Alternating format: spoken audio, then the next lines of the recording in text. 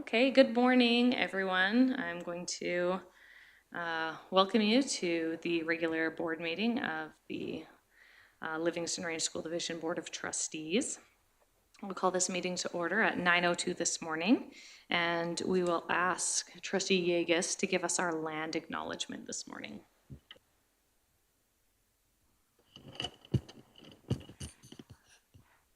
Welcome to our division office located on the traditional land and territory of the Nitsiptapi, Makani, Kainai, and Siksika, the Blackfoot people within the Treaty 7 region of southern Alberta. Thank you so much, Trustee Yegas. We'll now all stand for the singing of O Canada.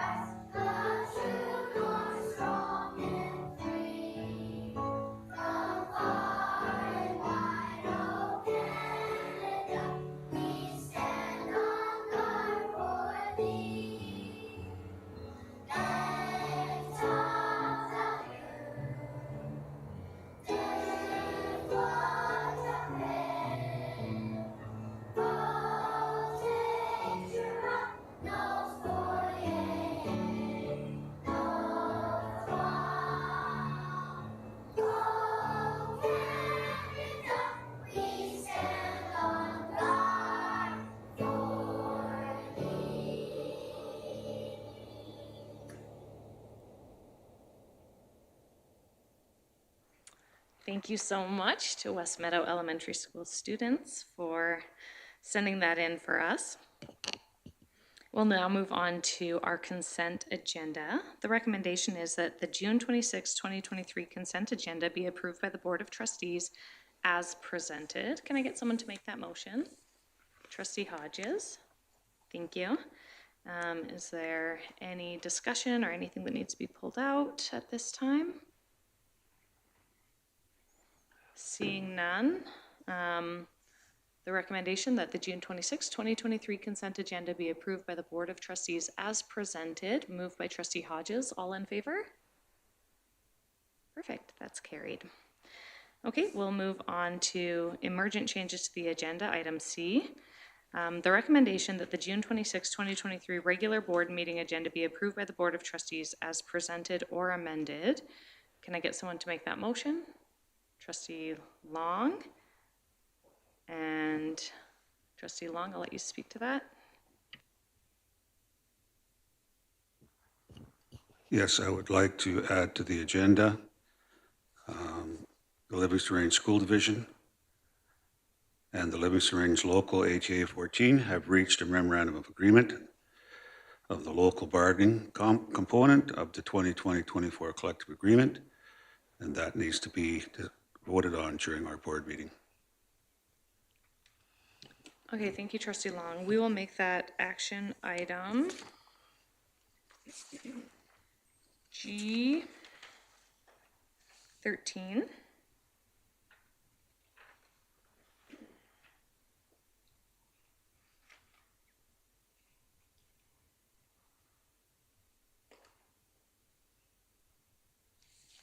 Beg your pardon? Okay.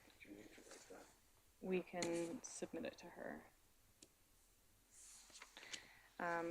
Okay, perfect. Is there any other emergent changes to the agenda or discussion? Oh, Trustee Toon. Thank you, Chair. I know on our Committee of the Whole agenda, we have a update on the election, and just wondering if we could have just, it doesn't have to be the exact same, but just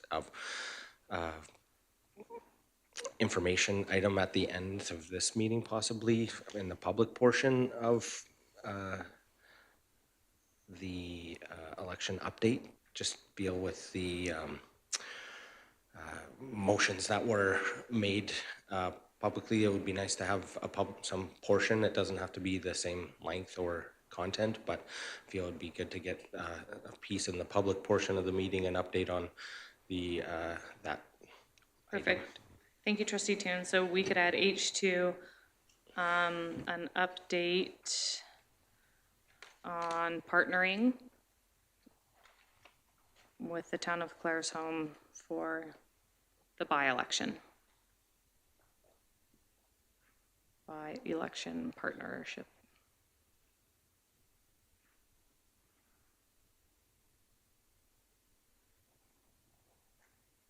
Okay. Perfect.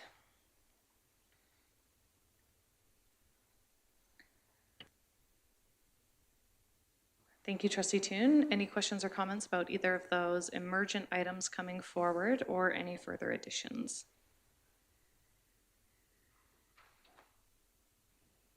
Okay, seeing none. Thank you, Nikki, for getting those up there. And we'll get the wording of those to you. So the recommendation is that the June 26, 2023 regular board meeting agenda be approved by Board of Trustees as amended, being made by Trustee Long. All those in favor? Okay, it's carried. Item D, declaration of conflict of interest. That the Board of Trustees declare if they have any conflict of interest related to agenda items from the June 12th, 2023 board meeting, and if so, they declare them. Does anyone have any conflicts of interest to declare at this time? Okay, seeing none. We will move on to our delegation. Our delegation is at 9:15, so they're just not quite here yet. Maybe we'll take a 5-minute break. Okay, so we'll be back at 9:13 for our delegation. Thank you.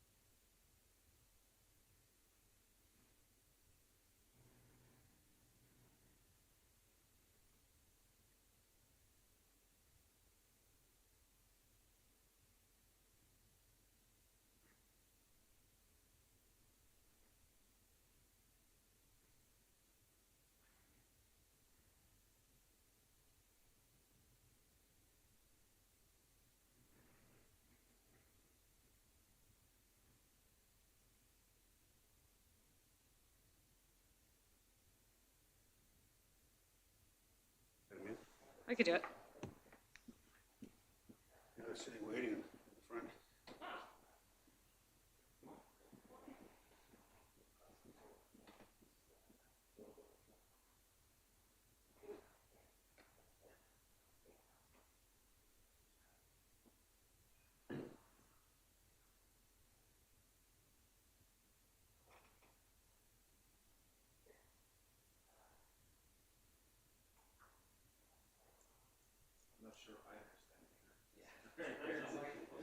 You can ask me the questions, but I don't.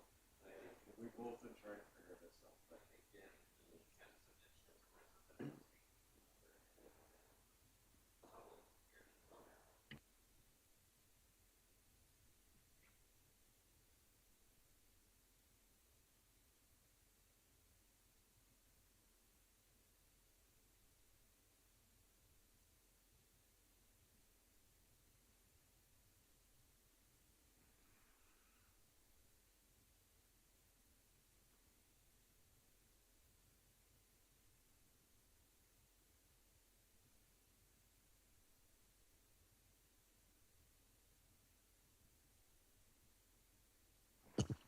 Okay, so I'm calling the meeting back to order.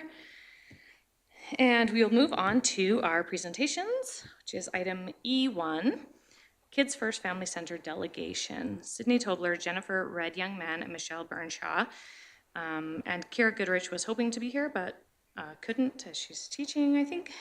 From the Kids First Family Center requested a meeting with the board to discuss the lease agreement between the Livingstone Range School Division and the Kids First Family Center. Kids First Family Center would like to review the existing agreement and information and inform the board about certain changes to their mandate by their funders. So we will welcome these three ladies up. We'll hear your delegation, and then if the board has any clarifying questions at the end about any information that you've presented, we can ask the questions at that time. So we'll turn it over to you, and you have 15 minutes. I want to say thank you so much for meeting with us today. This has been, is that on? To go through our lease agreement. And you guys, I do have a handout. Okay, there's that there. Is it working?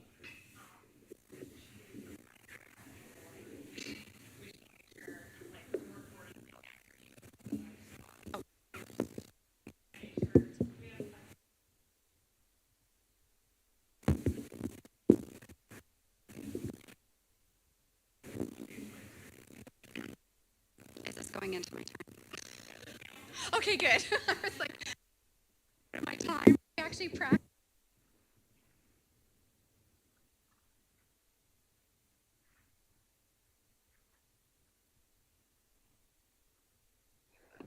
Hello? Oh my gosh. Okay. Like, is that what I sound like?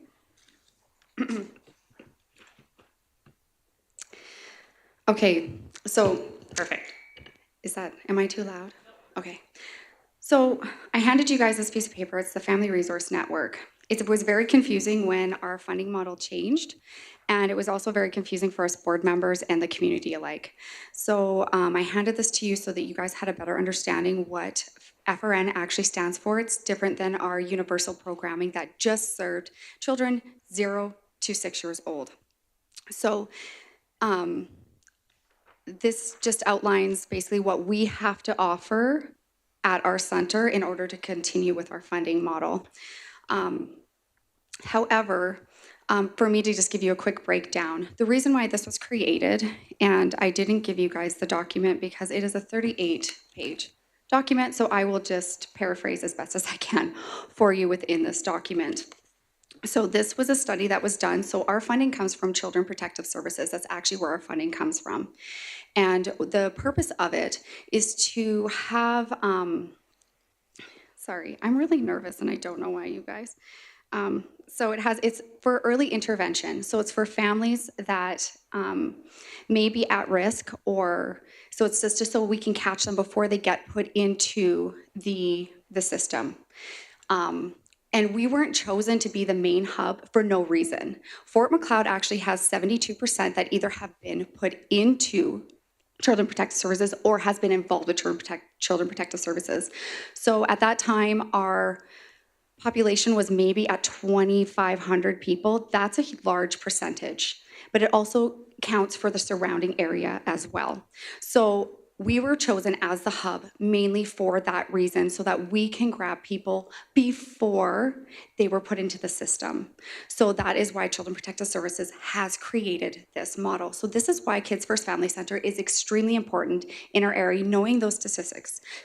So we actually have a kind of an umbrella.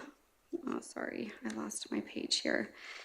We have an umbrella. So basically we work with preschool age children, and then it goes onward and upward till up to 18 years old. So with this new FRN funding, it now works from 0 to 18 years old, because we know that it can happen at any age. So these are the kind of programs that we have to offer to even parents. So when a parent goes to court and the judge is like, hey, you have to take this course in order to get your kids back, or in order to stay with the program.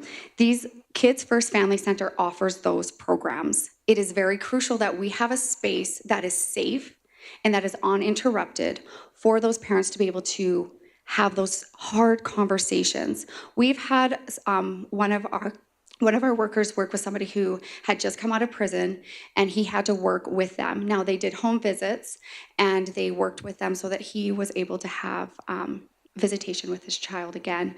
So these are just some of the courses that we have to offer in order to keep our FRN funding. Working with trauma, loss and grief, knowledge of child development, which is extremely important. And I'm actually going to give some background on that. This is why I got involved with the board. When my daughter was born, I struggled really bad with postpartum depression. And I did have lots of people in the community that helped me with that. However, I still felt like a failure as a mother. So I actually went to some of the courses, and I went to a course that was brain development for children. And I realized, oh, wow, I didn't screw up so bad as a mom. There's still time. There's still time to have that connection with my daughter. And so I was able, and I have a wonderful relationship with my daughter to this day now, and I really do thank the teachers and those courses for that, because I was able to utilize and basically put those things in my toolbox so that I was able to work with my daughter at 3 years old and learn to have that connection, child and mother connection with her.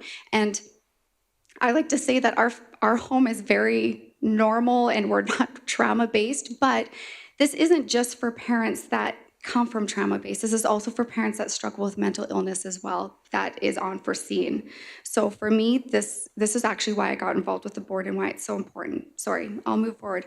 There's family violence, which I grew up in a very family violence home growing up. And so this is extremely important. Again, we need to have a safe place for that parents can and our workers can work with these families that maybe didn't know any different, and it's just a generational thing that keeps going.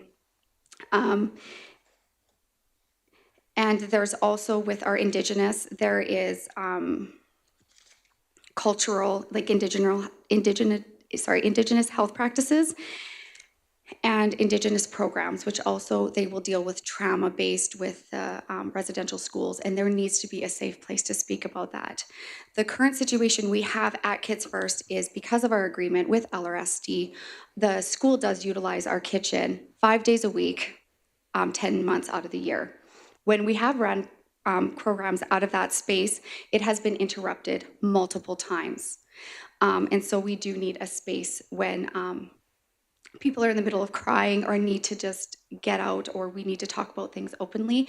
That also can be triggering for children that are coming in, because sometimes they will bring children in that are disruptive in the class and bring them in to bake just to give them some relaxing time. And if they are hearing some of these trauma-based, that could also trigger these children that might be dealing with some abuse at home or just triggering things, right? And there's some things that they just don't need to hear. And so I'm not sure if you guys got the letter that I drafted up to you that I asked to request with the board, but I would like to read some of it if that is okay with you guys. So the lease agreement was actually signed October 27th. There is a typo here. I did write October 26th, but I am just, so I apologize for that.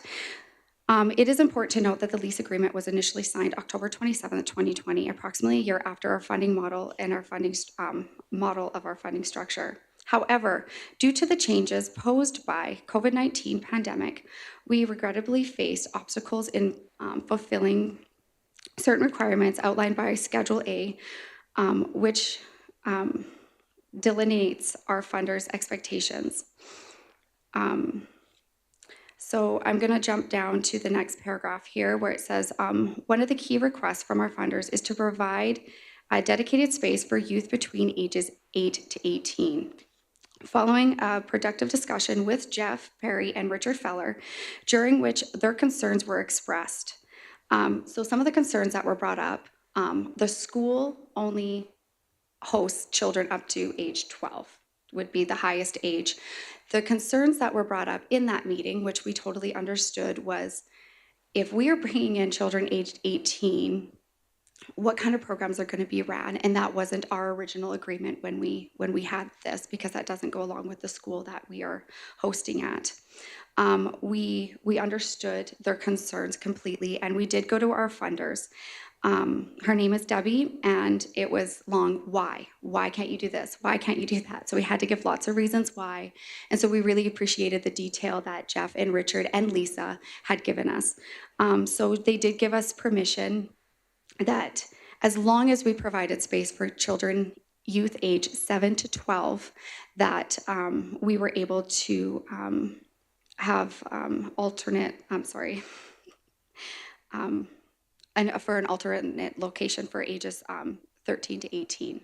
So as long as we still provided that youth space, we still have to provide youth space. And we need to be running programs. 90% of them need to be run within our center.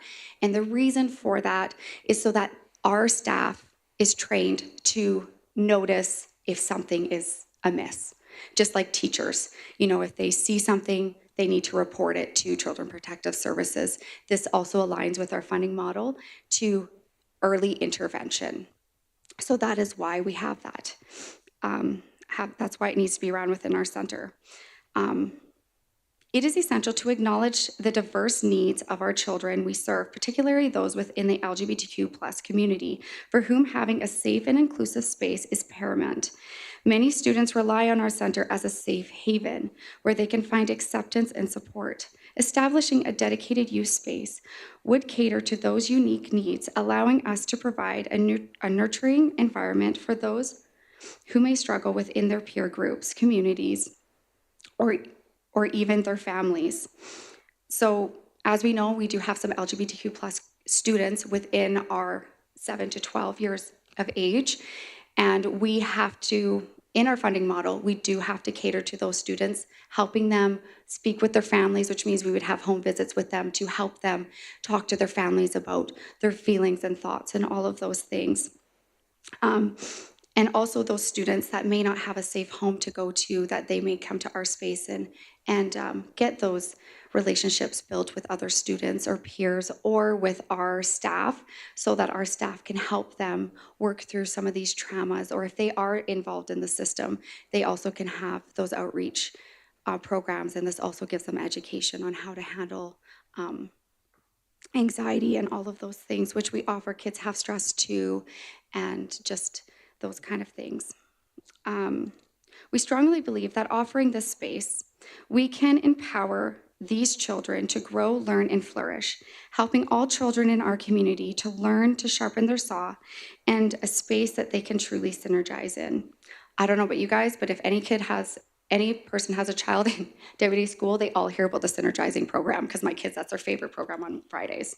And if they miss a Friday, they're like, I can't miss Synergy. So it's very important for us to also have a safe place for those students, since they already are aware of the 7 habits and to synergize. So we want to create that space for them after school as well, since it's so well-rounded in WD school already. It is a win-win situation for both of our organizations, our community, and the LGBTQ+ community. I also touched on why it is so important that we also have a space. So the youth space and the parent education space we're hoping to combine together. And so another crucial request is to create a safe space for parents to engage in discussions about parenting and cultural trauma without any interruptions. Unfortunately, as I spoke earlier, our current kitchen area does not meet the requirements to host such classes. The kitchen is heavily utilized 5 days a week, 10 months out of the year. Therefore, we urgently need a more suitable space that we can accommodate these essential sessions. Our lease indicates in section 4 that we must provide space for preschool. I'm just going to quote what states in the lease here. The lease premises outlined in Schedule A shall be used and occupied by Fort Macleod Kids First Family Center for the purpose of providing preschool and family services in residents of Fort Macleod and area that continue to be a win-win between both parties and that do not negatively impact the operations of W Day School. Fort Macleod Kids First Family Center will have access to the space 12 months of the year, recognizing that school operates over 10-month period.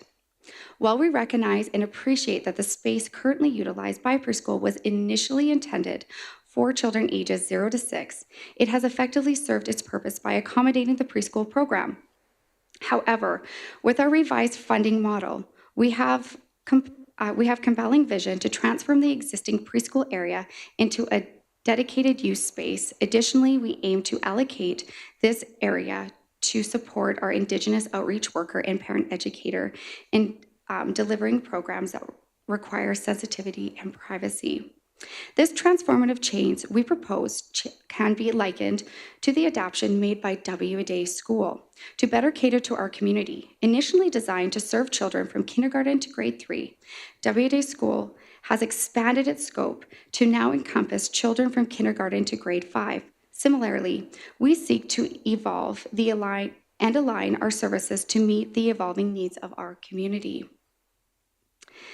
We propose transforming the free play area into a preschool and free play zone, allowing families to utilize the space as free play area on Monday, Wednesdays, and Fridays, and as preschool area on Tuesdays and Thursdays.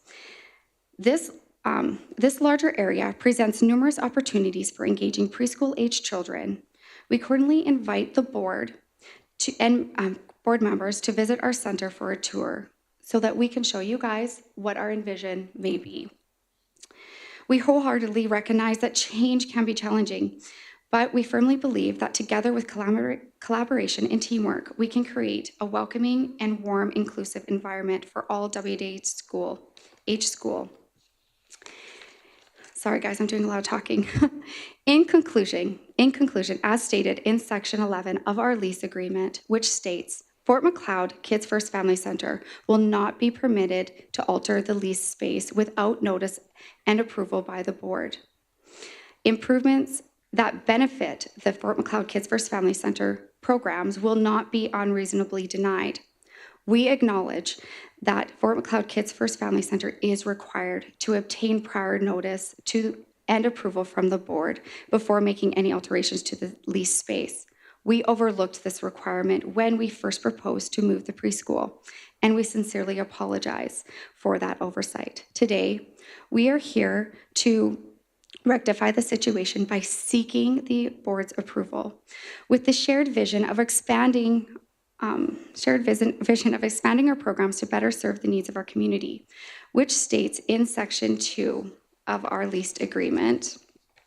I'm sorry, let me just grab it here.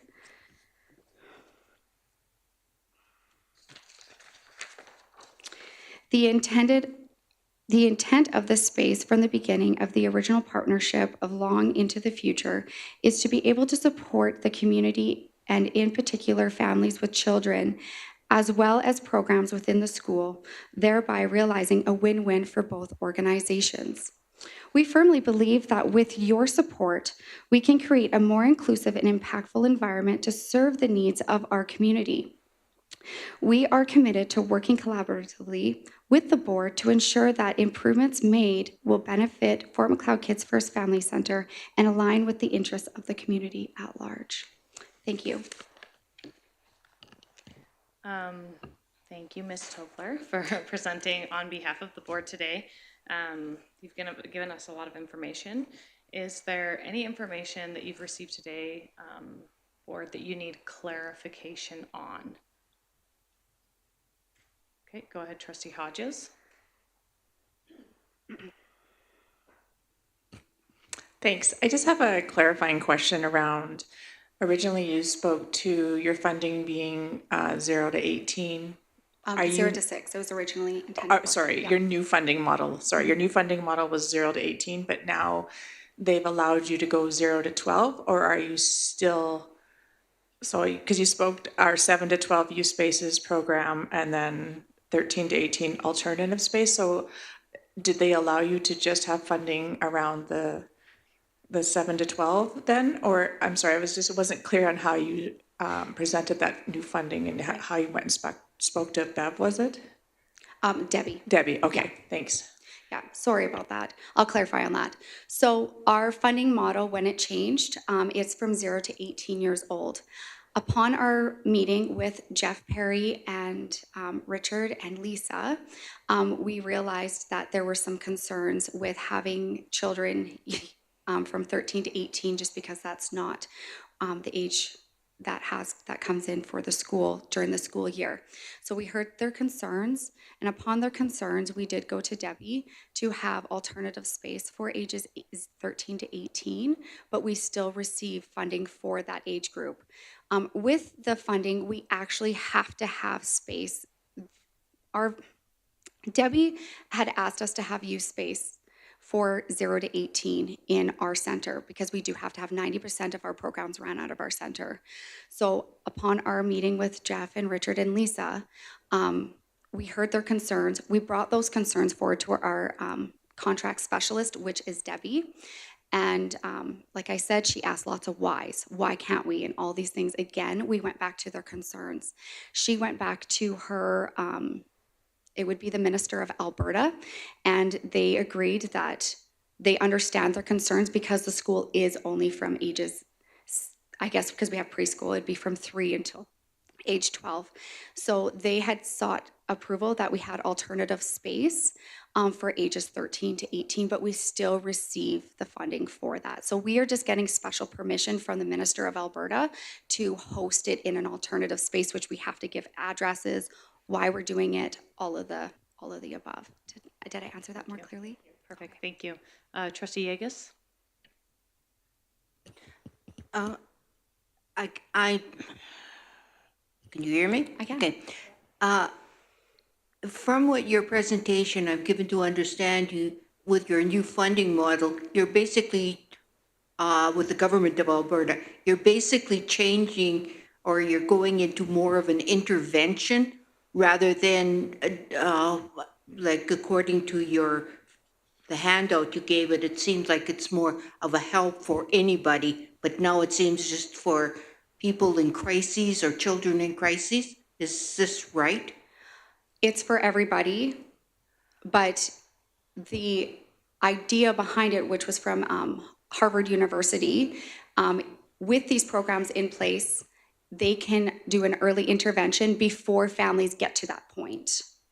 So they're giving education to young moms that maybe they didn't get or didn't see in a home. If they were in the system, they wouldn't have been able to see how a mother nurtures, hugs, all of those types of things. So we give those programs to young moms. So we're hoping to have an early intervention early on up to.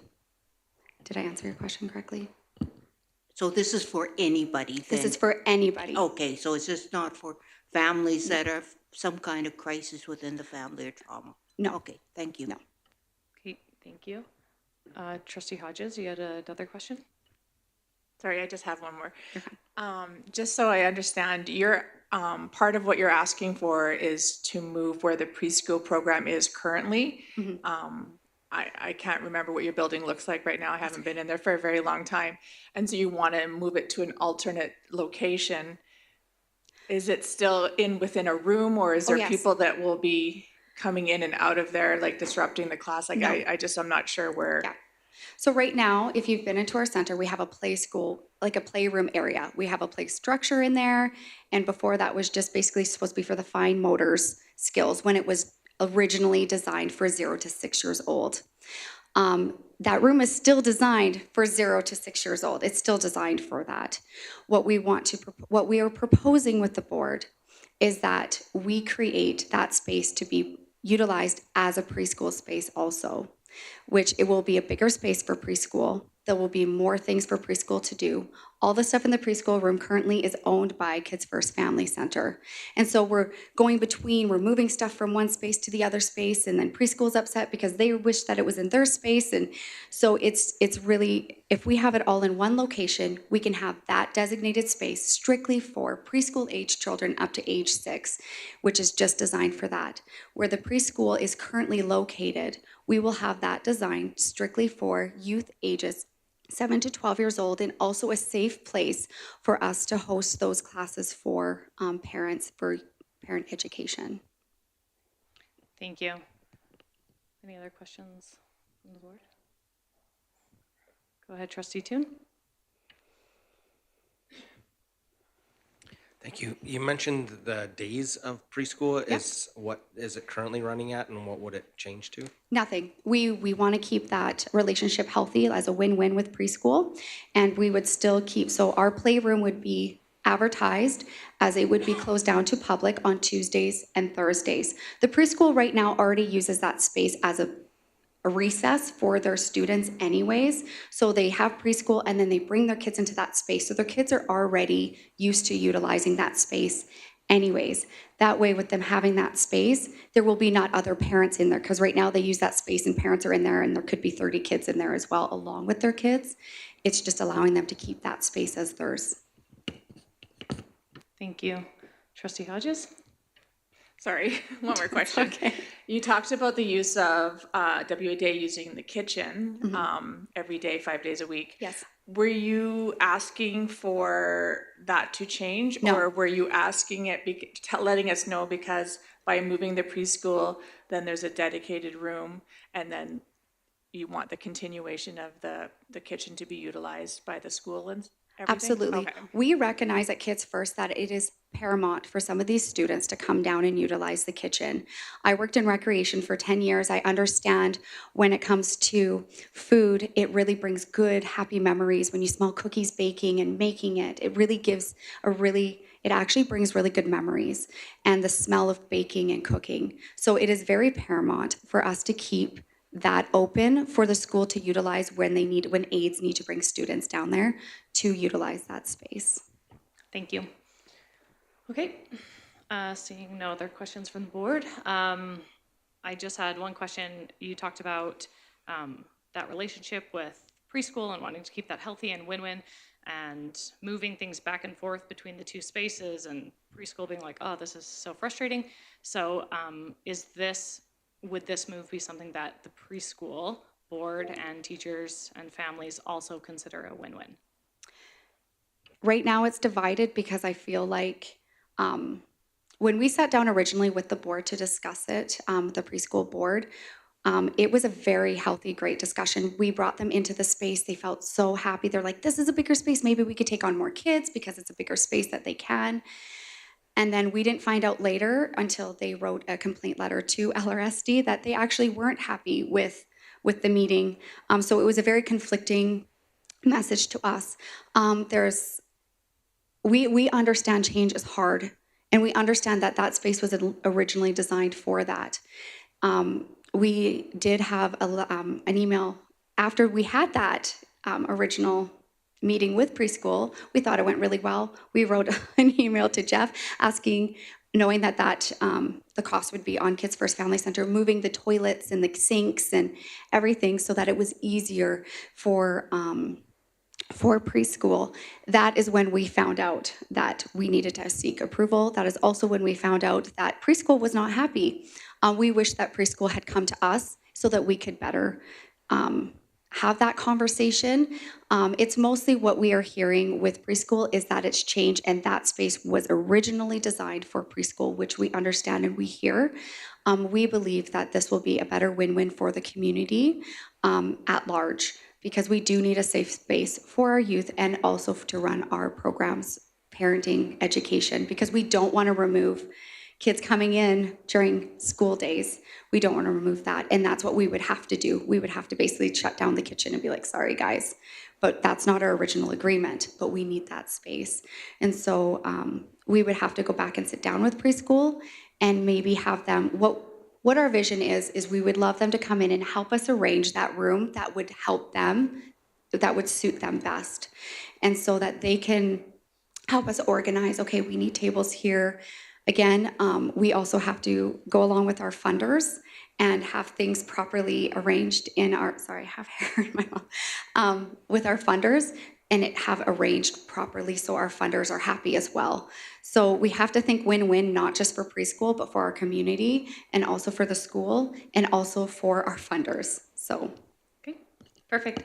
Well, again, on behalf of the board, we appreciate you coming down today. We're sorry you were nervous, but you did a great job and we appreciate your presentation, and you can expect to hear from the board in writing within 2 weeks.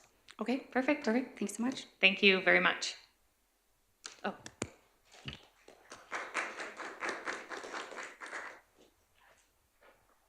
Okay, thank you. So we're going to move on to F1. We're going to move in camera, and the recommendation will be that the board go in camera at 9:44. Can I get someone to make this motion? Trustee Toon. Sorry, Trustee Yegas, I saw you out of the corner there too. So all in favor? Okay, we will move in camera at this time.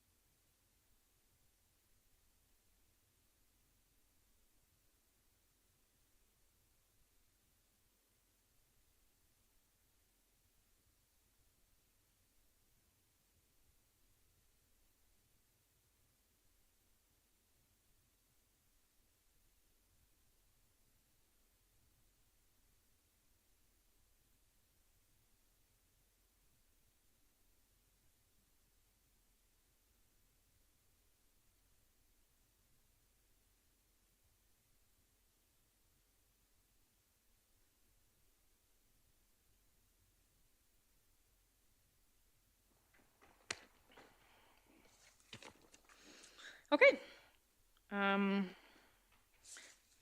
Welcome back. We're done our in-camera session, and we're moving on to action item G1.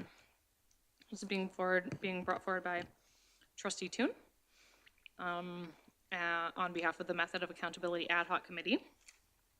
The board again expresses gratitude for the late John Lerners and the Grand Prairie Public School Division for sharing through multiple presentations the great work done with their method of accountability. The recommendation that's coming forward is that the Board of Trustees adapt the current Grand Prairie method of accountability to measure current board effectiveness and move forward with it as an additional measure, with the result to be reported early at a public board meeting. Being moved by Trustee Toon, I'll let him speak to it at this time. Thank you, Chair. So those that were previously on the board have had numerous presentations on this method of accountability, and after a lot of time has lapsed, the feeling was maybe we should be moving towards looking at what Grand Prairie is currently using, because it would be more up to date and dealing with the current regulations from the government. And so previously, we had done some work with their an older iteration of this, and so the intent would be we would be in contact with Grand Prairie and get what they're currently using, and during committee of the whole meetings, go through the process of adapting it to our needs at LRSD. So really appreciate the time that Grand Prairie, through John Lerners in the past, did in mentoring our board and supporting us at no cost, and making sure we're exploring all the options to best suit our needs here in Livingstone Range, and really look forward to the opportunity to possibly move forward with this and ask for the board's support in doing that. Thank you so much, Trustee Toon. I'll open it up now for questions, conversations around this piece. Trustee Hodges? Thank you. I know the old board had the opportunity to go through this method of accountability with John Lerners, and at the time we found great value in working through this. Our new board has not had that opportunity, so I think it'd be doing a disservice if we didn't, at least as a new board, look at the accountability measures going to Grand Prairie and see where they are now, and seeing if that's something that as a new board we'd like to do. So I'm in favor with reaching out to Grand Prairie and looking at their new accountability measures. So Trustee Hodges, are you making an amendment to reach out to them instead of adapting it to ours, or are you just saying you're in favor of going ahead with this?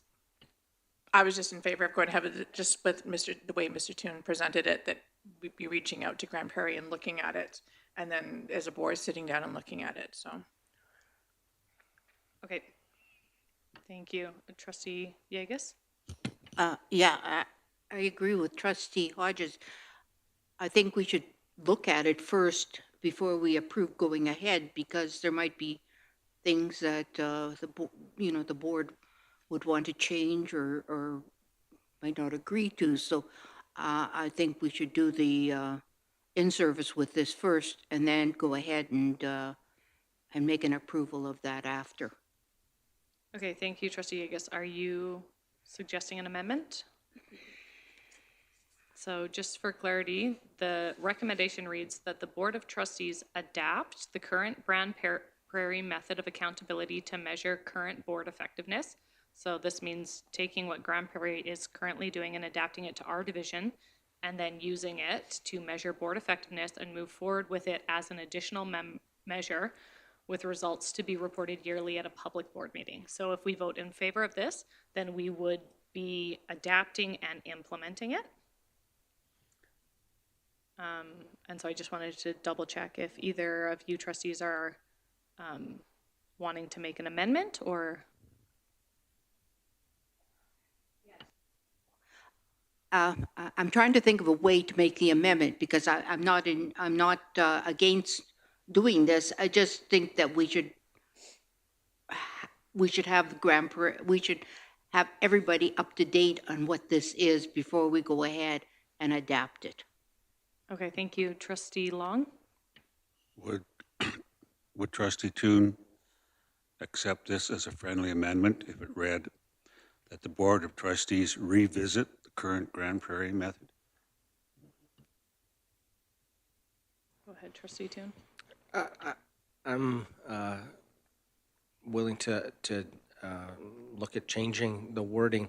The challenge I have is revisited that we've already looked at it and we've done discussions, this current board at committee of the whole. So I think we're to the point. I know there's been some time elapse in when initially this was supposed to be done the year after the election, but with COVID and everything that went on and the passing of the late trustee, that things kind of got pushed off longer than anticipated. So that's why the wording adapt in there. I might propose an amendment and results to be reported yearly and the final effectiveness move forward with it, with the final report to be the final version to be approved at a future board meeting. And that way we still one more step. I think the intent is we have something else to approve, but I don't want to soften down that. If the board supports this, I think we should move forward. If we're just going to revisit it, I wouldn't support that, because I think the intent needs to be with the amount of time that we've looked at this, especially with former board members, that if we want to move forward with something like this, it's going to take some time and energy, and I don't want to put that in if we're not going to have something to approve at a future board meeting. Thank you, trustee Toon. So I'm hearing that you would consider it a friendly amendment if you still used the word adapt, but put that the Board of Trustees adapt the current Grand Prairie method of accountability to measure current board effectiveness and move forward with it in it as an additional measure, with the results to be reported yearly at a public with the results to be approved at a public board meeting and the final version.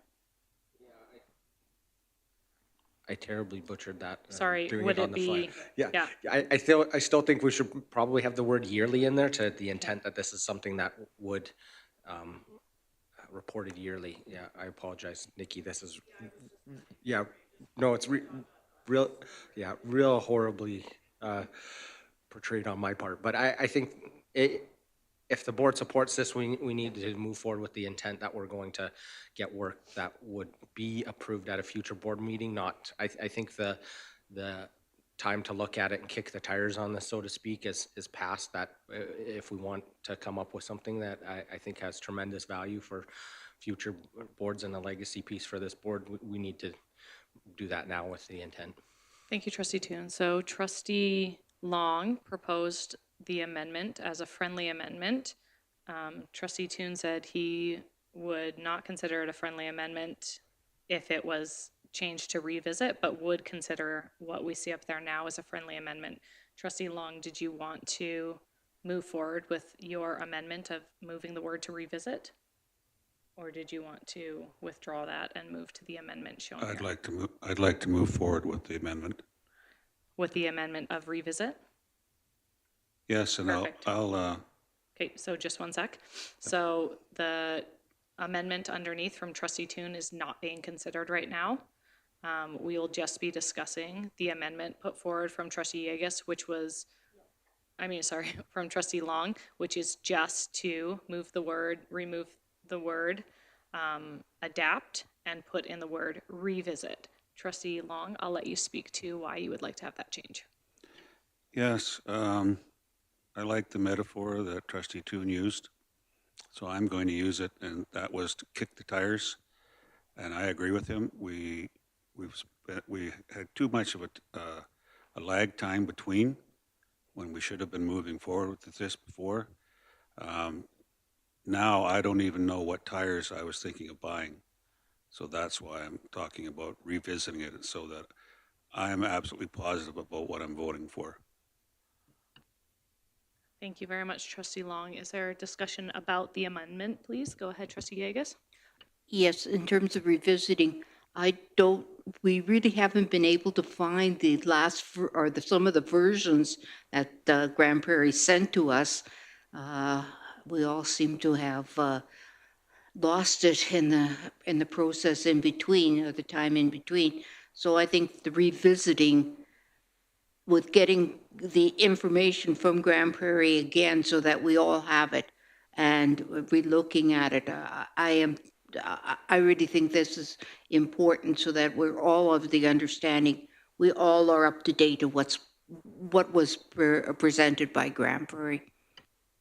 Thank you, Trustee Yegus. Okay, I'm seeing no other conversation, so I'm just going to read this to make sure that it makes sense. With the amendment that we'll be voting on, it says that the Board of Trustees revisit the current Grand Prairie method of accountability to measure current board effectiveness and move forward with it as an additional measure with results to be reported yearly at a public board meeting. Thank you. I'm going to let Trustee Long close on it unless Trustee Hodges, do you have a question? I do. Just listening to Trustee Long and Trustee Yegus speak, that I think, and clarify this if I'm wrong, the intent of it is to revisit it, but this is saying we're going to revisit it and we're going to report yearly at a public board meeting. So not only are we revisiting it, but we're also approving it at the same time. Was that the intent in this amendment, or was the intent of the amendment to just revisit it and then decide if we're moving forward later, or is it all encompassed? Thanks, Trustee Hodges. Go ahead, Trustee Long. Yeah, I would like to change the wording of my amendment somewhat, please, to deal with exactly what Okay, Trustee Hodges is talking about. so you would be making an amendment to your amendment. I will make a short amendment. Okay, So that the Board of Trustees adapt the current, no, where is it? That the Board of Trustees revisit the current Grand Prairie method of accountability to measure current board effectiveness before moving forward with an additional measure.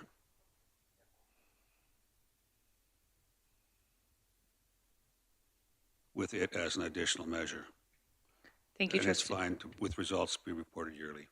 Thank you, Trustee Long. So we're now only speaking about adding the word before, which is the amendment to Trustee Long's amendment. Go ahead, Trustee Toon. Thank you, Chair. I think with the amendment to the amendment, that changes the intent of the motion. You're not approving going forward with it. You're not looking at it reported yearly. So I think that the amendment to the amendment is out of order, and that changes the intent and the entire foundational intent of the motion. Thank you, Trustee Toon. So I'm just going to take one moment here. I'll read it out loud for everyone to hear, keeping in mind that we're looking if the intent of the motion or the integrity of the motion is still held. That the Board of Trustees revisit the current Grand Prairie method of accountability to measure current board effectiveness before moving forward with it as an additional measure with results to be reported yearly at a public board meeting. So that does in fact say that we will be moving forward with it, but this is a step we would take before moving forward. Is that your understanding, Trustee Toon? So do you still feel like it changes the intent because it still says that we will be moving forward with it? We'll go to Mr. Perry.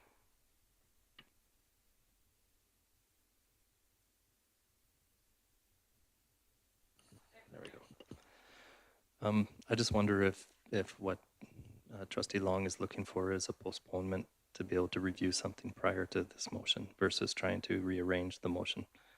I'm not suggesting anything. I'm just wondering if that's what you're looking at. Sounds like a suggestion. Just kidding. Trustee Toon, you had your hand up? Nope. Okay, we'll go to Trustee Long. Yes, Mr. Perry is correct. My intention was not to change the base of it. We are going to move forward, but we're going to revisit it before we move forward. So my intent was not to change the fact that we are moving forward with additional measures. Okay, thank you, Trustee Long. So, Trustee Long, are you moving that we postpone the question until we can review the current Grand Prairie method of accountability? That would work. Okay, thank you. So, when something is moved to be postponed until a further date, we can debate postponing it, and we need a majority vote if we want to postpone it. The amendments that are being made would be postponed also, and we would bring back the original motion after we have had time to revisit the current Grand Prairie method of accountability before making a decision on the original motion. So we can now debate whether or not we would like to postpone the question if there is any comments, questions, concerns, or debate around that piece. Go ahead, Trustee Yegus. I would agree with postponing this, and I would also like to look at the postponement until after our next, after our a by-election is held, so that we all, as trustees, understand what this is. Thank you, Trustee Yegus. Any other questions or comments around the motion to postpone this? Okay, I'm seeing none. So all in favor of postponing the motion? That's passed. Thank you. Yep. Oh, sorry. All of those not in favor. Okay, thank you. Sorry, I usually just call for one. Unless there's a recorded vote. Perfect. Okay, thank you guys. We will move on to item G2, Granham Claresholm bus transportation. The Granham Solution Committee met within the past month to discuss the decline in student numbers at the Granham School. There is a solution that came from those discussions within the Claresholm community. There is the possibility of a family wanting their student to attend the unique learning opportunity with small class sizes and split grade format that Granham School offers. Their major hurdle has been transportation. Currently, there is a school bus that makes the trip from Granham to Claresholm with students but returns empty in the morning. This would allow for transportation from Claresholm to Granham in the morning and reverse in the afternoon for no additional cost, as the bus, driver, and route already exists. By allowing the choice for parents to enroll their students at Granham, this board would be creating the opportunity for parents to have additional choice in their child's education, increase the enrollment numbers in Granham, and potentially decrease class sizes in the Claresholm school. This is one solution with low impact that can be enacted quickly. The recommendation is that the Board of Trustees direct administration to accept the enrollment of students from Claresholm School at the Granham School and include transportation for those students on the existing Granham-Claresholm commuter bus, up to a maximum of the available seats on the bus on a first-come, first-served enrollment basis. This motion is being made, it's coming forward from the committee. Can I get someone from the committee to make that motion? Trustee Gimper? And I will let you speak to it. I am going to recuse myself as chair. Is there another trustee who would like to chair this portion of the meeting? Or if not, I will ask Mr. Perry to please chair this portion. Thank you. Seeing none, I'll have you do it, Mr. Perry.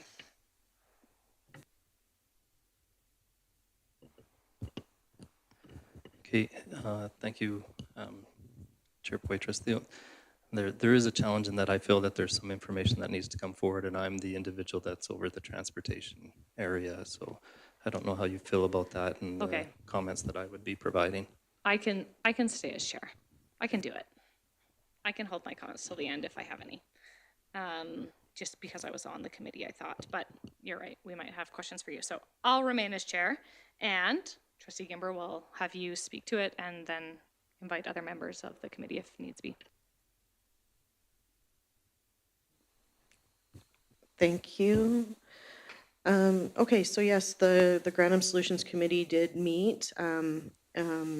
We've had conversations with the community, and there is a commuter bus that goes back and forth right now. So it seems like it's a win-win from that perspective. However, it sounds like our transportation department has some information they'd like to share with us. So I think I'll go there first, please. You want transportation to speak to this? Okay. Transportation, I know you didn't have any, you weren't asked to prepare beforehand, but do you have information that you wanted to share? Sure. I just have a few comments with regards, as you said, we didn't have any foreknowledge of this being put on the agenda until it was put on the agenda. And so although the committee met, transportation personnel was not there, nor was senior administration to provide any other information as to what it might impact. So I just thought I would provide information with regards to the current scenario, because it won't always be the same. Right now, we do have a bus driver that currently lives within the Granham area, but she doesn't go back to the school. So if she would, if she was taking kids back to the school, then there would be additional costs. I'm not sure how much that would be. But if that driver wasn't the driver and we have somebody else living somewhere else, then that wouldn't be the case. They wouldn't be going back to Granham. It's just in this particular scenario, the bus driver that currently does the commuter bus does live in the Granham area, outside of Granham in a rural setting. Just a couple more things. The one thing is that Granham School starts earlier than the Claresholm schools, and so any individual children that would be coming on the commuter bus from Claresholm would be arriving over half an hour late to school and be leaving over half an hour early from school to come back to Claresholm. And so those are some of the logistics that haven't been taken into consideration with regards to the discussion that was held at the committee level. My only fear is that, I mean, we have another scenario where we're trying to implement new legislation with regards to walk limit and things of that nature. And because of the dynamics, we're taking a year to do that, to look at that and properly, implement something. In this scenario, we're not taking the time to do that. And I think it's a precedent-setting decision. We have other children in other communities that would like to go to other schools, and we're currently telling them not. And so I wonder what feedback we'll get as a result of making this type of decision. But of course, we haven't looked at all of this or had any discussions on it, so I just fear that we're making a decision that may have other implications, and I'll just leave it at that. That's my only thoughts. Thanks, Mr. Perry. Trustee Gimber, did you want to speak to that or open it to the floor? Okay, open it to the floor. We'll go with Trustee Hodges. Thank you.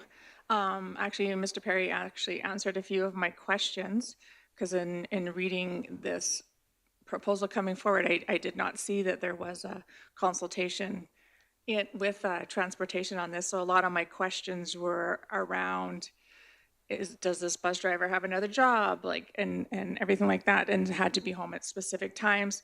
I guess the one question, and the start times also were a question for me too. The one question that I wondered, in the beginning amble, it talks about one student, but then in the motion, it talks about students. And so was this just for one student? I mean, I'm all for a Granham solution, but I feel like it talked about a student up top, and I just didn't feel like that was viable either, so. Thank you, Trustee Hodges. Trustee Gimber?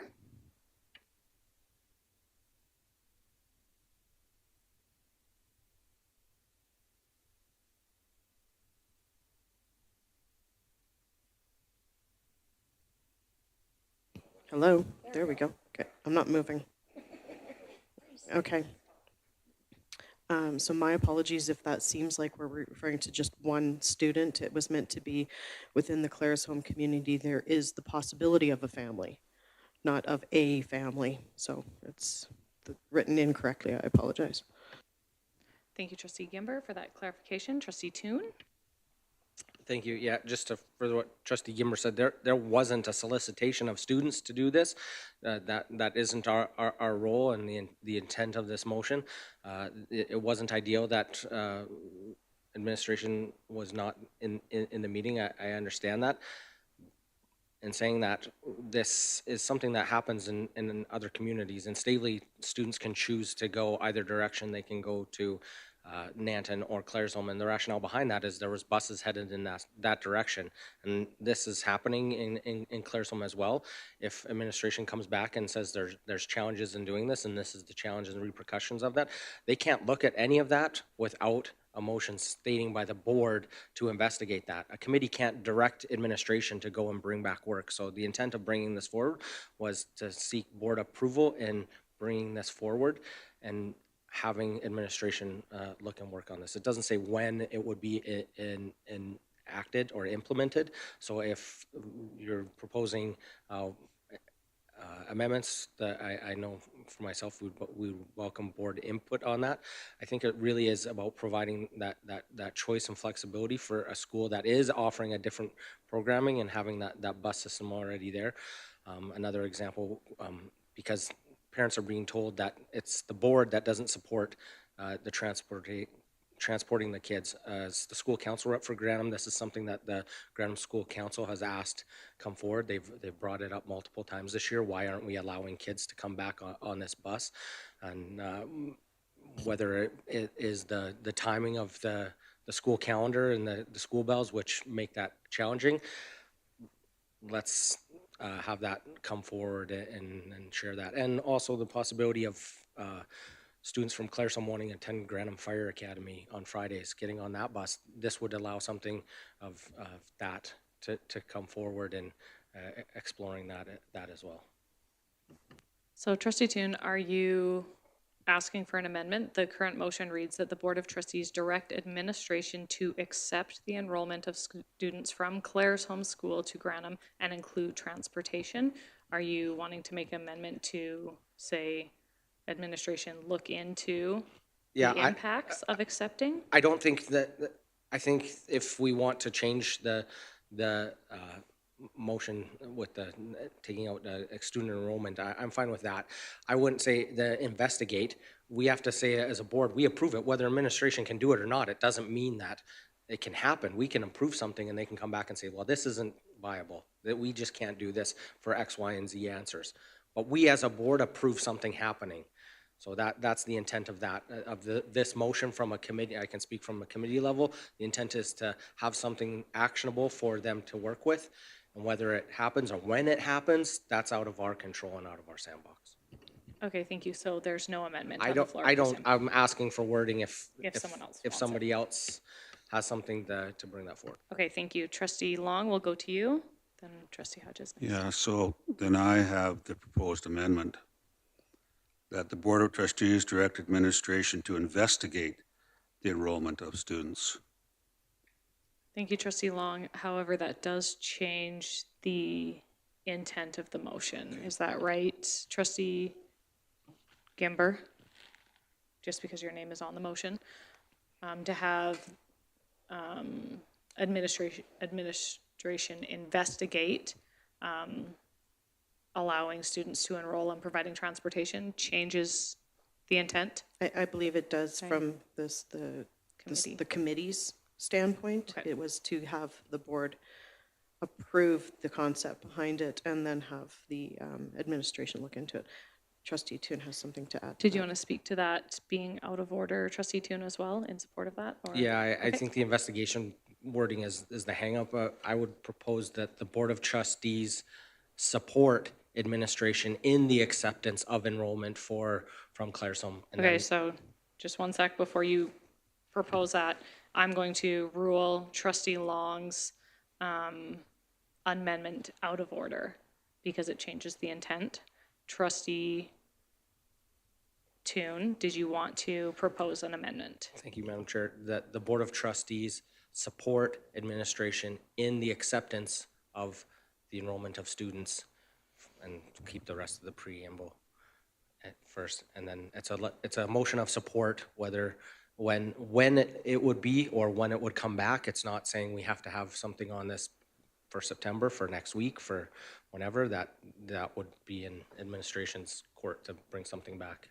Okay, thank you, Trustee Toon. So we're now speaking only to the amendment that reads that the Board of Trustees support administration in the acceptance of enrollments of students from Claresholm School to the Granham School and include transportation for those students on the already existing Granham Claresholm commuter bus up to a maximum available seats on the bus on the first come, first serve enrollment basis.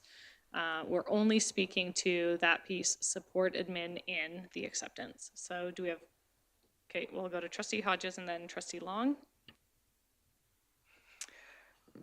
Thank you. I just have, I guess, I don't know if it's a clarifying question or if it's an actual, so in here, I like this a little bit better, but I feel there's nothing in this motion stating to bring information back to the board on this. Are we saying that we just want to hand this off to administration to do, as this came from the committee? I feel like there needs to be information coming back to the board, and that when are you expecting this to happen? And I feel like we're missing a step in the board looking at everything in this and being able to decide whether or not this is appropriate and would work well or not. I just, is that the intent of this, is just to let them, we need the information before we can approve whether it'll work or not, I think. Thank you, Trustee Hodges. Committee member who wants, go ahead, Trustee Toon. Yeah, I'd go back to, we can't, asking for information, asking for things, we do that by saying that the board approves something. And so, in saying that we approve this getting as a direction, it doesn't mean that it's viable. It doesn't mean that is something that can happen.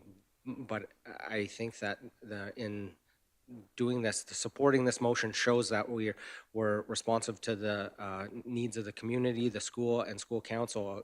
They've specifically asked for the board to approve it because they're being told that the board does not support transportation between Granham School and Claresholm School, Claresholm community, and this would show that we support that. And we can have more information. I don't want to put a time frame on it because we're at the end of a school year now, and who knows how long it's going to take administration to bring that information forward, or what that would look like. Thank you, Trustee Toon. Trustee Yegas? He pulled it back down. Oh, you do? I thought you said no now. Okay. Thank you, Trustee Yegas. Yes, Trustee Longs does still have his hand up. Please go ahead. Yeah, I'm uncomfortable with this recommendation for exactly the same reasons Trustee Hodges is. The fact that there wasn't consultation done with administration prior to this being brought to us, I find that somewhat disturbing as far as making a decision. And secondly, if we read that the Board of Trustees support administration in the acceptance, then I would question and say that that means we don't support administration if they don't accept it. And I certainly can't vote for that. Thank you, Trustee Long. Trustee Yegas?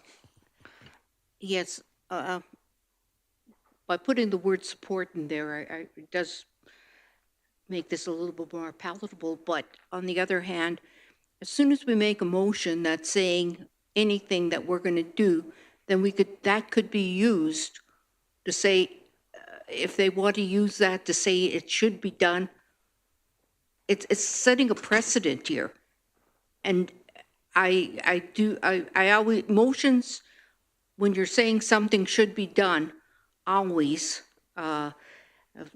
you're going to be doing it, and the group could be saying this has to be done.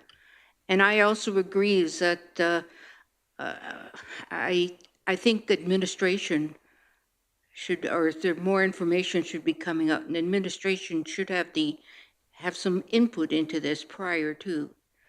I have some real problems with this at the way it stands right now. Thank you, Trustee Yegas. So we're only speaking about the support administration in the acceptance, which is an amendment brought forward by Trustee Toon. Are there any other comments from trustees around those changes? Just the support administration in the acceptance of. Trustee Gimber? The only comment that I would add to this is if we're not able to direct administration to bring information back to us, if that's not part of our governance role, then how are we ask that? Because this is why we're approaching it this way, that we're accepting, we're supporting this. I really need a new one of these. This is ridiculous. We're supporting this motion. Thank you. Thank you.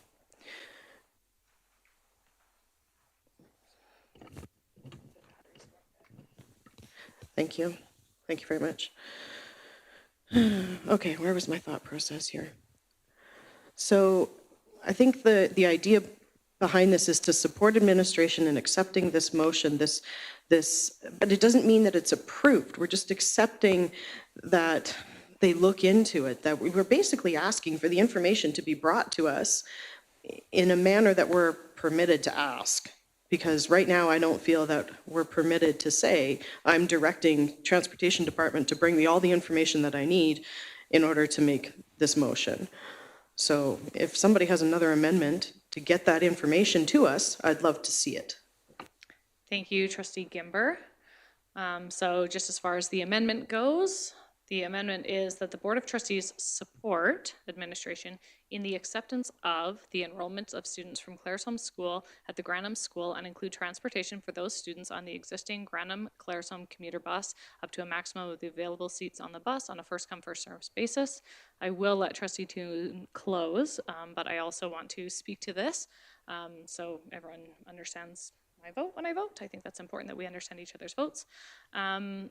I feel like one of the most important relationships in any school division is the relationship between the school board and the administration.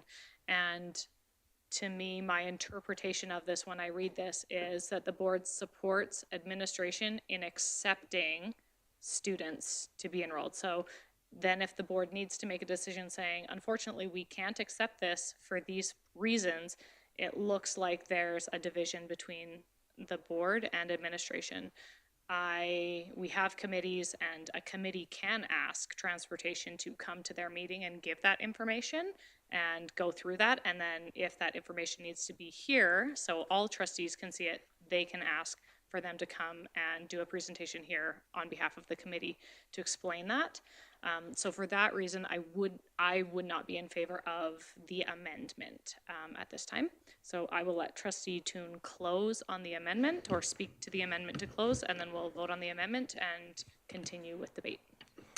Yeah, I think we need to kind of look at this from a high level. I don't think that we need to analyze each individual word. It's more about intent, and if the board has a common understanding of what the intent of it isn't to provide division between administration and the board. I don't feel that a committee can summon departments in specific areas within the jurisdiction and get reporting on what the ramifications of something would look like. I don't think that's our role and responsibility of any committee. So to say that the intent of this is to put forward a motion that the board support something, threw it out there for possibilities on amendments, and this is where we're at right now, and there weren't any other ones. If this is defeated, I would ask for something else to be more palatable. I think that we need to show as a board that we support this, and whatever happens after that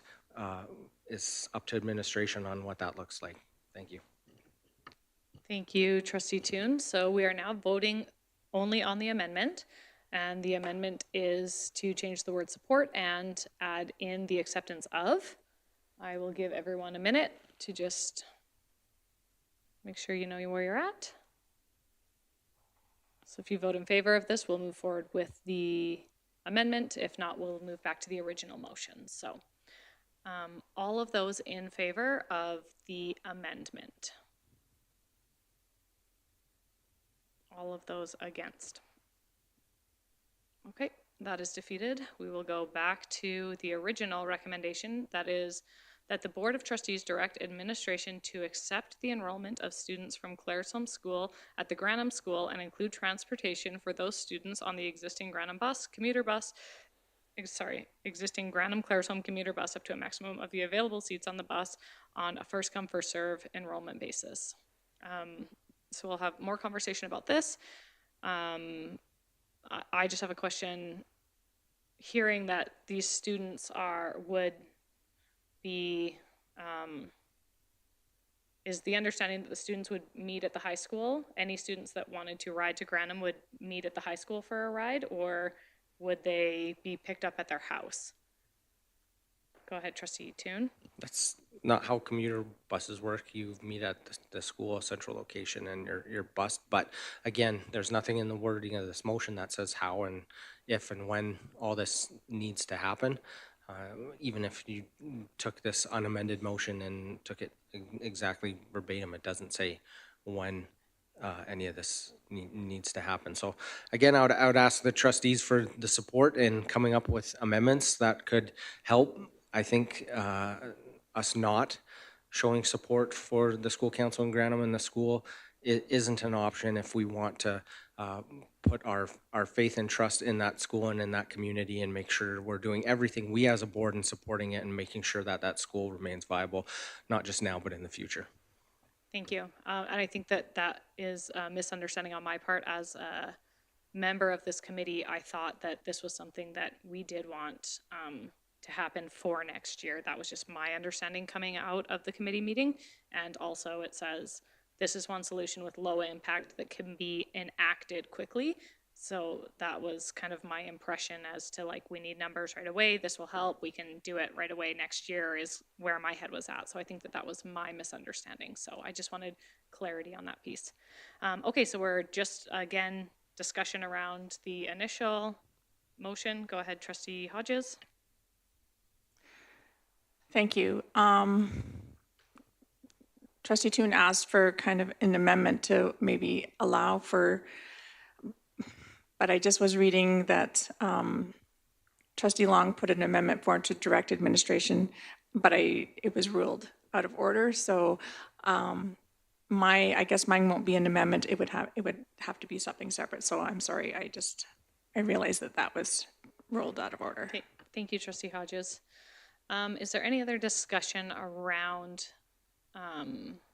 this recommendation before I let Trustee Gimber close on it? Trustee Yegas? Yes. I think the way the motion is presented, it's not that we don't myself, it's not that I don't want to look at a Granham solution, and I think this can be, but I do not like the way the motion is presented. For one thing, the end of it says up to a maximum of the available seats on the bus. Well, I don't know how many seats are on that bus, but do we want a large number of students to be traveling from Claresholm to Granham? I mean, what this is doing is it's opening up something that we've really, in the past, have been pretty adamant about not allowing to happen because we want students to stay within their area. As I said, I think looking at the solution to this or looking at the possibility of this, there's no problem with that, but I just do not like the way the motion is stated. Thank you, Trustee Yegas. Go ahead, Trustee Toon. Yeah, it kind of feels like we're going to throw the baby out with the bathwater if we vote down this motion and we don't have something saying investigate or saying we'll look at. I think is all too fluffy in what the intent is. The board either supports students having the ability to do that and administration brings something back, or we say we don't support that. There's exemptions currently being made in the ward and in the area where either students, an older sibling is on the bus, so we allow a younger one too, or they're right on the line, so that traditionally they attend that direction. If you look at where the line is or the school, it is dramatically further south towards Granham for the school boundary than it is towards Claresholm. So Claresholm has a larger area, Grantham has a smaller area. It's not equitable in where that line is. And so saying that you have 10, possibly 15 students that are attending the Claresholm school that could and should be attending Grantham school, and we're not allowing those students to get on a bus and come that direction, other people to make that choice, I think isn't equitable. So I think we need to make a statement today and saying that we support this happening, how and if and when the possibility of that could be, isn't hand-tying administration. So I would again ask for support from the board in doing this and not just say, well, we'll investigate this. We either support it or we don't support it, and make that foundational statement that shows support for the Grantham School. Thank you, Trustee Toon. Just a point of order to say that those students can and should be going to Grantham. They're outside of the current Grantham division though, right? The current Grantham line. You're just saying that they can and should because the line could be moved because it's such a big area? Is that what you're saying? So there's twofold. Yes, because if the Grantham line was in the middle of the school, there could be possibility of those students, but we're not saying only Grantham students who could be or should be going to Grantham school if the line was in the middle are. A student could live a block away from the house in Claresholm and choose to go to Grantham. I think it's important. The point what I was making was there is students that live in the Grantham attendance boundary and they get on a bus in the morning and they go to school in Claresholm. They get picked up, and whether it's there's some that was need, or there's some that an older sibling was, and there was an exemptions made. And so I don't have the exact numbers, but in consultation with the school council, they've done a lot of work in canvassing the community. This is something that they've specifically asked for. And maybe we should have had them just come as a delegation and bring this forward, because I'm seeing that this seems like there's different assumptions that there's different intent of the committee bringing this forward than it actually is. Thank you, Trustee Toon, and thank you for clarifying that. Trustee Long? It's unfortunate that Trustee Toon made this contentious by once again stating that if we don't vote for a recommendation the way a committee has worded it, it means that we don't support a solution for Grantham. That is absolutely incorrect, and we shouldn't be speaking in that manner whatsoever. That's pointing the finger at trustees who have different opinions and saying, oh, you don't support Grantham here. Let's let everybody know that. That should never have happened in this meeting, and I'm really upset that that did. I do support helping out Grantham. I actually do support what you're speaking to here. I don't support the way you've worded it. You don't have anything in there about collaboration with administration. You don't have anything here about administration doing an investigation. You don't have anything here about administration reporting back to the board before we make a decision. So what a terrible thing to say. I'm actually for this. It's just the wording and the way it's set up that's wrong. Thank you, Trustee Long. We'll go to Trustee Hodges, and then we'll come to Trustee Toon. Thank you. I also am very much in support of Grantham and finding solutions for that school. It's always on the back of my mind. I also, the intent of this, I appreciate. I just, after listening to Mr. Perry speak and the bus driver that's doing it right now, it's only because they live in Grantham. If that changes, then that means this is not a long-term viable situation that could possibly work. I guess I need more information. I need information from transportation. I need information to be able to support this motion. And so I do have a substitute motion, and so to allow this to move forward, but maybe in a different manner, because I also cannot accept this as it's written. Thank you, Trustee Hodges. Trustee Toon? Yeah, I would ask that if Trustee Hodges has a substitute motion, that it would be read, because that is the intent of a substitute motion, is to be shared at the same time as the current motion is in debate, and I appreciate Trustee Hodges bringing that forward. To address the comments Trustee Long made, Chair, I think that is totally unfair to say I've made this contentious.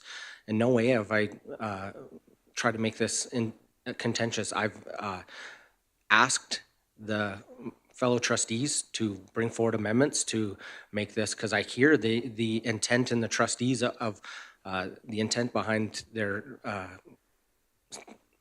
voices and what they're sharing here today, the passion that they have for supporting Grantham, and I'm asking for that. I'm not saying if you do not support this motion, you do not support Grantham. That's not something I ever said, and so I take offense in saying that I made this contentions and making statements that I made certain statements which are unequivocally untrue.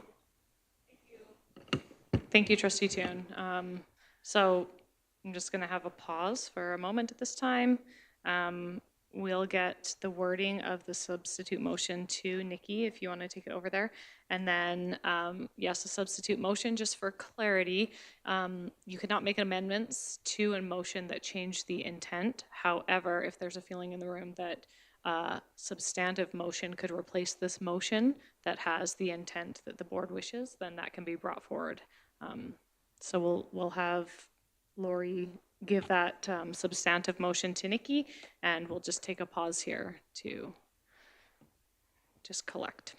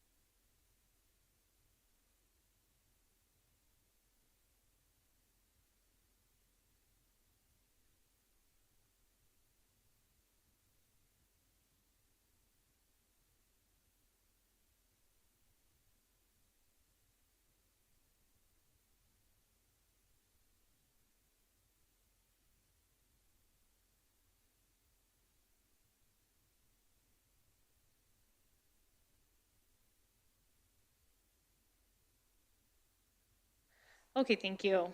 Appreciate that pause. Trustee Hodges has put forward a substantive motion. So the substantive motion reads, to direct administration to bring back information, pros and cons on accepting students at the Grantham School on the existing Grantham-Claresholm commuter bus up to a maximum of the available seats on the bus on a first-come, first-serve enrollment basis.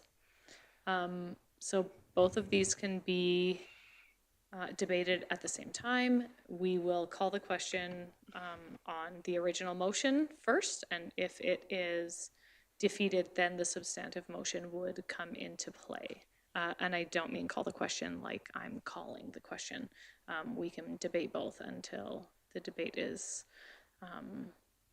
naturally come to a conclusion or until someone calls the question. So I'll open it up for debate on both at this time. Okay.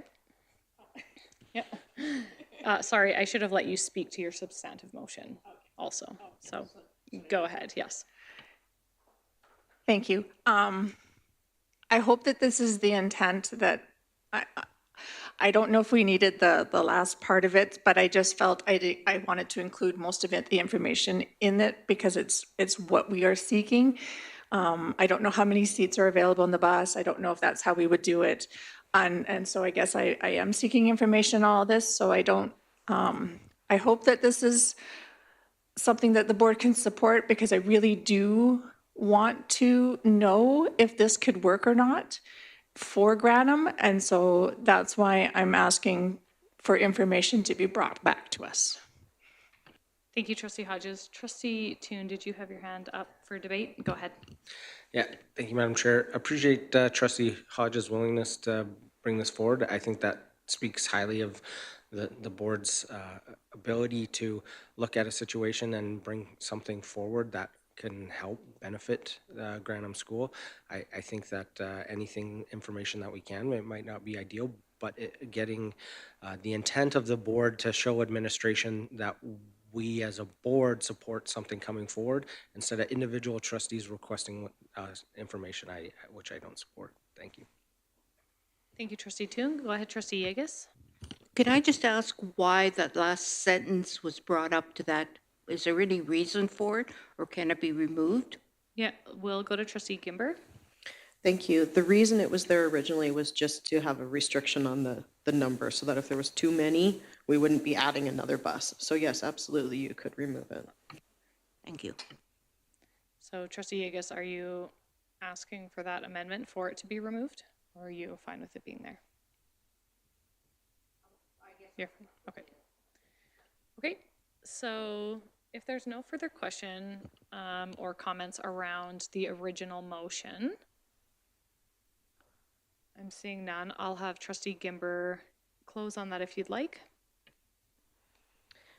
Yeah, so I'll just, I think there's been great conversation here already, or if conversation is the right word I'm supposed to use, but, and Trustee Toon has spoke very, very well on behalf of the committee. So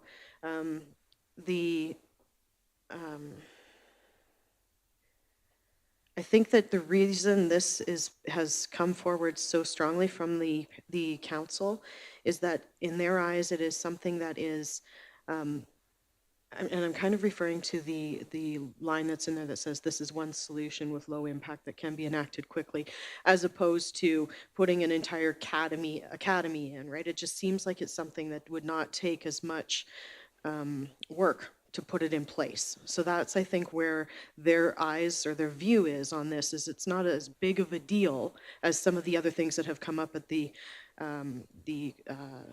meetings that we've had, community engagement meetings that we've had. So I think that we just supporting this if it's viable is where the bottom line is with this. Thank you. Thank you, Trustee Gimber. So we will now vote on, go ahead, Trustee Toon. Thank you, Madam Chair. I'd ask for a recorded vote, please. Okay. So we'll have a recorded vote and we will vote on the original motion. If it does not pass, then the substantive motion will be voted on. If it does pass, then the substantive motion no longer holds merit. So, okay. The recommendation is that the Board of Trustees directs administration to accept the enrollment of students from Clareton School at the Grantham School and include transportation for those students on the existing Grantham-Claresholm commuter bus up to a maximum of the available seats on the bus on a first-come, first-serve enrollment basis. All of those for.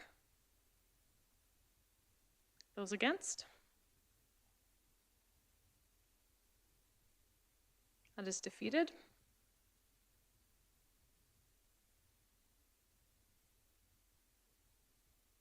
If there's no further debate on the substantive motion, I will let Trustee Hodges close on it. But first, is there debate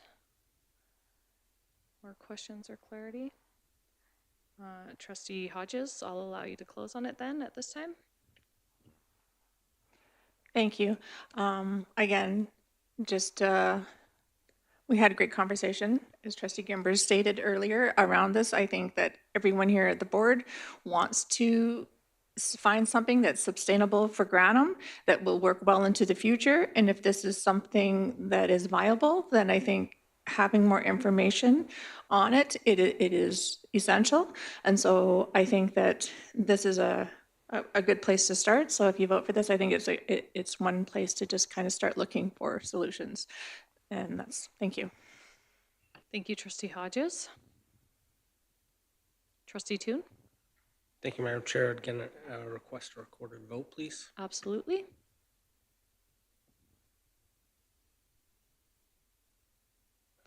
Okay, so the motion reads, oh, did I read it? I'll read it again in case I didn't. Sorry, I'm having a moment. The motion that we're voting on now is to direct administration to bring back information, pros and cons on accepting students at the Granham School on the existing Granham-Claresholm commuter bus up to a maximum of the available seats on the bus on a first-come, first-served enrollment basis with a recorded vote. All of those for. Thank you. And those against is none. So that is carried. Thank you all for engaging in that conversation and finding a solution to support the committee in their work and Granham School. We're going to move on to G3, and then when we're done this one, we will break for lunch. Okay? So the timesheet committee terms of reference. The recently formed timesheet committee of the board will present their proposed terms of reference to the board. And the recommendation is that the Board of Trustees approve the timesheet committee terms of reference as presented or amended. Just 1 second.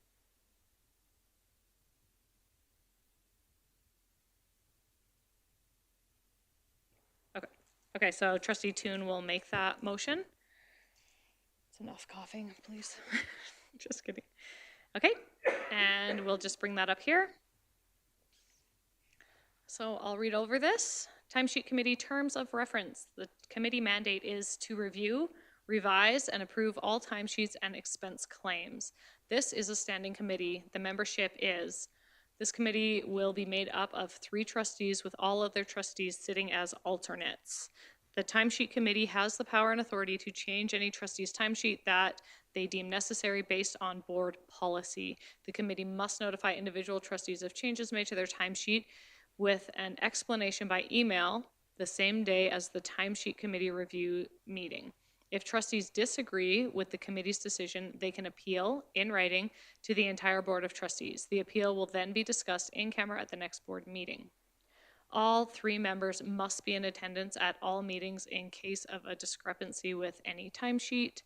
The committee chair is responsible for calling all meetings, amending timesheets, and submitting timesheets to accounts payable at lrsd.ab.ca. The secretary will be responsible for taking notes and sending emails to trustees whose timesheets have been altered, and the committee will make all decisions through vote. So we'll just open it up now to questions, comments, changes. Trustee Yeagas? No? Yeah. I was wondering on the one where it says they can appeal in writing, could that be by email too? Absolutely. In writing would include emails. Okay, thank you. Does the board feel that needs to be clarified in here? Do have it clarified after, you do say email after submitting, this is what the secretary sending emails to trustees, it just Clarifies it a bit? Okay. Yeah. So would the committee be comfortable with putting in writing and then in brackets email? Go ahead, Trustee Toon. Yeah, I think that's a great clarification. I don't think anybody wants to wait for a snail mail to show up to have to submit anything. Thank you very much. Trustee Hodges? You stated it when you were reading it, that it should say the committee chair is responsible and not the chair. Thank you. I think we didn't put committee in there because it's the committee's terms of reference, so we assumed, but I think it's clearer just to add it in there, committee chair. Thank you. Go ahead, Trustee Gimber. I'm just seeking clarity on that sentence. So the committee chair is responsible for calling the meetings, amending the timesheets, and submitting the timesheets to that email address? Yeah. So when we met, the chair is the one who calls the meetings, and then when we're sitting in the meeting, it's the chair who's making the actual changes to the timesheet while we're all looking at it. And then after the end of the meeting, when they've all been approved and ready, the chair's role is to send it in to accounts payable. That's the one that we were told to send it to. And then the secretary position is taking the notes, and they're the ones who send the emails to any trustees who have had changes or alterations to their timesheet. So we wanted to just make sure that those roles were clear, although maybe the board feels like they don't need to be laid out quite that strictly. Did you want to amend it at all? Okay. Trustee Hodges? I just have a question, and I'm not sure if it belongs here.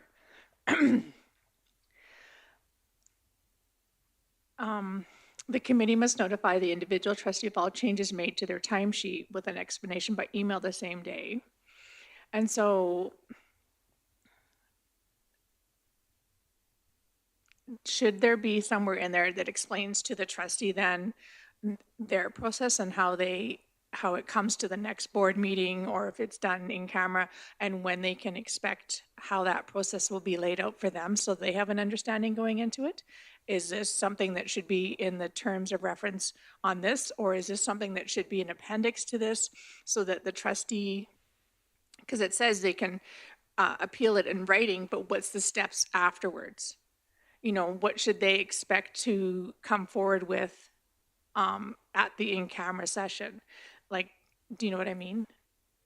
I'm sorry, I don't. Do you mean specifically in the email it would say, at the next in-camera session, you will be given 5 minutes to speak to what was on your timesheet, the time, like what changes were made and why you feel like it was inappropriate, like laying it out kind of like that?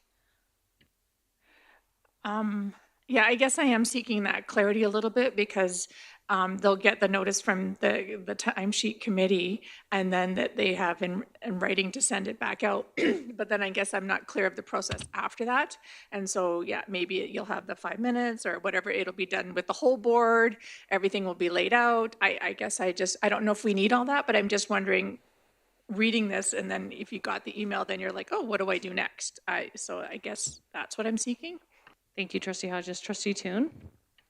Yeah, I appreciate the question. I think part of this being is a brand new committee for the board and a brand new process in general for us to do this, that it may take a little bit of time going through this to tweak it, and might have to revisit it once we've had a little bit of time going through this. I'd be hesitant to go any further with the details because I think it does say that it'll be discussed at in-camera next steps, but the board, after going through it, might want to update that further. I'm absolutely think that going forward, we want to clarify whatever process we end up landing on, but I don't know about adding just hearing what Trustee Hodges said, adding a statement, the board has the ability to overturn any decision or something like that. Was they always do, but I don't know if we need clarity in that now, or is that something we can fix in version 2.0? I'm pretty sure this won't be the only time that this comes forward, because this is a work in progress, this whole committee. Thank you. So would you feel comfortable if it said the appeal will then be discussed in camera at the next board meeting where the board could choose to overturn the decision? Or, okay, yeah, but is everyone comfortable with that?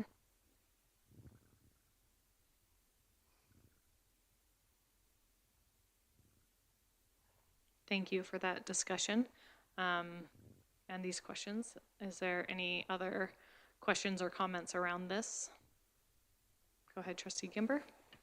I would like this committee to maybe explore the idea in their terms of reference of including supplying PD balances every month to the trustees, since they are keeping track on the expense claims, like it's trustee timesheets and expense claims. It's part of an expense, so it might help make sure that everybody knows where they stand at all times if they're getting their PD balances monthly. Perfect, thank you. Go ahead, Mr. Perry. It must be the ends. I have issues with these things. Just to remember the timing of purchasing cards and when they come in at the end of the month for claim forms. That's the only thing as far as when we update them or whatever. So I'm not speaking to what the request is or whatever. I think that's totally appropriate. But just timing of it, right? So if at the end of the month we haven't got it through the purchasing card, then they might not be included, and they might come the next month because our purchasing cards go to the 8th of the month. So. Okay, thank you. So would the board as a whole like to add that as one of the responsibilities is the timesheet committee will send out monthly PD balances? And those, of course, would just be as up-to-date as possible based on the cards. I see some head nods and some head shakes. So does anyone want to speak to that? Go ahead, Trustee Yegus. I think when we set up this committee, the whole purpose was to review and approve our timesheets, not to give them more work or delay. It's because the longer the more you have to do on those, the longer it's going to be as for you to send it in, and then for us to get, for the pay to be sent out. So I don't know. I don't, as I said, it just gives them one more layer of things to do. And this is, you have to meet at the end of the month or the beginning of the whatever it is. And I think there's going to be enough to go through those timesheets rather than having to do more work with that. I don't think that was the intent of this whole committee. Okay, thank you. All the other amendments have been pretty unanimous, so we will vote on this one because it's disputed a little bit here, but so we'll just have conversation just on this one piece. So thank you. Go ahead, Trustee Long. Yeah, I agree with Trustee Yegus. It's not what the timesheet committee was, the idea of it in the first place. And the fact that we may not, or actually Mr. Perry may not have the exact balance at that time based on receipts and such that have to come in. And it puts the committee in a position where we have to also meet with Mr. Perry, not just the three of us. Now 4 of us have to meet. And I think it's putting some constraints on the committee. Thank you. Any other comments or discussion around adding the timesheet committee will send out monthly PD balances? Trustee Hodges?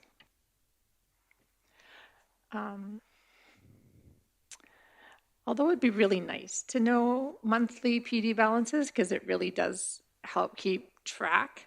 I know I'd like to see it more, but I don't want it to be onerous on the timesheet committee.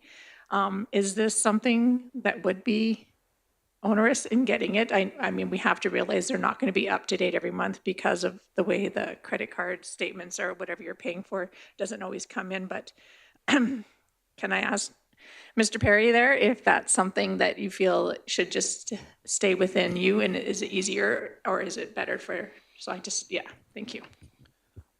I don't know if this answers your question, but one of the things that we can do just as administration, not as the committee, we can set up a Google Sheet that you can go to whenever you want to and see what your updated balance is, and we can update that as we get that information so that the committee, if they want to look at that information, has the information, but that any individual can look at it anytime. So I think I was contemplating while you were talking and thought maybe that might be the best approach. Hashtag winning. Okay, thank you. Okay, so knowing that, that is going to happen, then I'll call the question just on the amendment that the timesheet committee will send out monthly PD balances. All in favor of that? All against? I missed your vote. Did you vote in favor? Okay, sorry, I didn't see it. Okay, I just saw Brad's. Okay, so that's defeated. Thank you. So any other questions or comments or changes to the timesheet committee terms of reference? Okay, seeing none, the motion is that the Board of Trustees approve the timesheet committee terms of reference as amended. That was moved by Trustee Toon Did you want to close on that? No? Okay. So all those in favor? That is passed unanimously. Mr. Perry, I know that we have had significant delays today. Is it better for Mr. Gunderson to come and meet with us now to do our quarterly report, or would it be okay if we break for lunch at this time? Okay, he's okay either way. Okay, so go ahead, trustee, I guess. I'm going to ask that this be put into policy as soon as possible. The terms of reference be added onto the policy. I don't think the policy committee needs to meet to put this on, but it should be added to onto the policy. So do we need a motion directing policy to do that? Or we're just having, We're just accepting it into policy. okay. Okay, okay, thank you. Trustee Gimber? I'm just wondering if we can move to in camera for a couple minutes, the trustees just before lunch, please. Absolutely.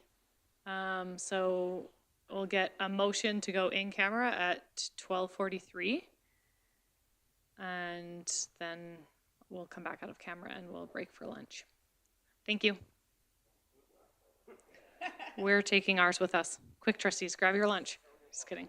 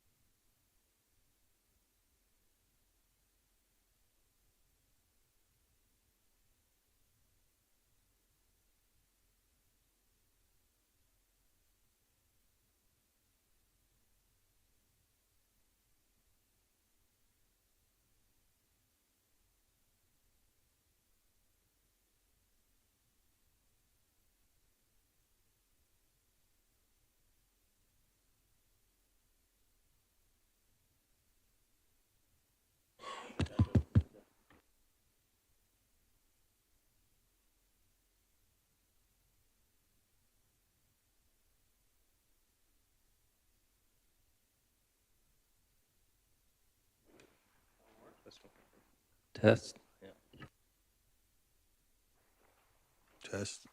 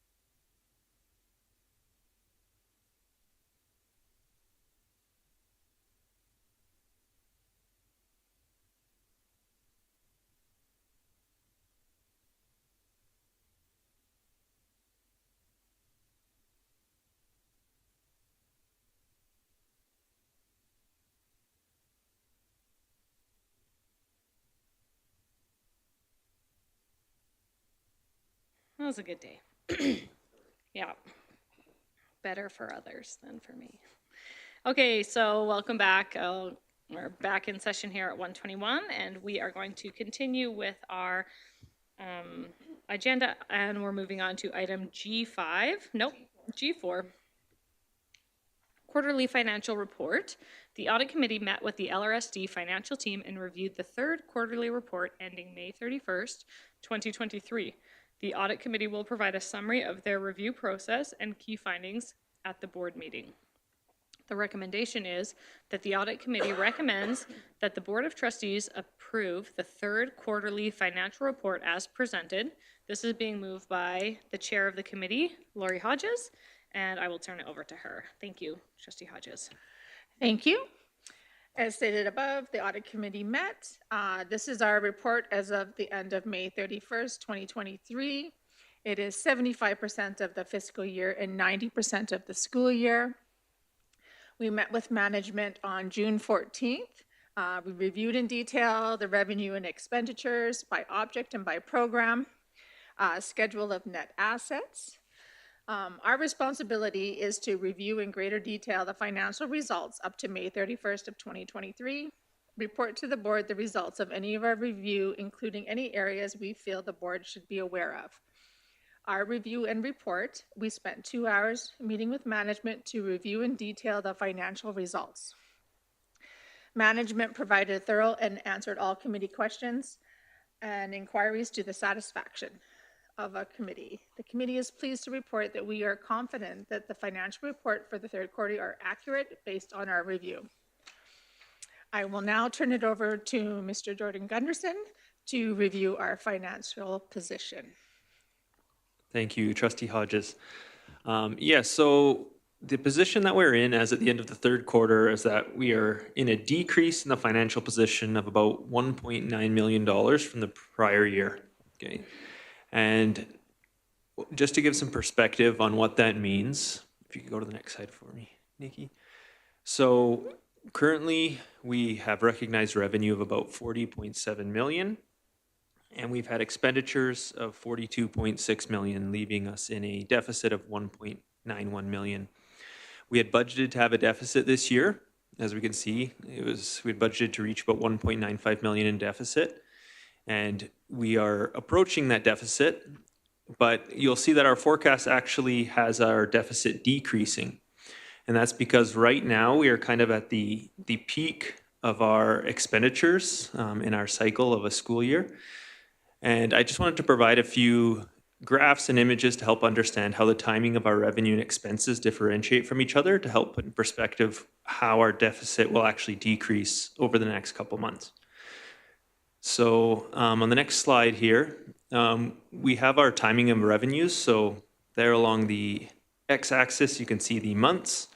June, July, and August are our forecasts. They have that little FC label there.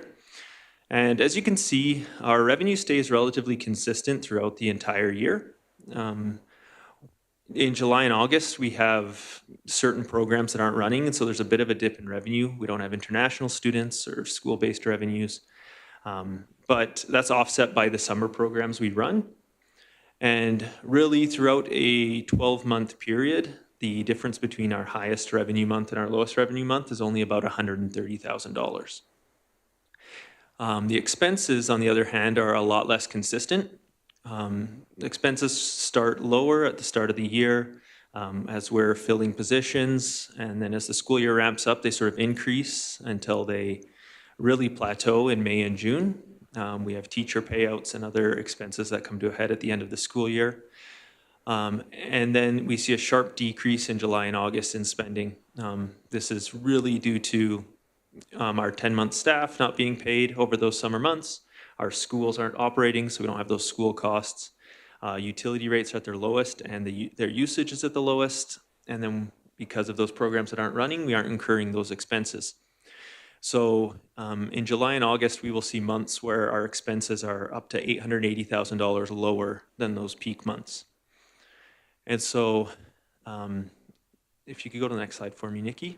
When this is all put together, here we can see that little gray bar on the bottom represents our surplus or our deficit. So if it's below the x-axis, that's 0, it's our deficit. So you can see how through 10 months of the year we operate at a deficit, but July and August we're expecting a surplus. This is consistent with what we saw last year. For example, at the end of the third quarter, we were at a deficit of $750,000 and ended the year at about a $310,000 deficit. And so, yes, our current expenditures are high, and it may look like we're approaching that budget, but the reality is that we do expect to end the year in a deficit that is lower than what was budgeted for. So a few key things that stood out from the statement of operations. On the revenue side, we're currently, as we saw, revenue is earned pretty evenly throughout the year, so we'd want to compare that to 75% of the budget. We are ahead of where we would anticipate to be. The main reasons haven't really changed since the start of the year, but there are a couple of additional ones. We have the fuel price contingency dollars that weren't budgeted for, the ATA settlement money to help offset those costs of increased pay for the teachers. We received a new mental health grant, and this is something we'll be seeing on our financial statements over the next couple of years. With that, we've hired some new employees, and that's a new funding that we've received. And then we also, this year, received a grant to help us in those costs to prepare our collegiate application of $50,000. Other new revenue sources that aren't from the government of Alberta, but that we've received, and that I made note of them on here because we will be seeing them over at least the next year. Some Jordan's Principle funding, a program to help fund FNMI programs and support Indigenous students. The Breakfast Club of Canada grant, and our Act to a Land grant. And lastly, our interest rates on our GICs are a lot higher than we had budgeted. That's an area where we're seeing a significant amount of revenue over what was expected. And the areas where we're under, we've highlighted these, we've discussed them in previous meetings, but our international enrollment, where we're only about 71% enrollment from what we had budgeted. And then the Kainai and Piikani students that attend our schools, we have only about 92% of what we had budgeted, and with that, we get less revenue. On the expenditure side of things, so I sort of broke it up into 3 categories. We have our certificated salaries and benefits. We have our non-certificated salaries and benefits, and so that would be our non-teaching staff, and then other operating expenditures, so all of our contracted services, supplies, anything that's not related to labor costs. So certificated salaries are a little bit over that 75% target.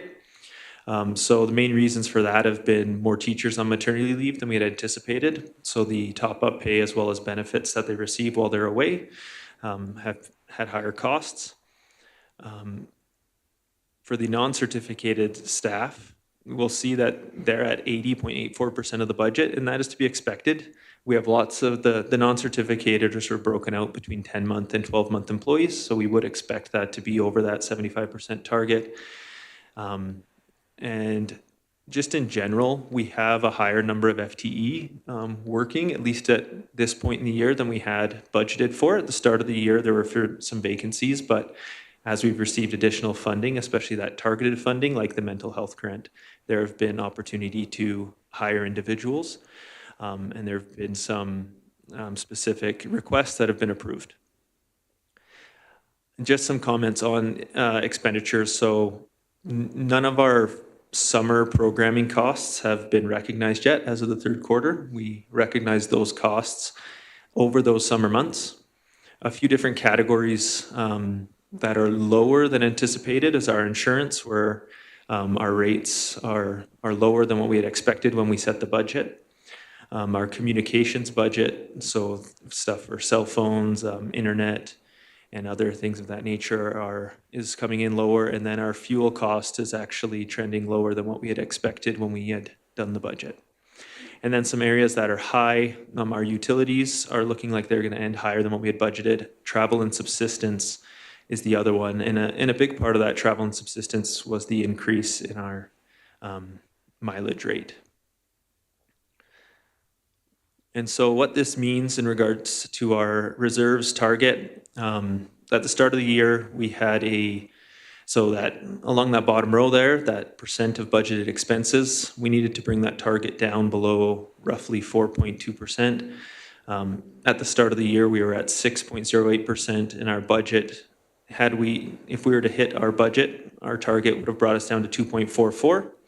So as of right now, we're at 2.5, and where we expect to end at the end of the year is that 3.51%, which is below where that threshold we need to be at.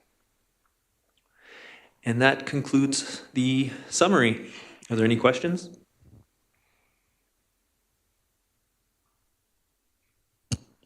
Thanks, Jordan. Mr. Gunderson. As a member of the audit committee, we appreciate the time that we were able to take and go through all of this together. Are there any questions from any of the board members who don't sit on the audit committee or ones that do? Okay, seeing none. Lori, did you want to close on this? I think it's because we just did such a great job. There's no questions. No, again, just really appreciate everything and our public members for stepping forward for this year again, and hopefully we can keep them for the next year too. It's a great process to go through, and so yeah, nothing else much to say, but thank you. Okay, thank you very much then to the audit committee for the work that they did and our financial team. With that, the recommendation sits that the audit committee recommends that the Board of Trustees approve the third quarterly financial report as presented. All in favor? Okay, and that is passed. Thank you so much, Jordan, for coming down and making time for this.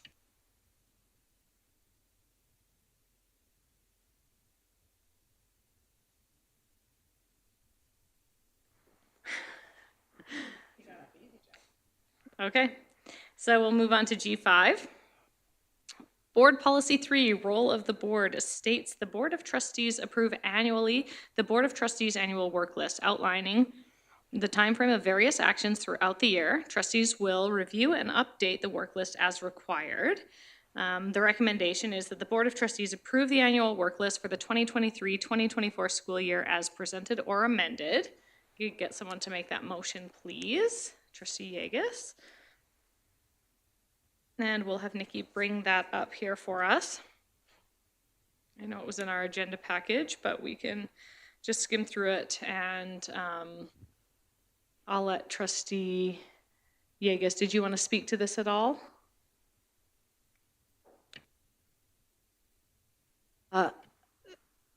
Well, I don't know, I guess my one question I have here, if you want me to speak to this, is has there been any changes from last year's to this year's? Because when I went through this, I noticed some problems. I didn't write them down, so I'll have to go through it again.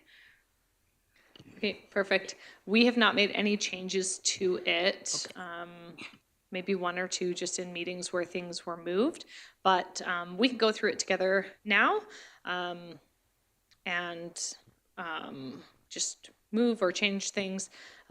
Before we do that, was there any changes that people noticed in the board package when they looked through it that they wanted to address? Trustee Toon? Yeah, thank you. Just on September, we have board retreat. I know that happened last time in September, but that's right in the middle of a by-election, so I don't think we'll be having a board retreat in September. Perfect. So we can scratch that and add board training or board governance training, which will be happening in November, actually. Sorry, Nikki.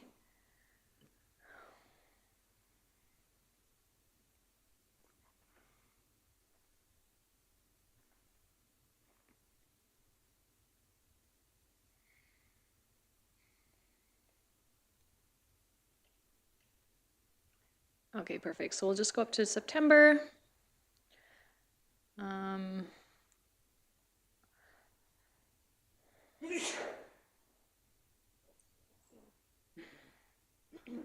Okay, and also this September we Okay.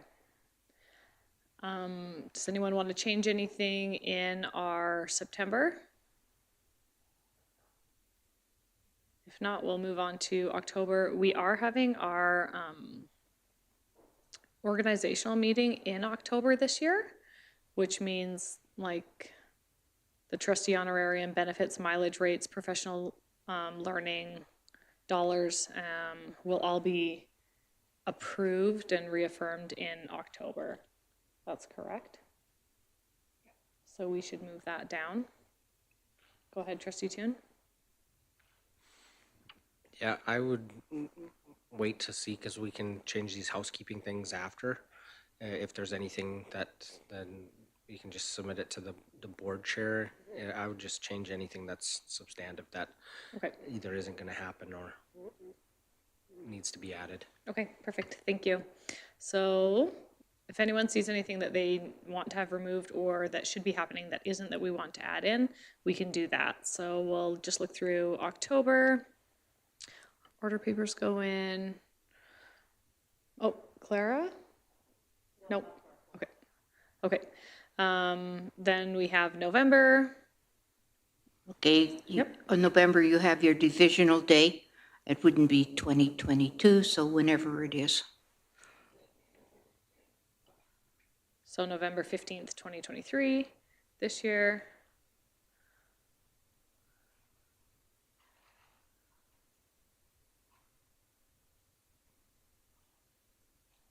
Okay, thank you. December. Okay, in December, do we still do an ATA and board supper? Like, because it's when they invite us, right? At their, okay. Yeah, perfect. Okay. In December, it says prepare for board midterm review in January. What do we do for that? What would that item look like? Just booking a facilitator and like that would be the board chair and vice chair planning for that, booking the date and stuff? Okay, go ahead, Trustee Hodges. So I'm just wondering, because this actually can change throughout the year sometimes, if this shouldn't be like in the ongoing, and that the board then decides dates prior to that, instead of always having it in our work list. I don't know what the other members of the board feel like, but this is, we always have a conversation around this, and so it's never ever in the same month. And so should this be moved just to ongoing? This is sent out monthly with our board agenda packages and can be pulled from the consent agenda to be changed at any time. So, but it does have to come to a meeting for approval once a year. I'm talking about prepare for board midterm review. Oh, okay. That you were talking about. Right. So yeah. Okay, perfect. Okay, so that will be ongoing, but that's a good reminder for booking, like time and space. Okay, perfect. Okay, let's look through January quick. Go ahead, Trustee Yegas. You have committee of the whole meeting. Well, we have one almost every month, so I think that should be removed, and we call them planning meetings.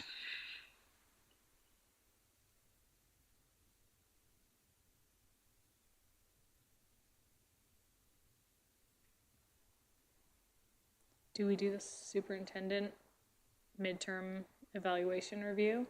We haven't traditionally done that, or the board self-evaluation midterm review. We've just had it on there. We don't do the board. Go ahead, Trustee Toon. Yeah, typically this is a review of our goals. So I don't think it's not, a review. And even I think in the past, sometimes they've talked to the superintendent about just a mid-year check-in, but I don't think that either of those things are a review of the evaluation processes as it states. So change it to a check-in. We'll try and make sure that happens this year.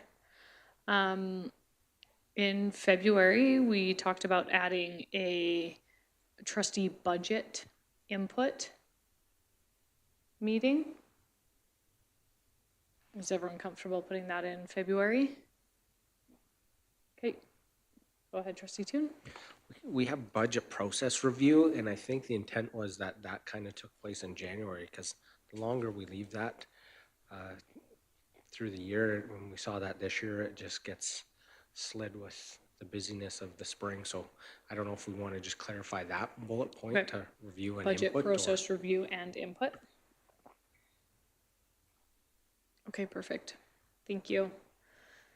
Okay, so we'll just scroll down February and March.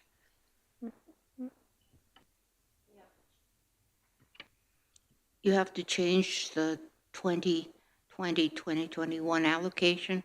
That'll be for whatever next year is, 23-24. Thank you. Go ahead, trustee Gimber. The regional school council meeting for January should be moved to March to coincide with ASCA. And there is another one. Where's the other one? Lower down. There should be one added to May as a wrap up, please. Perfect, thank you. Yeah, remove from January.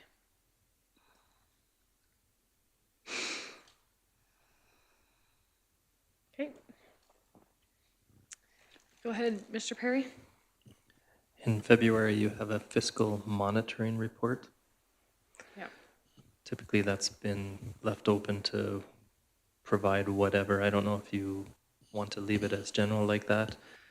Typically, at the request of the board, I bring information, or whether you want me to bring something, and just that's how the board had it in the past, where I would bring something and just share information. If that's what this board continues to want, then it's good where it's at. If not, then you could take that out and be more specific when you want me to bring something forward. Thank you. I think that we'll leave it for now, and the board has a goal for the 2023-2024 year around budget and the board's role in budget, and so that once we kind of get into our plan of action for that, then maybe it will change and we'll have something more specific. So I think we can leave it for now. Can you scroll down there, Nikki, so we can see June as well? In March, the committee of the whole meeting again should be removed.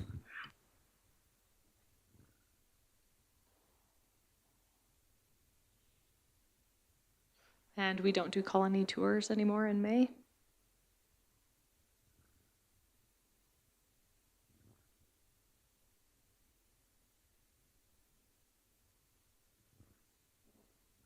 Go ahead. Do we have to review the board policy 21 in May? I think we do have to review it at the end of every year, or did they change it again? They changed it. Yeah, Okay, so we don't have to. we'll remove that.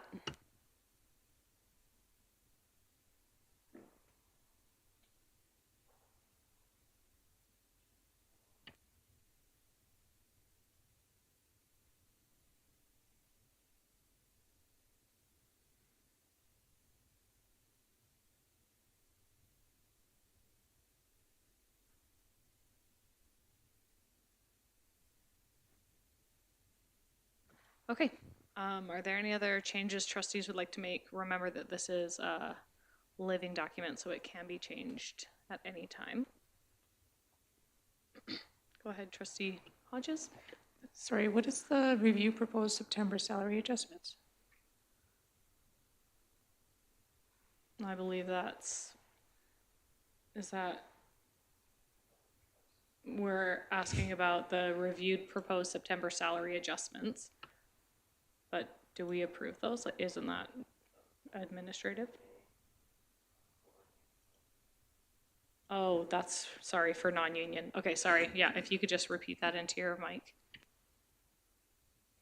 Typically that is the review with the board of the non-union potential salary settlements. The union comes forward in a ratification process. This is where we share with the trustees in camera what the proposed adjustments would be. So maybe to clarify that, we could put review proposed September salary adjustments with unionized staff, or with non-union staff, or for non-union staff, not with them. Yeah, for non-union. We brought it in May because of Yeah. how late the board meetings were Yeah. in the month. And so maybe we'll move that one to May. Thank you, Nikki. And for June, Dr. Lloyd Caver's awards take off the board meeting because we have those at night now. And we could switch it from Dr. Lloyd Caver's awards to honoring student excellence awards. Honoring student excellence awards night.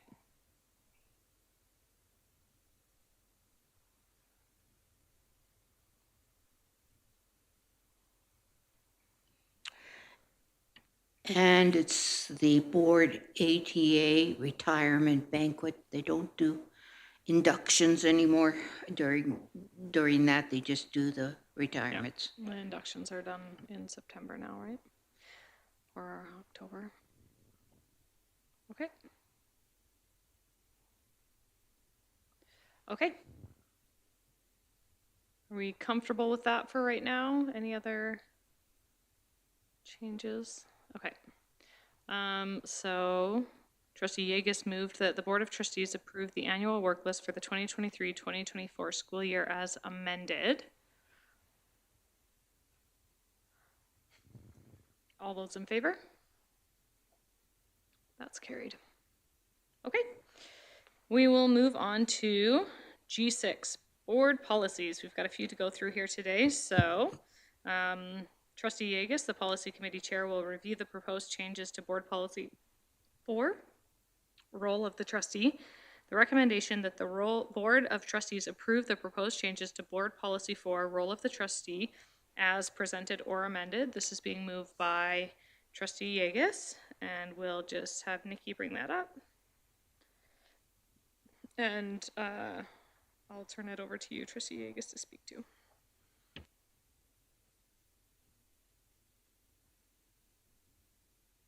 And I'm trying to find that one here. Where is it? I can't read the screen. I'm too low. Oh, there it is. Okay. On the role of the trustee, we basically changed one part to it. And after the specific responsibilities, we added on number 3, attend assigned school council meetings, share board key messages, and liaise between the school board and the school council. And that was in response to a motion made by Trustee Poitras. Okay. Okay, is there any questions, concerns, or comments around this one? Okay, seeing none. So we are voting on the recommendation that the Board of Trustees approve the proposed changes to Board Policy 4, role of the trustee, as presented. All in favor? That is carried or passed, I never know which. We will go on to Board Policy 8, that the recommendation that the Board of Trustees approve the proposed changes to Board Policy 8, board operations, as presented or amended. This is being moved by Trustee Yeagus. And we'll get that up on the screen and turn it over to you, Trustee Yeagus. Okay, there's a lot of changes in this one. So we'll go down to 2.1, the organizational meeting.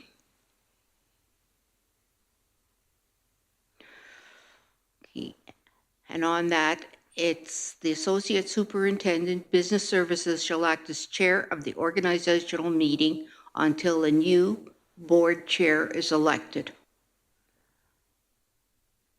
Trustees interested in fulfilling the chair position shall put their names forward at the organizational meeting. Each candidate shall provide brief remarks alphabetically by last name. And then we added, in case of a tie, voting will continue as per Robert's rule. So that we won't have any more debate on this one. So, okay, go ahead. Let's finish all of 2.1, and then if anyone has any comments about this section, maybe we'll stop. Yep. Okay. And on the next page, the election to Standing committees of the board and appointment of the board representatives shall be for a period of 2 years, elected as per Appendix D. Do we want to do Appendix D later? I think we shall, yeah.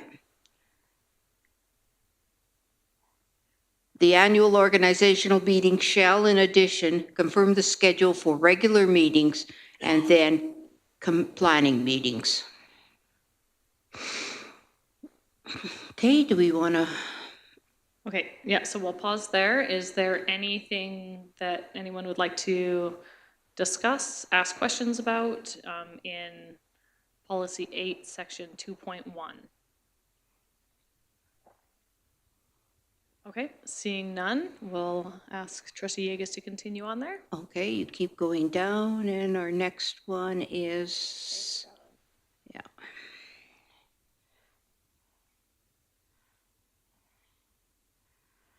Oh, I'm getting to it. Okay, there we go. Per diem honorarium remuneration. And we just did some housekeeping here. C, meetings of committees of the board. D, meetings with division staff, tours of facilities, and other events as planned by the board. For example, honoring students' awards, art galas. And this is where we receive honorariums, remuneration.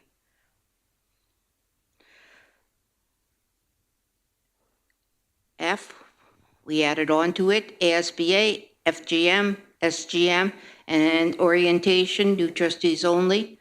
Other ASBA professional development, for example, Speaker's Corner, TLC.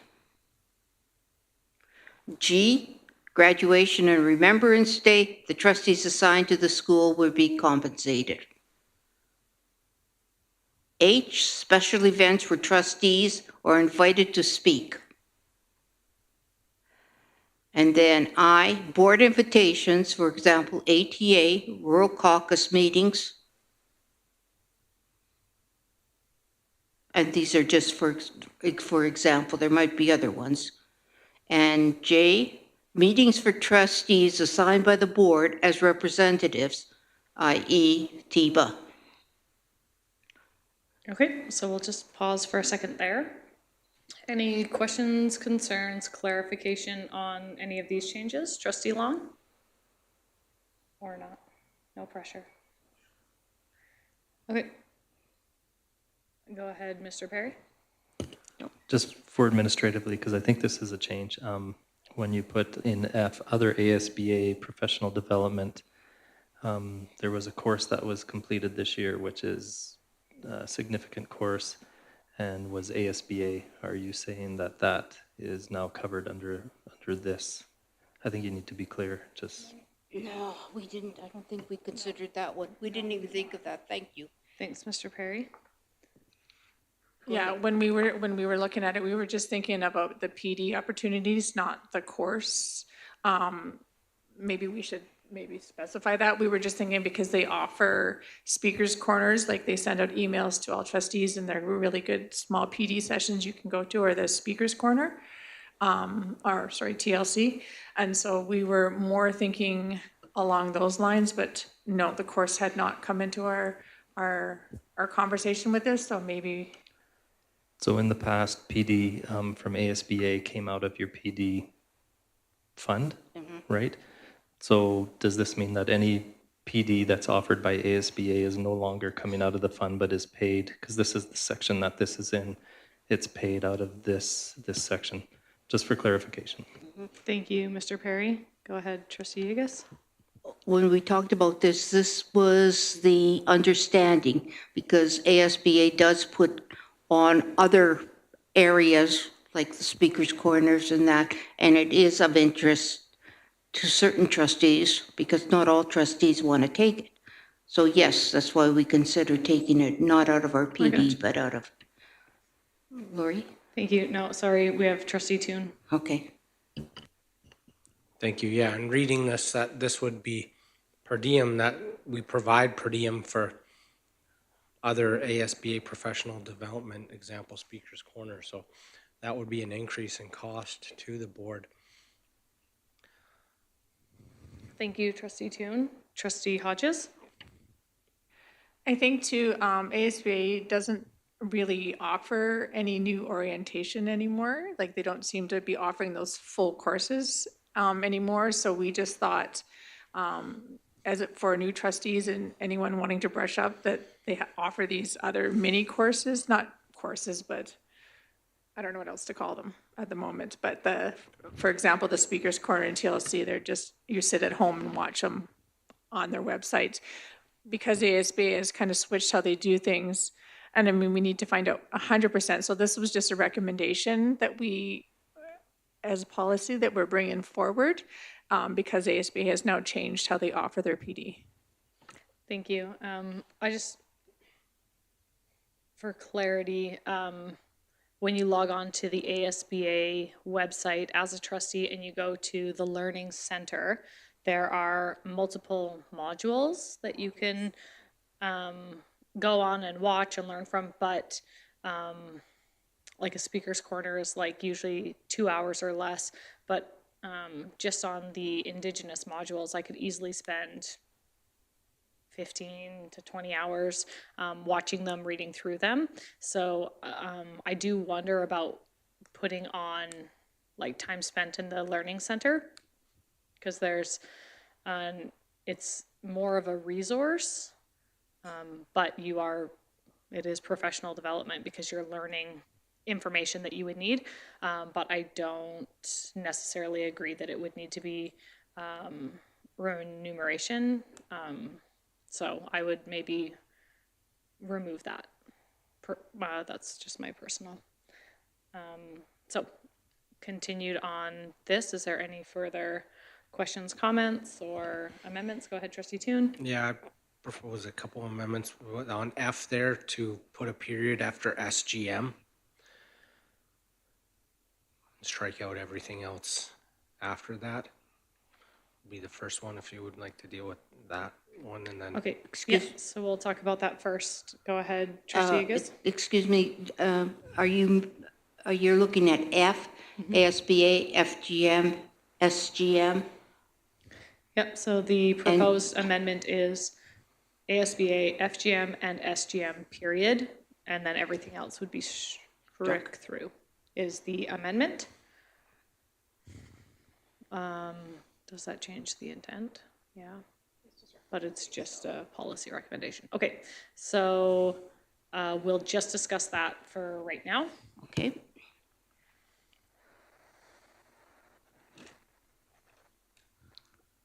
Go ahead, Trustee Hodges. So I think that I'm fine to change policy maybe right now for that, but I would like, as a board, to maybe come back to this at another time and discuss it, and maybe look at whether this is viable as a board to be looking at stuff like this and taking it, because I do realize that there is a cost factor in this, so I would like to have a discussion around that, because I don't want to put in policy something that would cost more money without having a bigger discussion with the board. And so this was just a recommendation coming forward, and so I'm glad we're having a conversation around it, but I think that we should, as a board, talk about it at another time. Okay, thank you, Trustee. I'm going to go to Trustee Gimber, and then I'll come to you, Trustee Agus. Thank you. So I agree that the Learning Center is more of a resource and maybe should be removed from there, but the Speaker's Corners are very timely. They're relevant to what's going on in the world. They're, for example, political one, there was French. They're not that significant in cost. I would recommend keeping those ones on there. Okay, so you would be against the amendment because the Speaker's Corner is removed. Thank you for that. Go ahead, Trustee Agus. Okay, I was just, I'm trying to think of, put all this into process, all of this. So I understand what Trustee Hodges was indicating is that we leave F as is and then talk about it at another meeting, like discuss other things that we could add to it. Is this what you meant, Trustee Hodges? Yes, because I feel like because there is a cost attached to this, that this is something that as a board, we should discuss before we put it in policy. Okay. Thank you, Trustee Hodges. Is there any other questions or comments around the amendment before we vote on it? So sorry. And we're only voting on F. We're only voting on the amendment to item F, which is ASBA, FGM, SGM, period, and removing and orientation, new trustees only, as well as the recommended other ASBA professional development, for example, Speaker's Corner, TLC.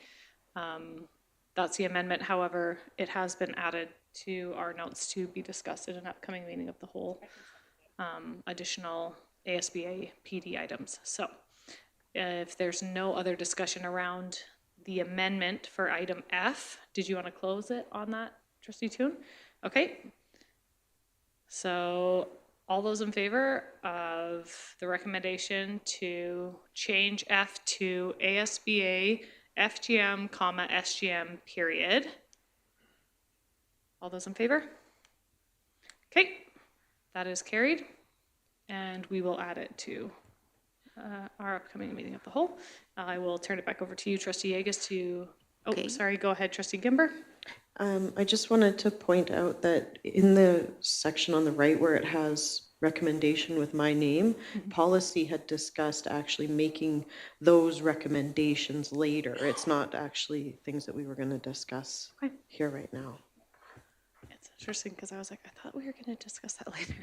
Okay, so, and just so everyone knows, Carla is the secretary for the policy committee, so that's why all the wonderful notes and stuff have her name on them, because she does all the hard work for us. So, okay, so we will continue on, and if we do see any more like that, we can, note that then. Trustee Toon, go ahead. Yeah, a couple further amendments, suggestions would be for H, special events where trustees are invited to speak. Challenge with this one is we don't know if just because a trustee gets an invitation doesn't mean that the board supports it, or that we're necessarily in favor as a board of representing attendance, especially paying for attendance at a particular event. So I'm hesitant on, really hesitant on approving this one. I would say on board supported events or through board motion. Usually if we get a invitation, there's enough time ahead of time to do that, and then maybe if it's last minute, it's something we could look at adding in the future, but I would be opposed to just having the board on the hook for paying for something that they might not necessarily support, especially since individual trustees typically don't speak on behalf of the board. That's the role of the board chair, so I see a lot of problems with opening it up something that broad and saying that the board will pay for it. Thank you, Trustee Toon. So would your amendment be special events supported through board motion where trustees are invited to speak, and if you were asked to speak and didn't have time to get approval, you could do it at the following meeting? I guess you'd be speaking. Yeah, I wouldn't want to post something like that. I think that's not good governance to empower somebody to seek forgiveness instead of approval beforehand. So I would say, yeah, special events or approved by the board where trustees are invited to speak. Okay, so the amendment will read special events approved through board motion where trustees are invited to speak. We will only be speaking to that amendment at this time. Is there a conversation around that? Give everyone a minute to sit with it. Go ahead, Trustee Hodges. Yeah, I think when we were looking at this special events were still tied to schools. Sorry, and maybe that wasn't clarified in this, but sometimes trustees are asked to come in for different events at the school. and it's fine if you're just invited to go there, but if they actually ask you to speak at something, then we thought, because ahead of that, we've always said, if you are speaking or assigned to the school, you can be compensated. And so I think that's where policy was going with this one, but I can see where special events could mean anything, so, yeah, thank you. Perfect. Thank you so much for that clarity added. Trustee Toon, did you want to speak to Yeah, that? no, thank you for the clarity on that. What the intent was a school-based, because I think recognition was, we knew that there's a lot of other things that trustees could attend, and that has big budget impacts on that, attending two schools, one book. I've brought greetings from that or other things like that, that you've typically maybe been asked, especially if you're there, hey, come up and say a few words. That was always the intent of that, was covered under honorarium, not per diem. So I think if we want to leave this in here to help cover off maybe external things that were in the school, but if it's all school-based, I don't think that this is necessary, because the intent was that was covered under honorarium, unless this is a change to that. Thank you, Trustee Toon. So any further questions or comments, clarification around H, which currently reads, the amendment has it reading, special events approved through board motion where trustees are invited to speak. Okay, okay, so I'll call the question. All in favor of this amendment? Okay, that is passed. Thank you.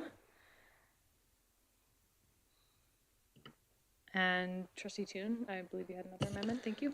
Yeah, one last one on this page anyways. The last one is I, the new letter I, board invitations, for example, ATA, Rural Caucus general meetings. And I would propose the adding in the word for the rep or delegate. I think it's important that we have representation at those meetings. But again, there's a lot of things that we can attend, and if the entire board continually attends things like that, it can have big budget implications. Typically, some of those meetings invite the entire board if they so wish, but I think the value comes in making sure we have representation there, and I think we've done a good job. If you want to attend one of those things, otherwise, I think that it just is something that you do out of your own free will. Thank you, Trustee Toon. Trustee Hodges, did you want to speak to that? Yeah, again, this came out of because the Rural Caucus is just the general meetings that we have here. The whole board is invited, and I do see meaningful engagement when our whole board is going to something, and the Rural Caucus is only twice a year, and it's only just the general meetings that we're talking about. The ATA, it has to do with the dinners. When they're inviting us to, we just had the retirement one, and then they do the scholarship one. So those are where the whole board is invited. And so that was the invitations. We wanted to address that in here and how it was being paid. We don't have delegates for the ATA dinners, but we do have a rep for our rural caucus, but our general meeting was different. And so we wanted to make sure that if the board was going to the general meeting of the rural caucus, that it was okay. Thank you. Trustee Toon? Yeah, again, appreciate the clarity on that. When I read ATA, it could be anything associated with the ATA. It could be teacher convention. It could be anything. So narrowing that example, I think dinners is appropriate to do that. I would, yeah, I would still caution in allowing budgetary-wise continuum of rural caucus general meetings. It's an expense, and it can. They're great meetings. I regularly attend those, but I would say pay for just the rep or the delegate to go there. Okay. Go ahead, Trustee Hodges. So just for clarity, because in the past, we have gone to the general meeting, some of us as board members, and it hasn't just been the rep and been paid because they do tie into the ASBA meeting, so there's no extra cost for travel. It is just the cost for the meeting. And so in the past, we have, as a board, a few of us have gone here and there, but only to the general meetings because the rep goes to all the other meetings. And so are you saying now you want to change our practice and not going and not be paid for the board to go to the general meetings and just delegate a rep that we need to, just that rep that's delegated to that now go, and then and so we were just trying to make policy very clear on how the board was operating, because that's how we were operating. And we could in there put the ATA dinners, and specifically if you want, it could be the retirement and the scholarship just listed under there. Go ahead, Trustee Toon. Yeah, I'd say it's a friendly amendment to add ATA dinners in there. I think that's appropriate. The challenge I see with rural caucus is just because something is currently practice where the board meetings line up with the ASBA meetings doesn't mean that it's going to continue. And we're hearing even today that possibility of the Sunday meetings for FGM being eaten up and not having alignment there. So if there isn't alignment there, that could be a big cost. I get it if it's a half an hour, 2 hour meeting added on to something else, then it's not a big deal. But that's where I struggle putting into policy, something where there's so much unknown that I'd feel more comfortable just saying we pay for the delegate. And if we want to add it, we can anytime bring a motion forward to support more people coming to it, because we've done that in the past where there's a PD session about transportation. All of us should go to this transportation or bargaining session. There was one on bargaining boot camp. We raised our hands and say we support everybody attending that, and it doesn't come out of the personal. But we always have personal PD as flexibility there if trustees so choose to support attending these. Thank you, Trustee Toon. Trustee Hodges? Should we add in there then, if this is friendly, for rep or delegate or by board motion? So I think I'm just going to read it so everyone can hear it right now. It's board invitations, for example, to ATA dinners or the Rural Caucus general meetings for the rep or delegate or by board motion. So it can always be or by board motion, but you could put that in there for clarity, although it's not necessary. Trustee Toon considers that a friendly amendment. So only speaking to the amendment. Is there any other conversation around the amendment? Trustee Yeagas? Could you please read off again what the amendment is? Yep. Oh, it's on there. So originally it said board invitations, for example, ATA dinners, Rural Caucus general meetings, and it has been amended to say board invitations, for example, ATA dinners, Rural Caucus general meetings, and end of bracket, and then for the rep or the delegate or by board motion. So this is saying that the amendment makes it so just the rep can go and be paid, or a delegate, or everyone if it's through board motion. Well, the rep would be paid anyhow because they're elected to. We elect a rep to go to that and get paid. So I don't think you need to add that on to there because it's already understood, or it should be. Our delegate. So this is making it clear that only one person will be paid to go to these meetings unless through a board motion. So it's a change to, it changes the intent of I from allowing anyone to go to these invited dinners or general meetings, or so it's changing it from anyone being able to go and be paid to anyone can go, but only the rep or delegate will be paid unless by board motion. Trustee Toon, did you have your hand up? Yeah, I don't mind having the word delegate in there.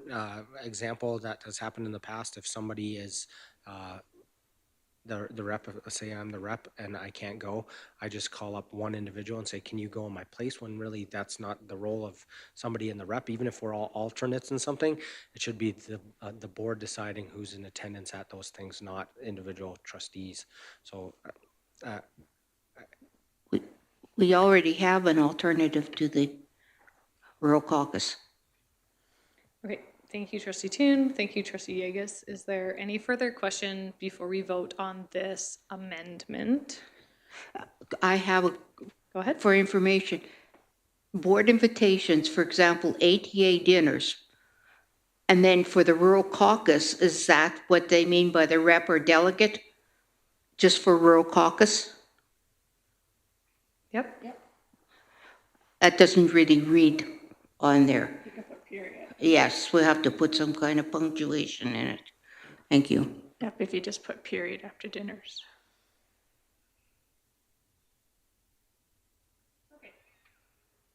So,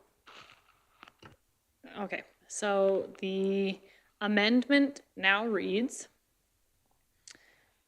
board invitations, bracket, for example, ATA dinners, rural caucus general meetings, and bracket, for the rep or delegate or by board motion. So if you vote in favor of this, it will be changed to that. Trustee Gimber. Okay, so section G was referring to, if it's G now, I don't know what it is, but it was referring to all board invitations. So if we're going to put a period after dinners, then I believe that rural caucus should actually be a new line item because that's dealing with something separate. Okay. So what we'll do is we'll vote on the amendment, and if the amendment passes, then we'll have to then make an amendment to move rural caucus so that it makes sense. Because if this doesn't pass, then the original motion still makes sense. Okay? We should be putting it so it makes sense right now before you do the amendment. I mean, why do two, let's make it sense now with the amendment. But if this amendment doesn't pass, then we don't have to change where rural caucus is.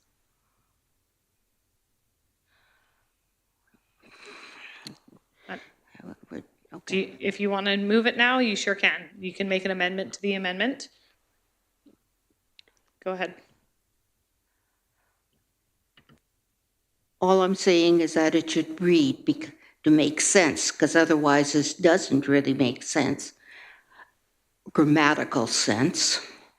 For example, ATA dinners, semicolon, and rural caucus general meetings for the rep or delegate or board motion. Trustee Toon, do you consider that a friendly amendment to your amendment? Yes, I love punctuation. I'm so confused by it. It's a grammatical change. Okay. That's considered friendly, so we'll change it now. And is there any other discussion around this amendment? Go ahead, Trustee Gimber. So for clarity, it reads, board invitations, for example, the ATA dinner, period. And then rural caucus general meetings is for the rep or delegate or by board motion, period. That's what the intent here is? After ATA dinners, I said semicolon. That is what is on there now, but that's not what Trustee Gimber said, sorry. Okay. Go ahead, Trustee Toon. Call the question. Okay, we're gonna call the question Trustee Toon is calling the question on this, so I will read it out. There is no closing remarks or further questions.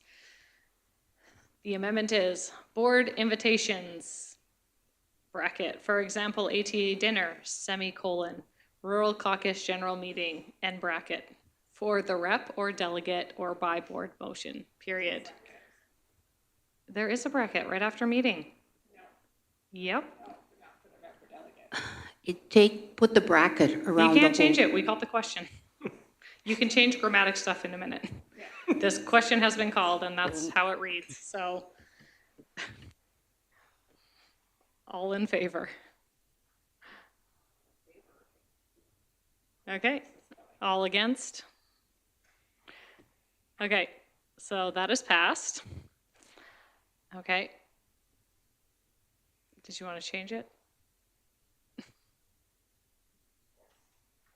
Yep, Yeah, I do want to change it because it doesn't make any sense to me. I think it can be read two different ways still. I agree. So it should say board invitations, for example, ATA dinner, period.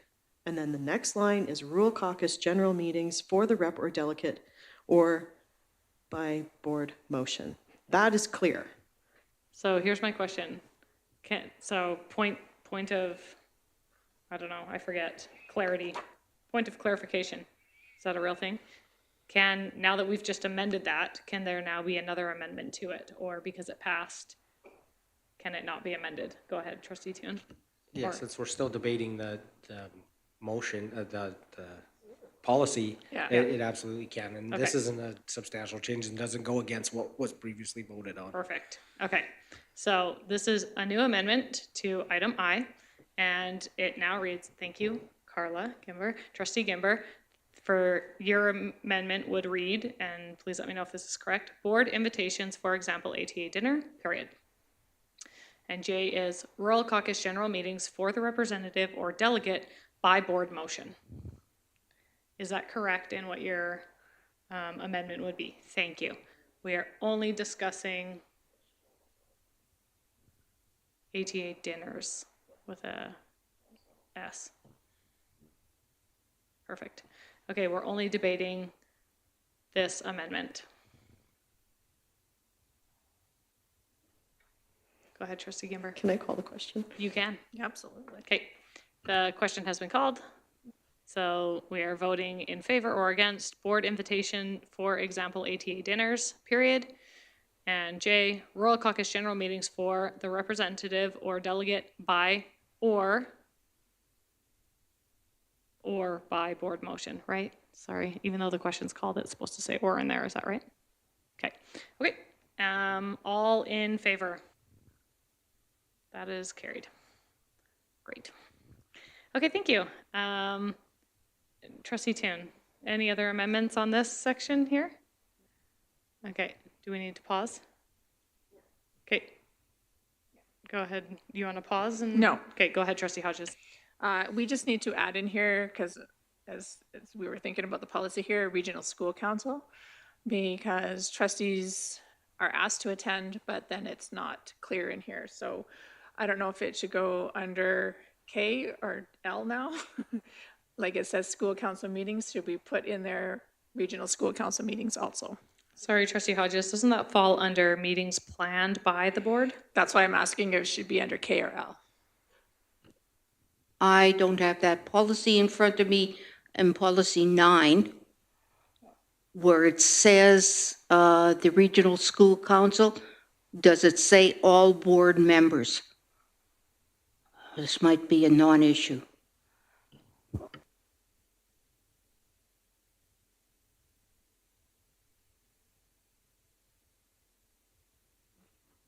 Nikki, it should already be pulled up, board policy 9, because we're going over it next. Yeah, is there any way you can just pull it up on the screen there? Lucky that it's coming up. So if you just go down to regional school council, D, up, right there, thank you, sorry, I didn't mean to yell at you. Membership, 1 or 2 representatives from each of the school councils and LRC. All trustees, 1 trustee will assume the role of the chairperson and 1 the role of the vice chairperson. So we are all on that committee, so we can attend that. Okay, perfect. Thank you, Nikki, for bringing that up, and thank you, trustee Gimber or Hodges, Gimber, for bringing that to, okay, I don't know, bringing that to light. Trustee Yegas, I will let you continue to the next section. This is going to be a fun one. Okay. We had a motion on the floor to do a policy on professional learning, or PD. We put it right into this policy 8. So this is what it is. 7.0, trustee training and development. The board expects that trustees should actively engage in training and development activities that will enhance their ability to fulfill the mission and vision of Livingstone Range School Division and enhance the quality of effectiveness of governance. Trustee professional development will be calculated, paid, and recorded separate from regular trustee honorarium. The board orientation should include roles and responsibilities, the function, and the policies of the board. And within this, we didn't say how that could be, but we do it through a binder right now. New board members shall receive access to the Education Act, the current school division education plan, the AERR, board policies, handbook, and other relevant documents pertinent to the operation of the board and the division. And once again, this doesn't have to be in print copies. Each school year, the board may plan or designate specific activities to assist trustees in their efforts to improve their skills as members of a policy-making body, to expand their knowledge about trends, issues, and new ideas affecting the welfare of our local schools, and to deepen their insights into the nature of leadership. An annual budget for trustees shall establish individual allocations to encourage attendance at professional development activities related to the board priorities. The trustee budget, including all costs for travel and out-of-pocket expenses, shall be determined as part of the budget deliberations, and that is Appendix C. And in order to access PD funds, the individual trustee will request approval at a public board meeting to ensure that the funds are being spent in line with relevant trustee professional development activities, board goals, and priorities. Decisions concerning attendance at activities shall be made by the participating board member. It shall be the responsibility of the said participant to submit a brief report of the activity at a board meeting. Okay, we'll stop there and just go over number 7. Just for clarity, number 7.7, is that at a public board meeting or at like a board meeting of the whole? Doesn't say. That can be. It says a motion. Which one do you mean? Number 7 says, 7.7. It shall be the responsibility of the said participant to submit a brief report of the activity at a board meeting. So that would be submitted to the consent agenda? We did not make a determination on that, but okay, that would be probably the expectation, yeah, because we don't usually have time at our planning committees to read these over. Okay. That was just a clarity for me. So thank you for that. We'll open it up to questions, conversation, discussion, and amendments to Section 7 of Board Policy 8. Go ahead, Trustee Gimber. Thank you. I just want to point out again that 7.3, 7.4, and 7.5 are all items that we were considering making recommendations. So if we can pull those if needed, so we can make recommendations on them later. Okay, thank you for that clarity. If someone wants them to be pulled and discussed later, you can just make that known now. Otherwise, we can discuss them and consider adding them. And they will be added. So, questions or comments? I think I would make that amendment to 7.7. That said participant to submit a brief report of the activities to the board meeting consent agenda.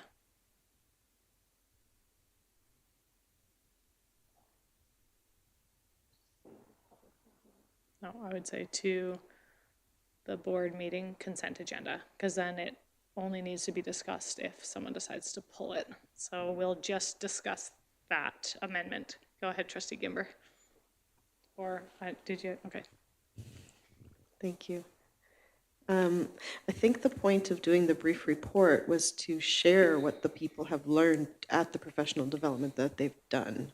So I don't know if just submitting a report to the consent agenda is, and at a public board meeting is where it should be. I think it should be learning that is shared.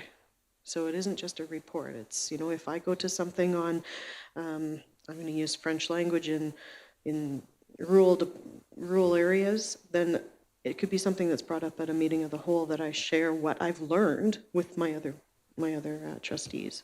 So I don't know if putting it just in a consent agenda is where it should be. Yeah, I would consider it a friendly amendment if it was to submit a brief report of the activities to be shared at a meeting of the whole. Okay. Yeah, I thank would you. consider that friendly, so we can just change the amendment to, Point of order? Please call it planning meetings. okay. Did we make that change? Yes. Okay. To be shared at a board planning meeting.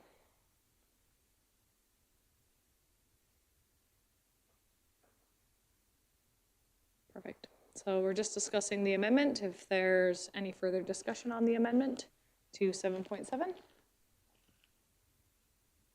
Seeing none, I will call the question. All those in favor of the amendment, should I read it? What? Just the amendment to 7.7. Yeah. So go ahead, trustee. You're voting? Okay. I was voting. I You have called to the read it, question. sorry. So the amendment reads, decisions concerning, here we go. Decisions concerning attendance at activities shall be made by the participating board member. It shall be the responsibility of the said participant to submit a brief report of the activity to be shared at a board planning meeting. All in favor? Carried. Okay, any other amendments in Board Policy 8, Section 7? Go ahead, Trustee Toon. If we could scroll up, please, Nikki. Yeah, there we go. And just with 7.2, new board members shall receive access to. We're struggling with the wording there because right now everyone in our jurisdiction has access to all those things. They're all online. So I don't think that that accomplishes the intent of by putting that in there. Receive training in how to access, or if we don't tell them where it's at, it's just they can access the Education Act online. They can access our AER if they don't get training specifically on where to look on our website and what those explanation of what all those things in. I think then that defeats the purpose because everyone has access even before you're a trustee to all those documents. So are you proposing an amendment? Yes, receive training in how to access.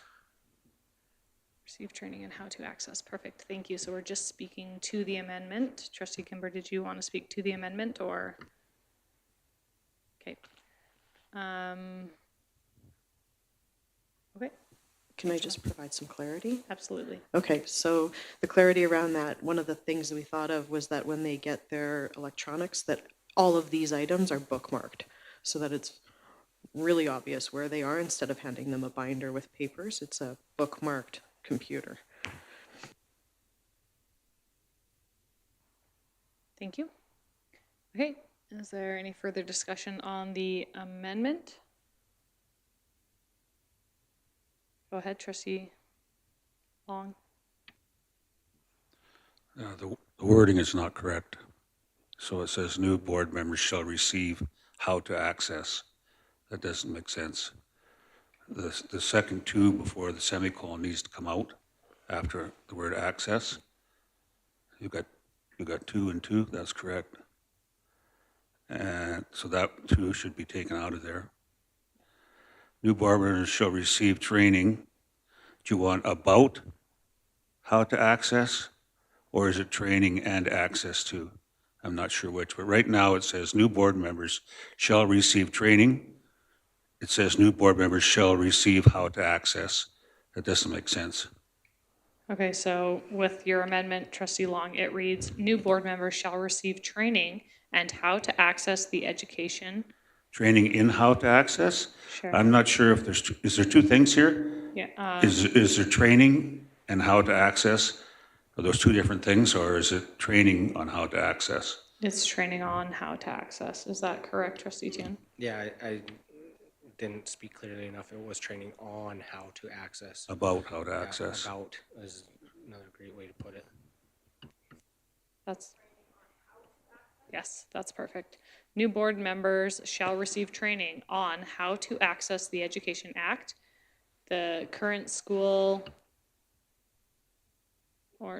school division education plan, annual education results report, the board policy, blah, blah, blah, extra, other things. Thank you for that, English teacher. And any other questions, comments, concerns, or clarity on this amendment? Window of opportunity is closing. Okay. So the amendment reads, new board members shall receive training on how to access the Education Act, the current school division education plan, AERR, the board policies, handbook, and other relevant documents pertinent to the operation of the board and the division. All in favor of this amendment? Okay, those opposed? Oh, doesn't matter. It's passed. Okay. Okay, any other in section, thank you for that, Trustee Toon. Section policy 8, section 7, any other amendments? You can't make an amendment, Mr. Perry. Okay, go ahead, Mr. Perry. So just in, again, clarification, and I see that there's 3 sections there that are being recommended, and I see at the right side it says recommend a remuneration committee, because I think there's a significant change that's occurring in the recommendations in that 7.5 identifies that the trustee budget include all costs for travel and out-of-pocket expenses shall be determined as part of the budget. When you go down to the section down below, remuneration is being taken out of what the PD budget is for. So I wondered if that was where the recommend to remuneration committee. So if you go down to the bottom. To Appendix C. Yeah, to Appendix C.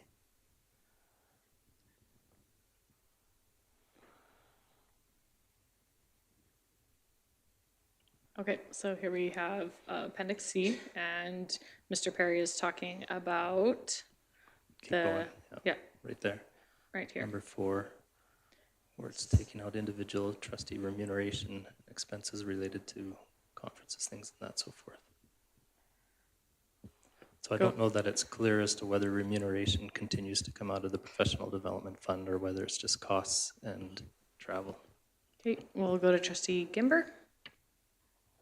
So we just took the section 4 and moved it up to, oh my gosh, 8.8.1 and 8.8.2 and just made that clearer than what number 4 said. So it's, I don't know if it's saying that it's not coming out of the professional development fund. No, it still says that, professional development funds for trustees. I'm not sure where. Yeah, it takes out the remuneration and expenditures related to in 4. Sorry, I jumped ahead to C thinking that the other item was linked to it, but it may not be. Okay, so we can come back to this? Yeah, I think so. We'll come back and discuss this.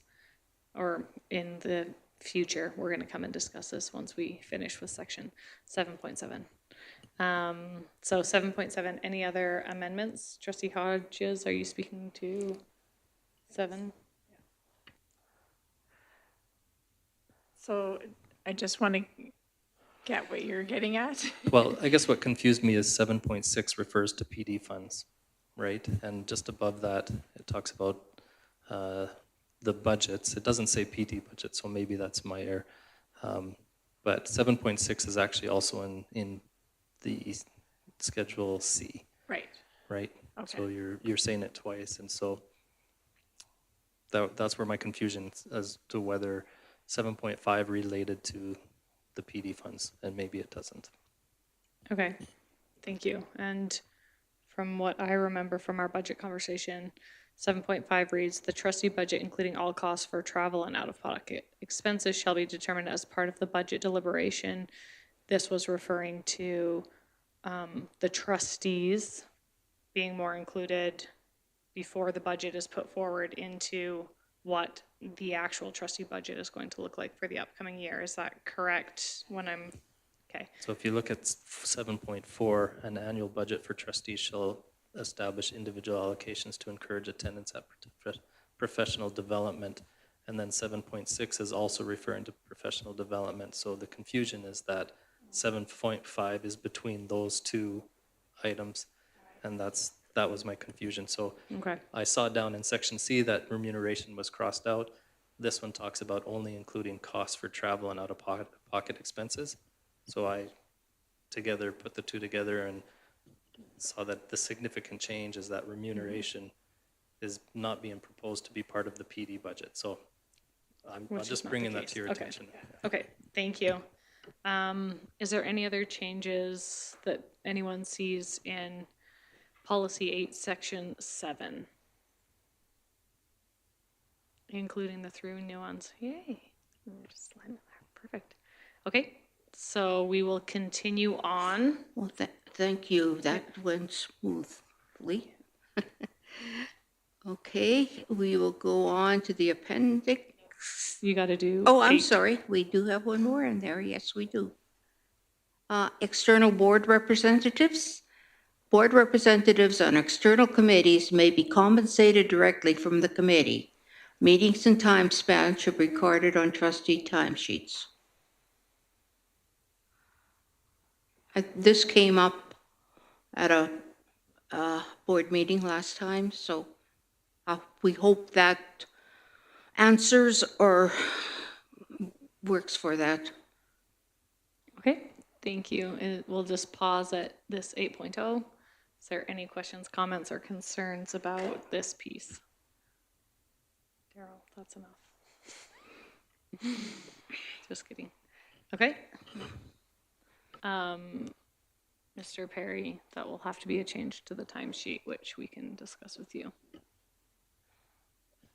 Yeah, we'll have to figure out how we do that on the timesheet, but yeah, I'm Okay. sure we can figure something out. Okay. I think Yeah.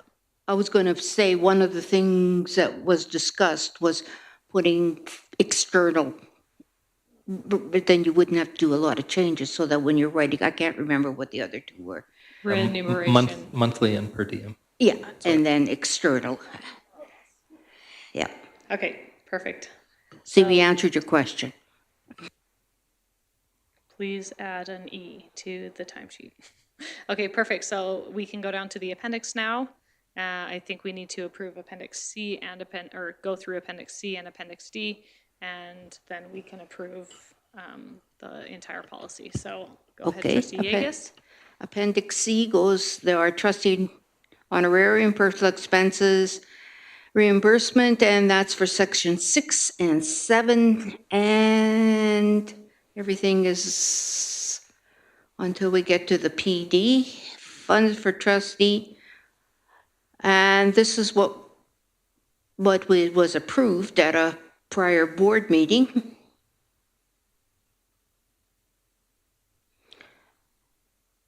Then we removed section 5 and added into that individual trustee PD to a maximum, I think this was already in there, will be carried over. So yeah, we just approved deleted the first part. Yep. Now that our dollars are allocated in the 150, 125, 125, is there a reason that we're looking at over a 4-year period, you are doing, I don't know, what is it, 24,000? Anyways, that you can only roll over 2,000. Is there a reason that there's a max on that? Well, the reason was that it was passed at a board meeting. So we can change that, We can, but through board motion. but it has to be through a board Okay. motion, yes. Yeah, I just wondered now that you can access so many PD dollars at the beginning, you might need to roll them over, especially if you have a bigger event, say like CSBAA in year 4. Why are we capping that when those dollars are set in a 4-year period to be used for PD? So, This was approved at a board meeting. okay, so through board motion, that can be changed. Okay, thank you. Any other questions, comments around Appendix C? Go ahead, Trustee Hodges. So I don't know if you see in the highlighted area, we have a recommendation to remove that. In order to access PD funds, individual trustee will request for approval at a public board meeting to ensure that the funds are being spent in line with relevant trustee professional development activities. Is that something that you still want to keep in here? Individual trustees are responsible for their own PD. We are kept track of it through our PD budget. We just had a discussion and just a recommendation. Is this something that we still want to continue with? Thank you, Trustee Hodges. Trustee Gimber? Sorry, what we did is we moved it out of Appendix C and we made it 7.6 above. Oh, yeah, right, sorry. That's right. Okay, so it was just moved. Trustee Toon, did you still have a comment, or was that clarification okay? Just in the strikeout in number 4, is there anywhere else where it talks about what trustee remuneration and expenses, what they're related to? Like I get taking out the remaining 3,500, that part might be redundant in the first preamble, but clarifying specifically, again, what the related expenses are. Is that listed in another place? Am I just not seeing it, or? Okay, I didn't really hear the question. so Trustee Toon said, in the preamble that was struck out, it specifically says trustee remuneration expenses related to attendance at conference, conventions, workshops, and other meetings that does not meet the criteria found in section 6 of policy 8. He's wondering if those things are listed and clarified anywhere else in the policy or appendix. Trustee Gimber. So no, they're not. So what I totally see the point here. So what I would recommend doing is maybe changing the wording of number 4, take that last sentence off completely because we've addressed that up in 8.4 or 8.1 point, whatever. And then instead of this 24, sorry, Nikki, the last sentence. Yeah, removing that one. Sorry. And then that, I would not have the of this 24.5. I would just say the allocation is designated for individual trustee remuneration of expenses related to attendance, blah, blah, blah, blah, blah. Does that make sense?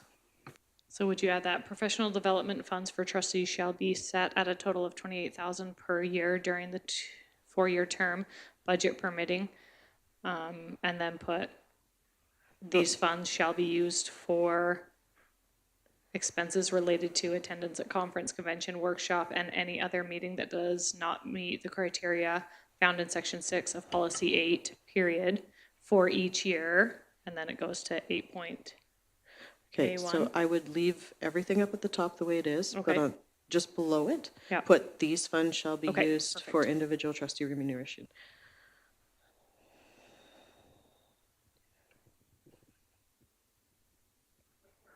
Yeah, just basically copy the rest of that.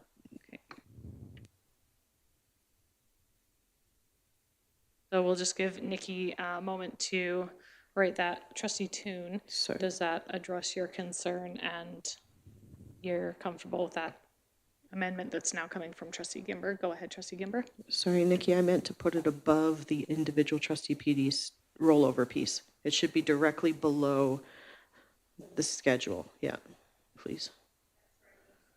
I know it's a mess. But you're making it look so good, Nikki. While she's doing that, can I just ask a question? Yes. So I totally follow everything that's going on. The intent is the 24/5 divided by 7 trustees. Then you multiply that amount by the 150 for year 1, that amount for the by year 2, 125, 125. Is that how everybody? That's correct. That's how everybody understands it. Yes. Right. So if with there's a maximum rollover of $2,000 each year. right for Yes. each individual trustee. Yes. Yeah. Just want to make sure we're all on the same page with that. Yeah. Yeah. Okay. We, Everyone reads it that way. we haven't changed the amounts or anything like that because I came from a prior motion. Yep. Okay, perfect. Trustee Gimber? So for clarity, Mr. Perry, do you read that a different way? No, I just wanted to make sure we were all thinking the same. Yeah. Does anyone see any other way you could read it? That's the real question. I could read it. So if there's 6 trustees, you divide the 24/5 by 6 trustees, and then apply the 150% in that event. That's the only other way I could identify it. Yeah, yeah. No, because if, like, what if we have a 2-year period where there is only 6 trustees? Then it would be, yeah. Go ahead, trustee Toon. Yeah, now that Mr. Perry says that, if we can scroll back up to the top of that, yeah. It says shall be for the trustees. It doesn't say any amount. So Yes. if there is 4 or 5 or 6 or whatever it is, I think that is the Clarifies it. second way you said it would be what it would be for that year, just based on default of the number of trustees. It wouldn't- And just for clarity, that was the intention when the wording was put this way by the committee, correct? Yes, okay. Yep, okay, we're all on the same page. It doesn't happen that often, so it's exciting. Okay, so it feels like this is friendly and cohesive. We don't need to vote on this one, is that correct? Okay, okay. So if we could go to Appendix D, Committee Election Process. Section 2, we have debated in the past of how to select our committees. And we've gone through all sorts of different methods. Some have worked, some have been chaotic. So we set this out. Now remember, these are in our appendix and they can be changed at any time. If we try it this coming September or October, whenever we have our organizational meeting and find any glitches, I guess we could turn around and change this. Okay. At the pre-organizational meeting, which remember is in our policy that we have a pre-organizational meeting, a member of each committee shall present, it should read, on the purpose, validity, time commitment, and terms of reference. And then the rest, I'm sorry, I'm just fixing this up to make grammatical sense. And we discuss the skills of trustees. I think we wanted on that, wasn't it? Yep. Yep. Discuss skills of interested trustees. Yes. 2, at the organization meeting, once the chair and vice chair are elected, the board moves in camera. 3, all trustees will express interest in desired committees. No conversation or debate. And what we could do is just put the committees on the board, and then trustees could go up and put their names on it.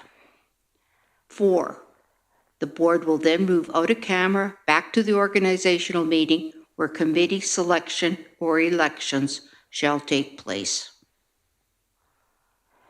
The candidates, and the chair selects the order, will provide brief remarks. There should be an S after K, remarks. 6, elections by ballot in case of a tie.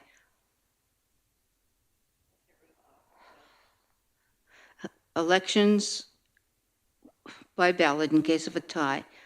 Voting will continue as per Robert's rules. I didn't hear you. Thank you. Where it says candidates will provide a brief remarks, Yeah. it needs to say candidates will provide brief remarks or a brief remark. So if you're going to add the S, take out the A, please, in front of brief. Let's take out the A and put an S. A remark would be one sentence usually, so. Maybe that's all you should get. Okay, thank you, trustee Long. Yes, Madam Chair. We already had a similar discussion earlier, and just to keep everything the same, should it not be candidates will provide a brief remark based on alphabetical order of last name? Thank you. Who wants to speak to that? Trustee Hodges? We did have that discussion, but we felt like then that person was always having to go first. And so it always left the person going last. So we thought in order to be fair, that we would switch it around, and so that the they wouldn't always have to go by their last name and always have to speak first. It's not fair that trustee Yeagus always has to be the very last one. So, but would you like to make an amendment or are you? Okay, perfect. Any other questions, clarification, amendments? It's gonna work really good. Go ahead, trustee Dune. Just on 6, election by ballot in case of tie voting will continue as Robert's rules.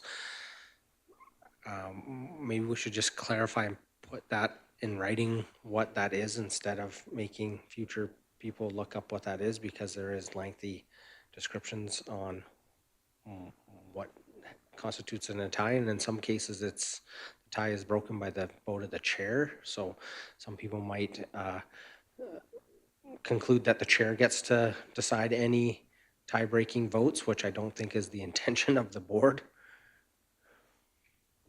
Do you have specific wording in mind that you'd like to? Previously, we pulled from a hat, which No? we might not be the best interest. I think if the intent is to revote, then you say that it'll be revote, but you can't have it be an indefinite revote on it. There has to be some Actually, exploration on it. I'm sorry.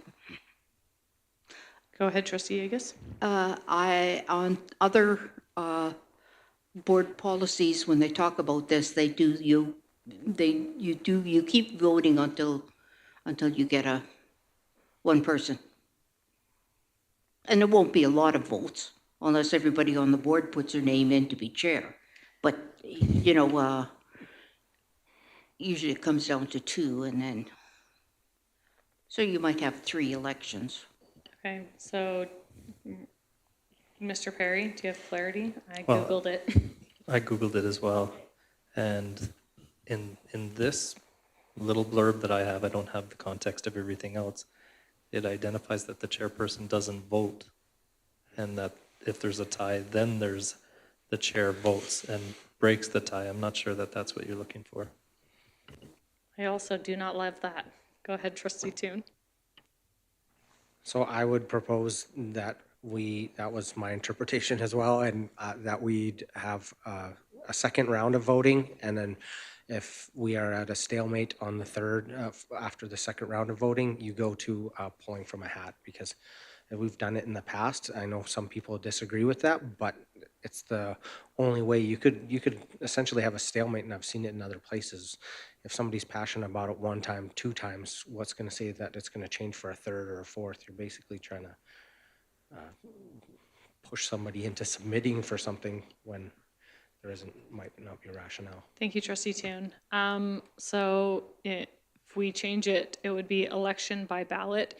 In case of a tie, a second election by ballot will be held. Did we want to clarify that it will only be, so say 4 people put their names forward and there's 3 that are all had 2 votes and 1 that had 1, would it just be those 3 or is it for everyone again? Oh, it's you drop the one with the lowest number off all the time. Okay, so a second election by ballot will be held, removing the candidate with the least number. I wouldn't even go as far as to that. I would just say those that are tied, because Yeah. you could have 3, essentially you could have a 3-way tie, then who you say you're going to draw. How could you have a off. 3-way tie? Well, we've been a board of 7 6 of us. before. Oh, and you don't have to cast all votes. Everyone doesn't have to vote for all 3 or 2 or whatever it is. Okay, a second election by ballot will be held if this results, or in case of a third tie, additional tie, names will be drawn from a hat. Is that what we're going with?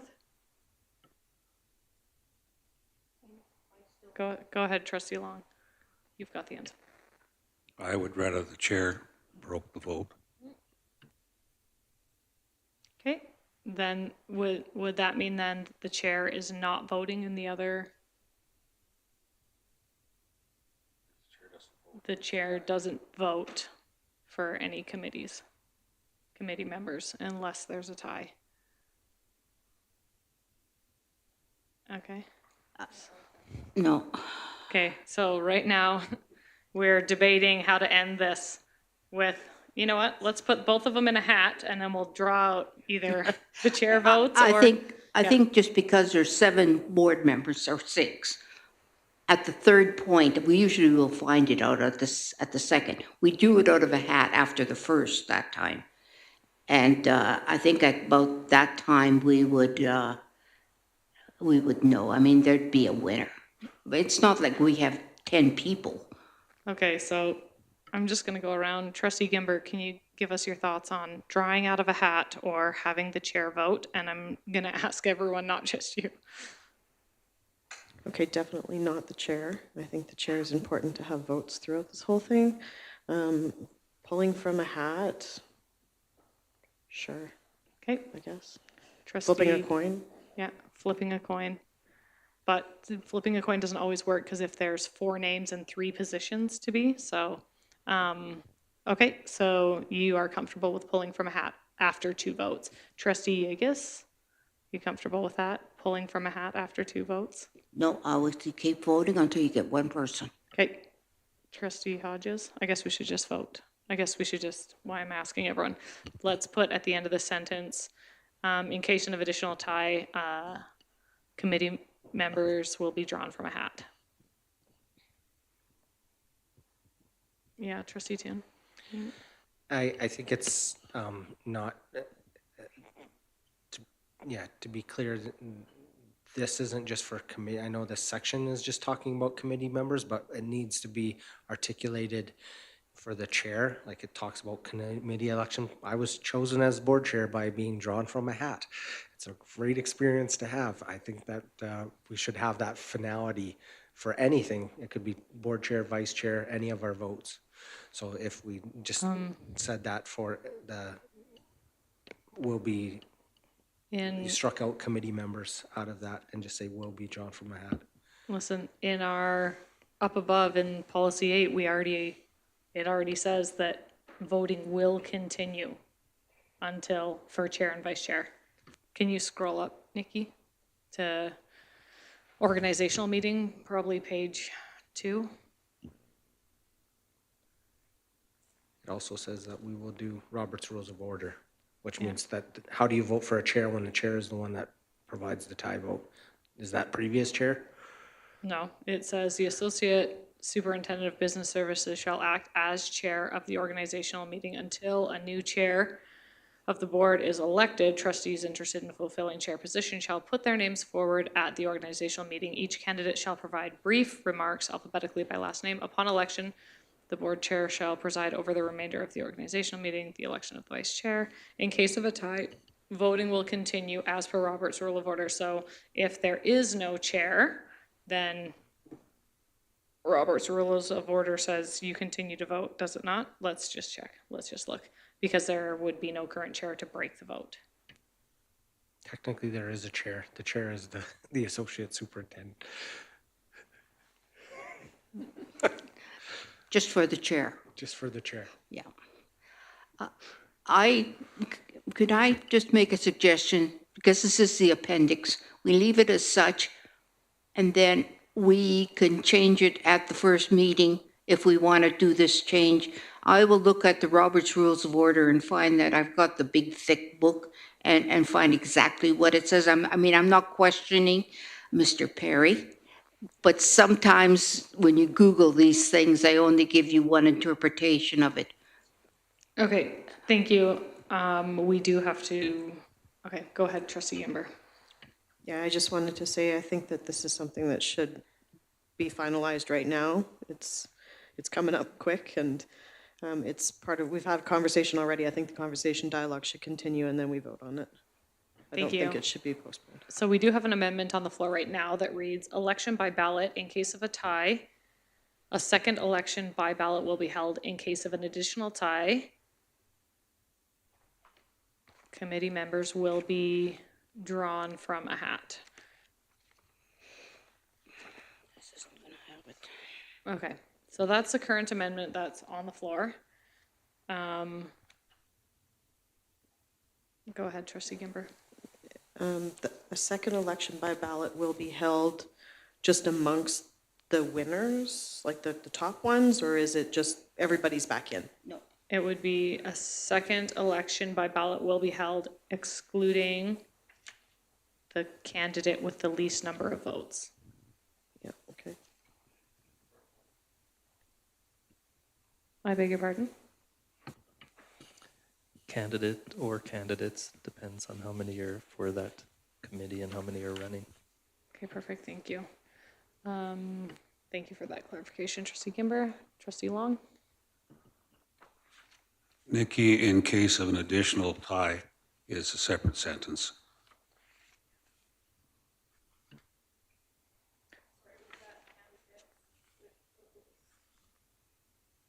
Number of votes? Yeah, so a second election by ballot will be held excluding the candidates with the least number of votes.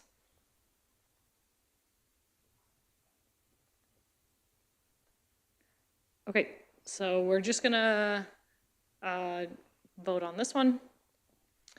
So if this goes through, then we will draw from a hat. If you disagree with the drawing from the hat, then you should not vote in favor of this. And there can be, if this does go through though, an amendment could be made. So is there any further discussion around this amendment before we vote on it?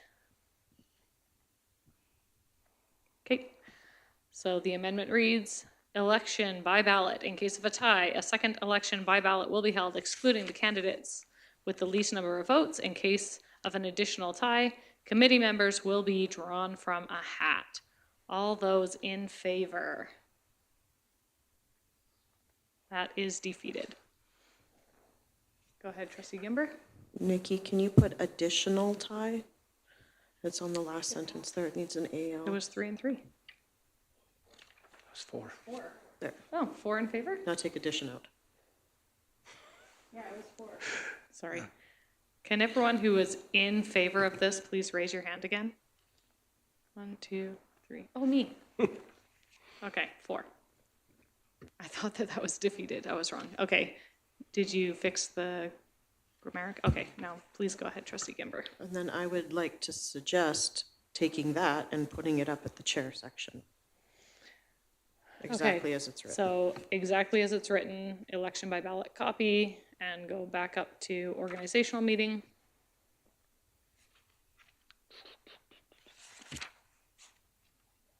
And then in case of it, so exactly the same.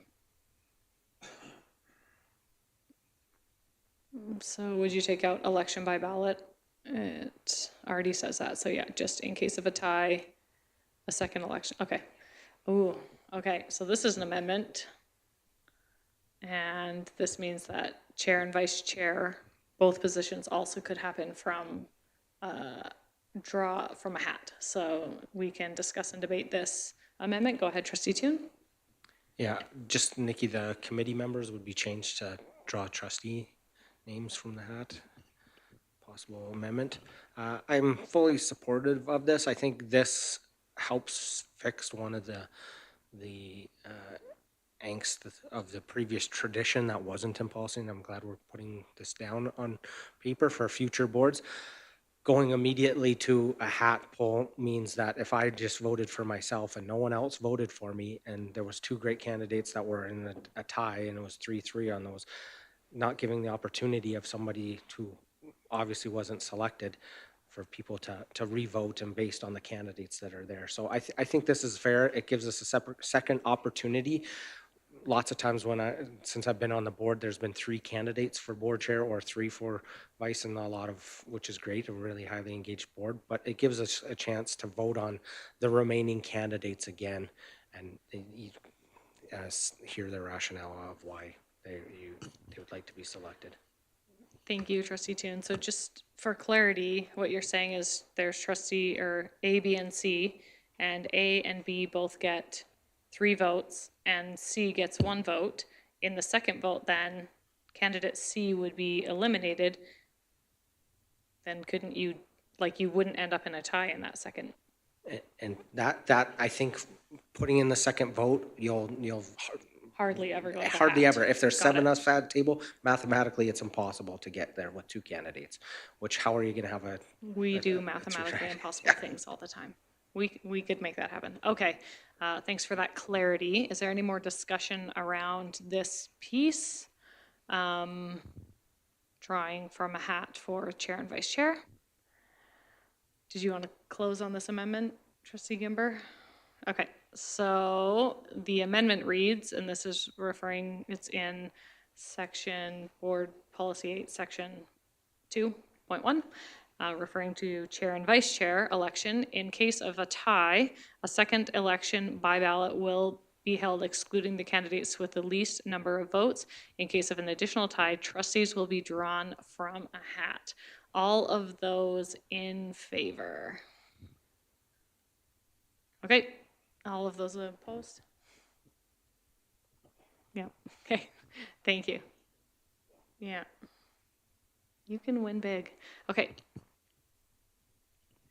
Go ahead, Mr. Perry.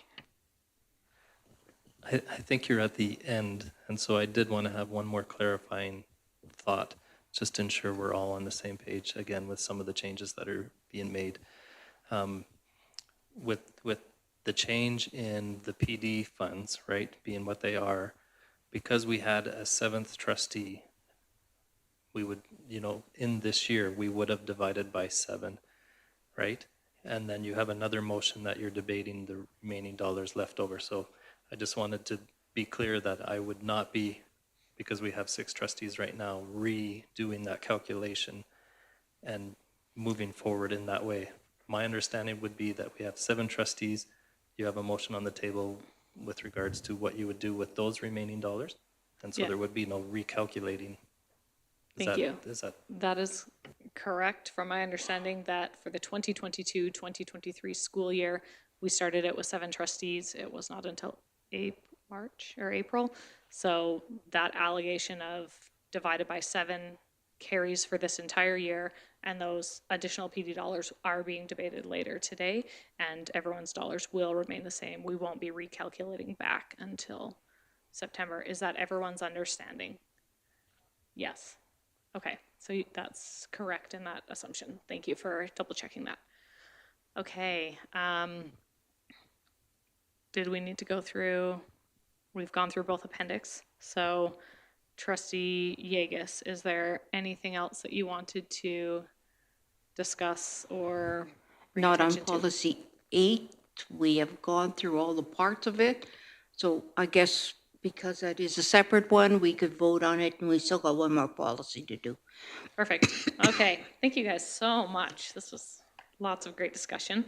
So the recommendation is that the Board of Trustees approve the proposed changes to Board Policy 8, Board Operations as amended. All those in favor? That is carried. Now I will turn it over once again to Trustee Yegus. The recommendation is that the Board of Trustees approve the proposed changes to Board Policy 9, Committees of the Board as presented or amended, being moved by Trustee Yegus again. Please go ahead, Trustee Yegus. Okay, this would be the addition of the 2 standing committees to it, and that would be the Trustee Timesheet and Expense Claim Committee.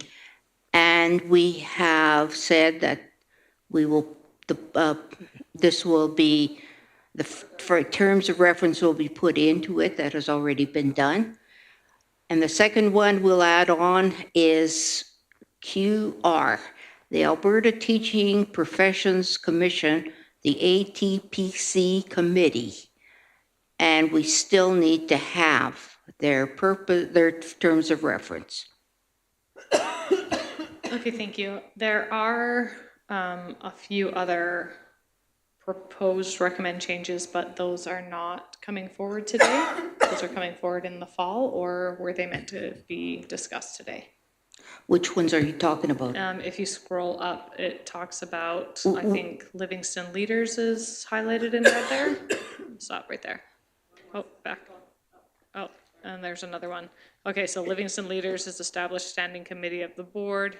So this is recommended having this removed, but That's not a change we're talking about today. That's going to happen at the meeting in September. We Okay. always look at our committees Okay. and, Okay, so I just wanted to make sure that I drew attention to, you may have seen those highlighted, but they are not being changed today. So we'll Okay. open this up for And- discussion. yes, and the one other part we'd have is in our ad hoc committees.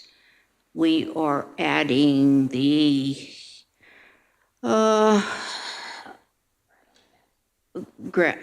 that's already been added. The PSBAA Membership Ad Hoc Committee, Public Schools Board, I don't know what the A stands for, Association? Public School Board Association of America. It's not ready. I don't know why there's two Alberta there. Association. Oh, okay. Public School Boards of Alberta Association. Okay. So, yeah, and that was the other addition, just to add it on to as an ad hoc committee. Go ahead, Trustee Toon. Yes, would that committee cease to exist after today's vote? Yes, Good probably. thing, good thing we snuck it in there right in time. Unless it's tabled or postponed, then yes, it would cease to exist. Could I mention that I understand that the vote won't take unless we go into a special meeting or something because it's on our it's in our planning committee. We're talking about it. We're giving the pros and cons. It's not on our agenda for this for the board meeting. Am I not right? Where is it?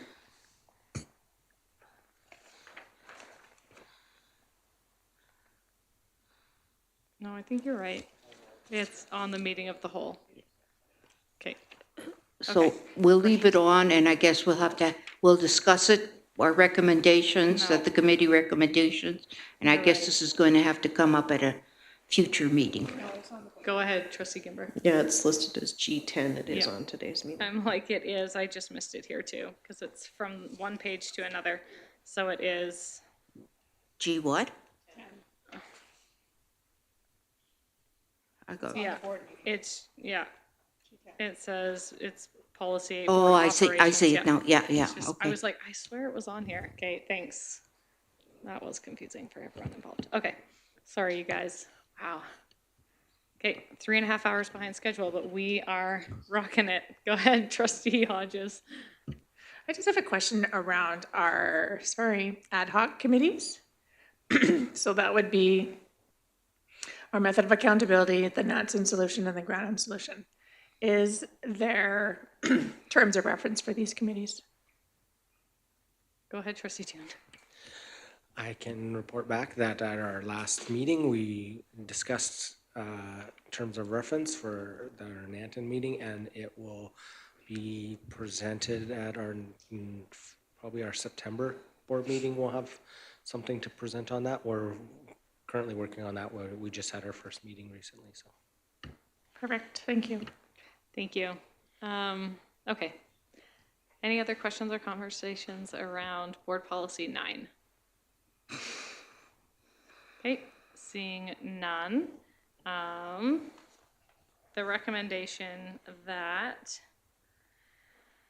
the Board of Trustees approve the proposed changes to Board Policy 9 committees of the boards as amended. All in favor? That is passed. Okay, thank you very much. Okay, we are moving on to G7. Oh, just one sec. Okay. Okay, so we're okay in this meeting room still for a bit? Okay, thanks. Okay. LDCOMS. As per the Alberta Education Act, locally developed courses with a start date from the 2023-2024 school year need to be approved by the Board of Trustees and submitted to Alberta Education. Mr. Chad Kuzik, Associate Superintendent of Curriculum and Innovation, will review the attached list of 23 locally developed courses up for renewal. The recommendation is that the Board of Trustees approve the 23 locally developed courses for the first day of the 2023-2024 school year until their expiry date for submission to Alberta Education. Can I get someone to make this motion? Trustee Long. And did you want to speak to it or turn it over to Mr. Kuzic? Okay, we'll go to you, Mr. Kuzic. Thank you. And this has come about because the province changes the way they put the LD comms onto the digital platforms. So getting more clarification what that means in the future, but to get these LD comms available to us to renew them, we had to get board approval today. So thank you for your time. Nikki, I'm not sure if you can display it. These are LD comms that we have right now. Thank you very much, Nikki. So just to review them briefly, the aviation, that's for our flight academy in Claire's home. And we use those 3 courses to be able to provide credits for kids to do that program. The creative writing and publishing, there's 3 credits and 5 credits. That's throughout the division. It's a CT, well, it's another course to be able to support the students that want to go further with that piece. The dance, 15 to 35 courses. This is being explored out at Crow's Nest. It's been available to us, but that's some of the ones that we'll be using out there potentially at CCHS. Leather Technologies is one of ours, and we've had those for years. We did some review on that and looked at some pieces for Alberta Ed, and everything looks pretty good. Just need the approval for that to continue on in Fort McLeod and FP Walsh as we use that. And then the smudging and TP making, that's available throughout the division for all our students. So these, if possible, for approval, so that we can have them available for next year. With that, I think I turn it back to the board for approval.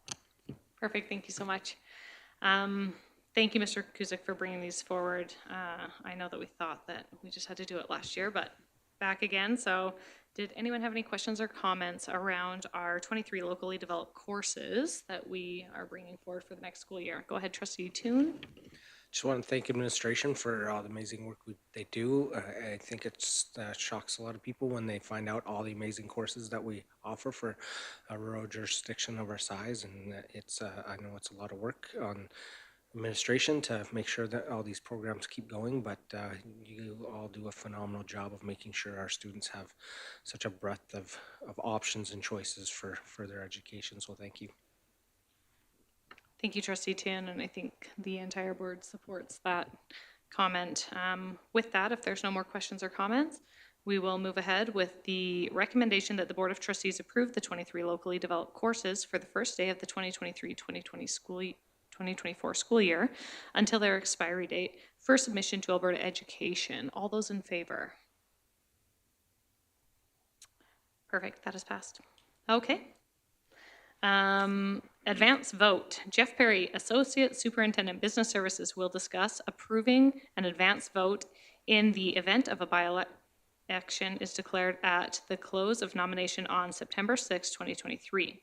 So the recommendation would be that the Board of Trustees approve the holding of an advance vote on Tuesday, September 26th, 2023, in the event that a by-election is declared at the close of nominations on September 6, 2023 at noon. Can I get someone to make this motion?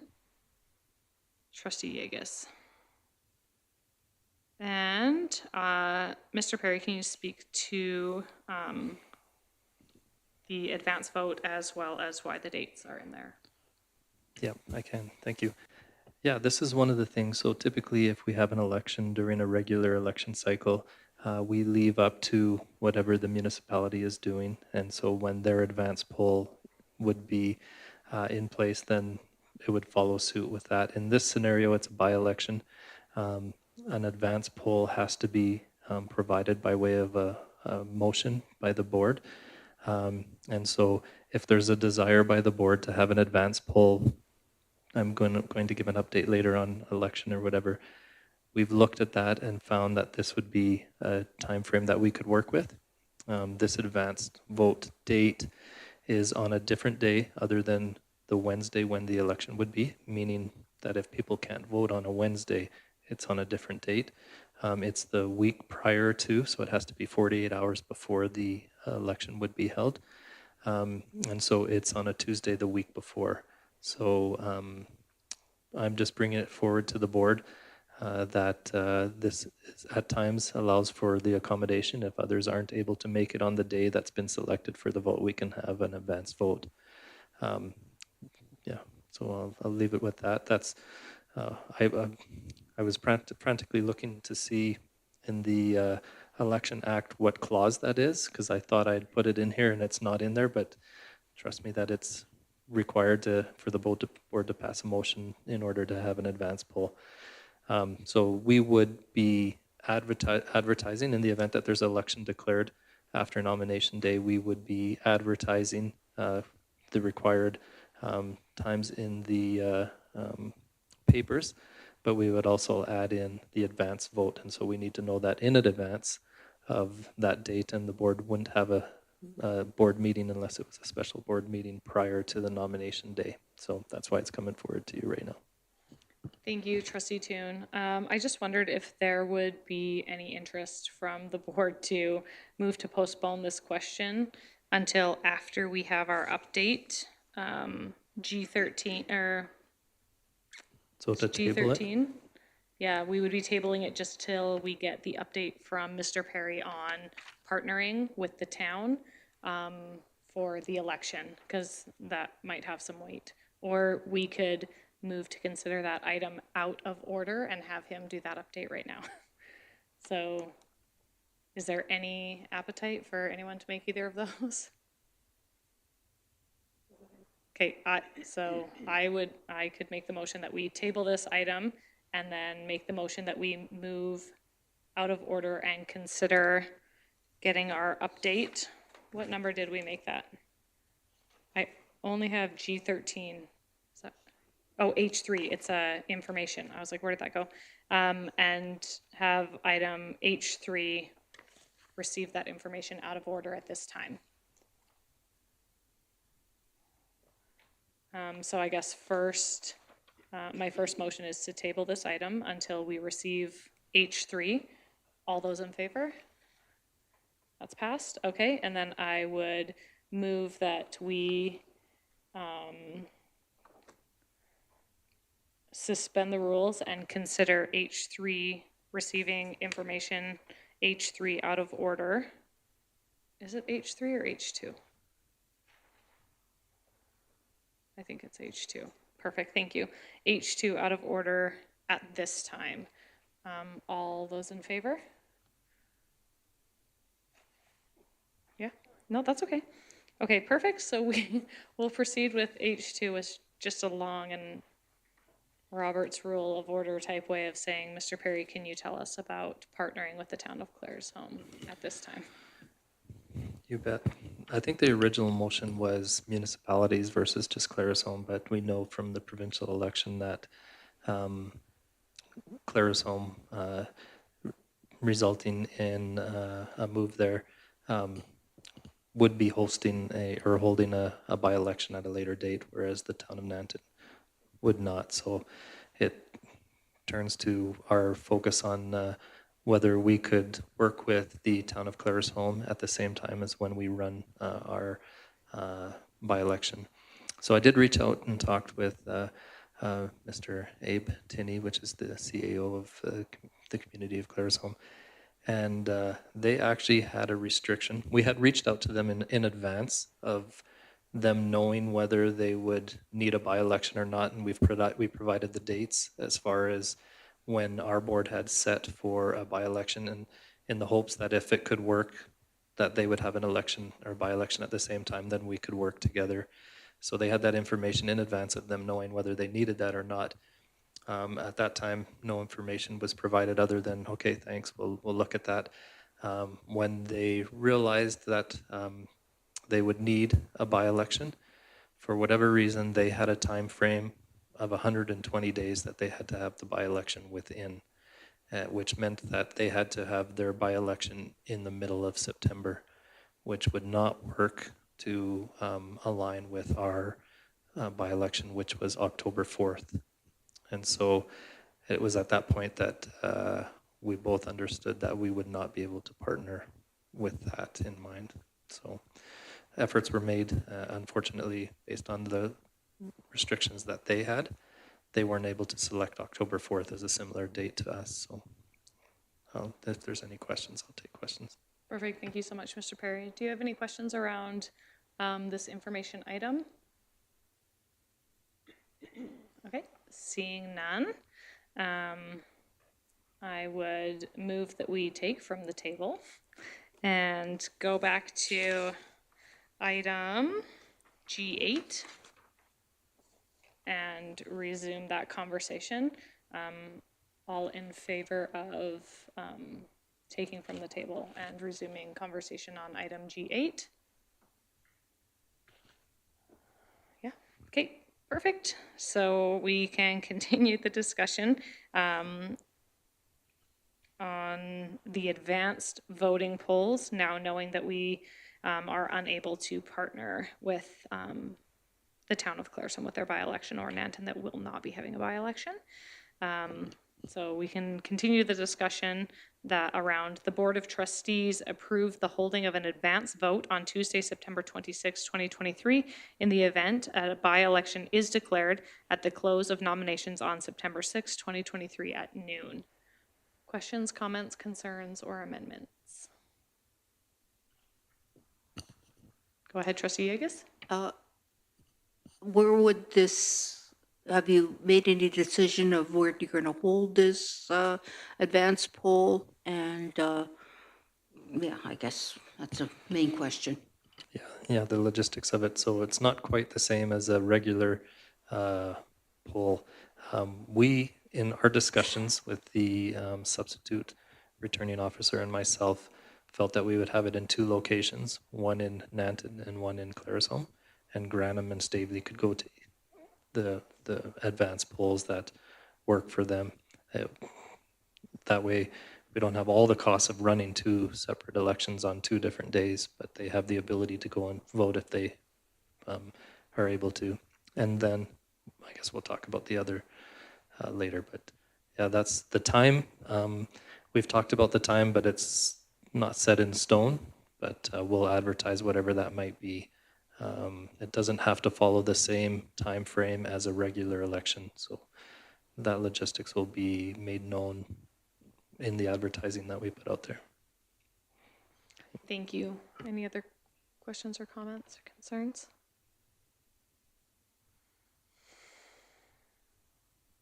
Okay. Seeing none. The recommendation is that the Board of Trustees move the the Board of Trustees approve the holding of an advanced vote on Tuesday, September 26th, 2023, in the event of a by-election is declared at the close of nominations on September 6th, 2023 at noon. That was made by Trustee Yegus. All in favor? That is carried. Thank you very much. Okay, board meeting date changes. The Board of Trustees is called to have a by-election on October 4th, 2023.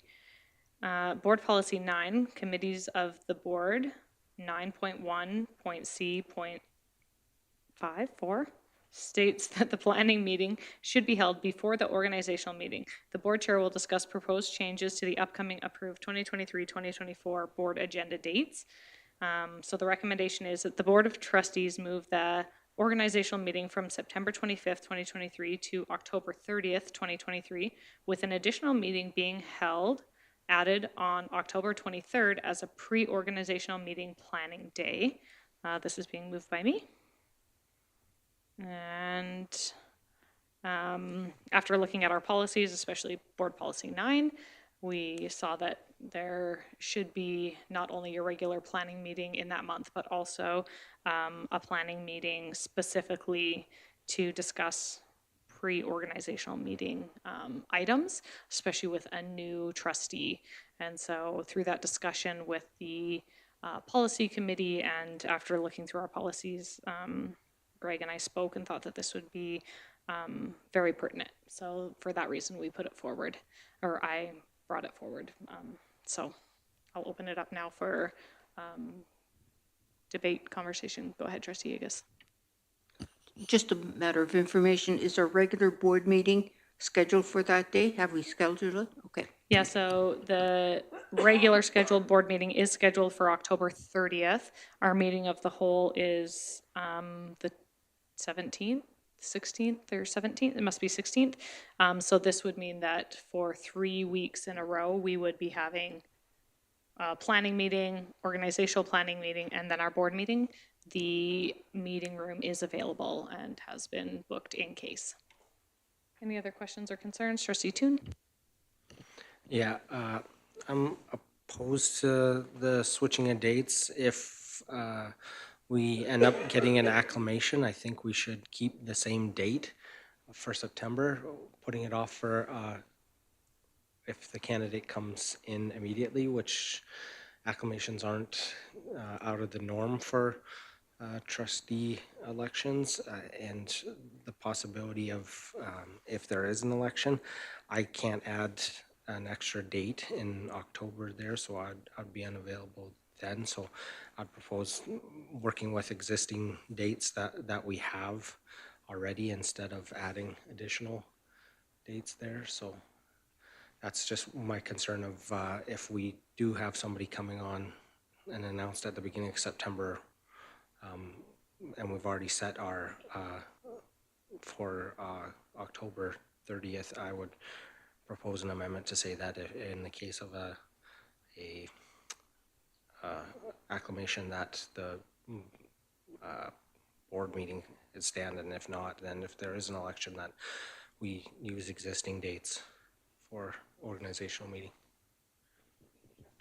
Thank you, Trustee Tune. So the amendment would be that the Board of Trustees move the organizational meeting from September 25th, 2023 to October 30th, 2023, with an additional meeting being added on October 23rd as a pre-organizational meeting planning day.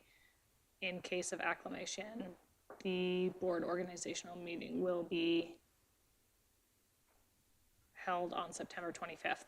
Sorry, when you made that, were you also wanting to get rid of an additional meeting date on October 23rd as a, yes, okay, so, sorry, I don't know if I'm talking to this. So the new, I'm just trying to help you here, Nikki.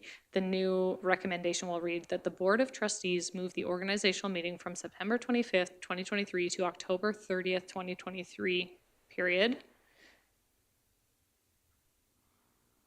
And then in case of an acclamation, the board organizational meeting will be held on September 25th, 2023. Is that correct, Trustee Tune? Perfect, thank you. So we will now only discuss the amendment.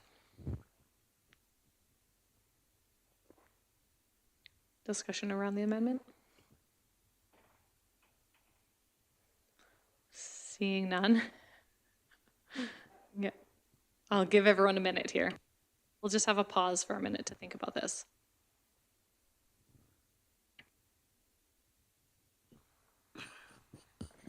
Go ahead, Trustee Yeagus. I am thinking of a new board member coming on and then jumping into and I know this happens, but the extra time would give them time to organize and understand, because we should be having that well, it's in policy that we have that pre-organizational meeting. So I guess my concern is the time limit for the new trustee. How fast are we going to have the meeting? Thank you, Trustee Yeagus. Any other comments around the amendment? Trustee Toon? Yes, I get that the multiple weeks could happen if we have an acclamation. I think we should get assignments made as quick as possible. Just with school councils and things happening immediately, it's nice to not put off that. The reverse scenario, I think, is if we don't, I hope not, but if we don't have a successful candidate and we have our organizational meeting set for October, I think we'll need to have a special meeting to put off doing that, because I don't think we've waited this long if we have to leave the election open, or if there's multiple weeks there, then we defeat the purpose of having it on the 30th or the 23rd or whenever, because then it's right up against when that person comes in. I can speak from experience. When I first became a trustee, it was when they had to open the nomination for longer because there wasn't candidates stepping forward. So I know it's hard to crystal ball and plan for everything, and we do have special meetings where we can change and be adaptive to changing landscape, but I think we talk about hitting the ground running, and I think having our ward, school council assignments, and all our committees in place for the start of the year, I think is beneficial for everybody. Thank you, Trustee Toon. Trustee Gimber? So I think having the organizational meeting that late is too late. It's like you're looking at the end of October, and I'm thinking just of the regional school council. Your first meeting with all of the councils is supposed to be at the beginning of November. There's just no time for the committee to figure out what they're doing if they've just been created on October 30th. So I think that the organizational meeting needs to be as soon in the year as possible. Like if you're going to do anything, make it in the summer, for crying out loud. With regards to removing the pre-organizational meeting, I think we need to have one. It's in our policy that we have one, so I would do an amendment to the amendment that would just say, in case of an acclamation, the board organizational meeting will be held on September 25th with a pre-organizational meeting before that. Is Just that let me friendly? find that date. I don't believe, is that considered a friendly amendment, Trustee Toon? Yes, I'd consider that a friendly amendment. And sometimes in the past, we held it as a half day in the morning and a half day in the afternoon. And I know that's not ideal. It's a lot of drinking from the fire hose for new individuals. But if we wanted to have it a week before, because part of it is introducing especially with new trustees, introducing the concept of committee work and what all that entails. But for veteran trustees, putting out what you're interested in and then a week later having a completely different approach to what's going on isn't the most productive. So I think that can be a shorter meeting for that pre-organizational meeting. Thank you, Trustee Toon. So Trustee Gimber, would your amendment be this September? We are, we're planning on having our board meeting, whether it's organizational or not, on the 25th. And then our meeting of the whole would be on, or our planning meeting would be on the 11th. Did you want an additional date on the 18th, or are you saying, it sounded like Trustee Toon was saying to combine it with the regular meeting of the whole or planning meeting for September on the 11th? Which of those two were you saying, to have a meeting of the whole and a planning meeting date, so 3 in a row again, or combine the two coming back in September?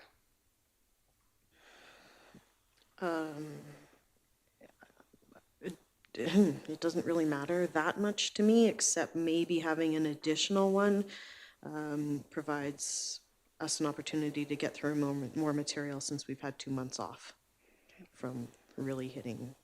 So as this is your amendment, do you want me to, should we put in with a pre-organization meeting on September 18th or? Yes, please. Okay, thank you. Trustee Toon, would you consider that friendly? Yeah, yes, and this is of course providing that it would be available. Trustee Toon, would you consider that a friendly amendment? Okay, thank you. So the new amendment would read, that the Board of Trustees move the organizational meeting from September 25th, 2023 to October 30th, 2023. In case of an acclamation, the board organizational meeting will be held on September 25th, 2023, with a pre-organizational meeting on September 18th, 2023. Is that correct? Perfect, thank you. We are now only discussing this amendment. Is there any further discussion around this? Seeing none, I would add, for me, I personally would vote against this because this is, I think that I agree with Trustee Gimber that pre-organizational meeting is key and paramount, especially with a new trustee, and more time is better because we have a lot to go over with them. And this only says that in September, if we keep it in September, we'll have a pre-organizational meeting, but it removes the pre-organizational meeting if that's moved to October.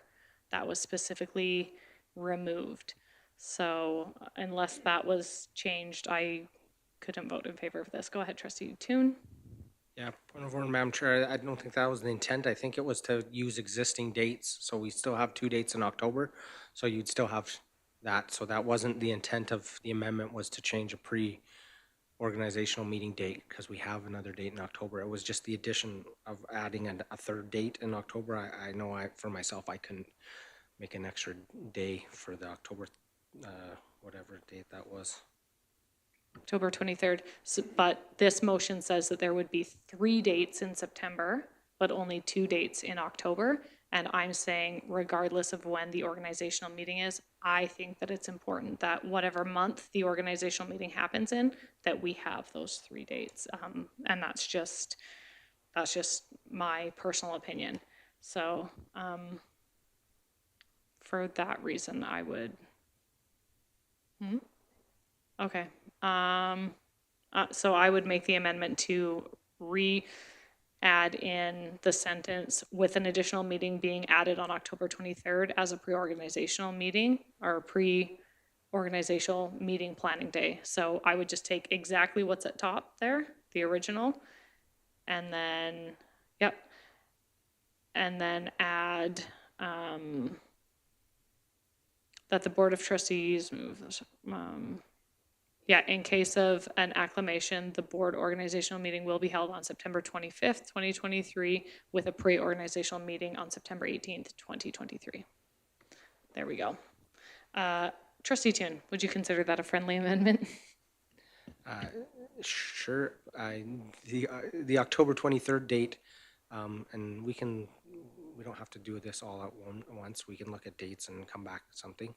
But would you be fair to just say an additional October date and we calendar and look at things? Because I think there's a lot of things happening that time of year, especially with administration, not knowing what the building's available. If we just do a doodle poll or find out when we can make that date work, and if everybody can't make it, that's fine. But I really struggle with that date. The consecutive days, weeks in a row, just makes it really hard, logistics-wise, to personally to get that done. But I get why you want to have the additional dates. We have weeks at the top of the month we could explore it as well. But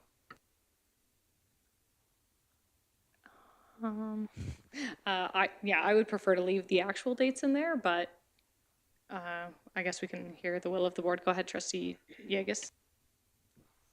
I agree. I think we should put a date in there. We could always change the date at in September if we find that there's some issues. But if we don't put a date in there, then we always have to debate when we're going to have it, and everybody's got things to go do. I'd like to know what's going to happen in September and October. Okay, thank you.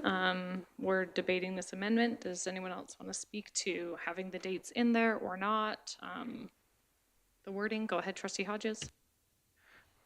I think I have it all figured out now. There was a lot of changes and dates going on there. I was like trying to wrap my head around it. But I personally need the dates in there. I mean, I know these are mostly Mondays, but I still have to give up my Mondays and I still have to plan stuff. So I do like having dates planned well in advance for myself, just because then I can plan around different things.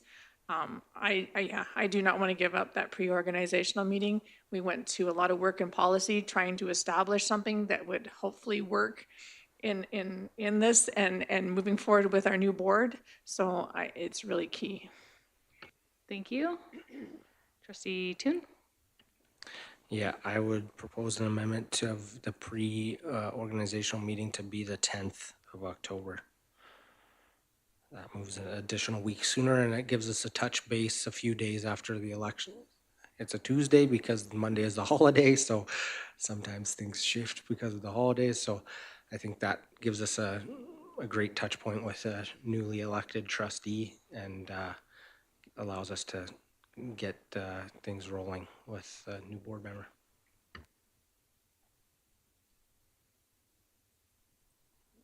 I would consider that friendly as long as the room is available and it works for administration. The 10th, October 10th. Okay. Thank you, Nikki.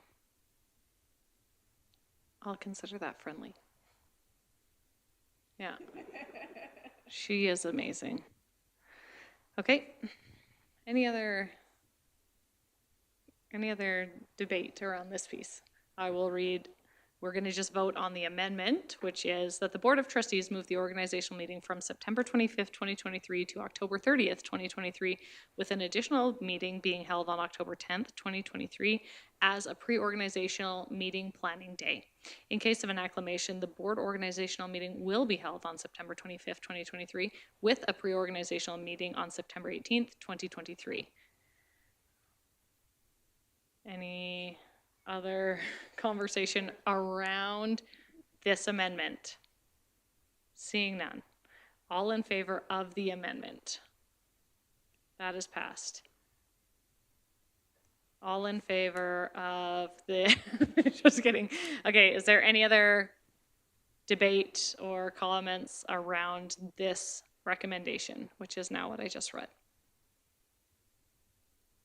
Seeing none, then I will call the question, and the recommendation is that the Board of Trustees move the organizational meeting from September 25th, 2023 to October 30th, 2023, with an additional meeting being added on October 10th, 2023 as a pre-organizational meeting planning day.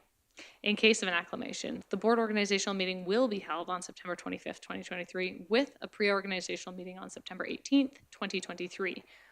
All those in favor? It's okay. That is passed. Oh, it's still me. Turned off my mic there for a sec. Okay, we are moving on to G10.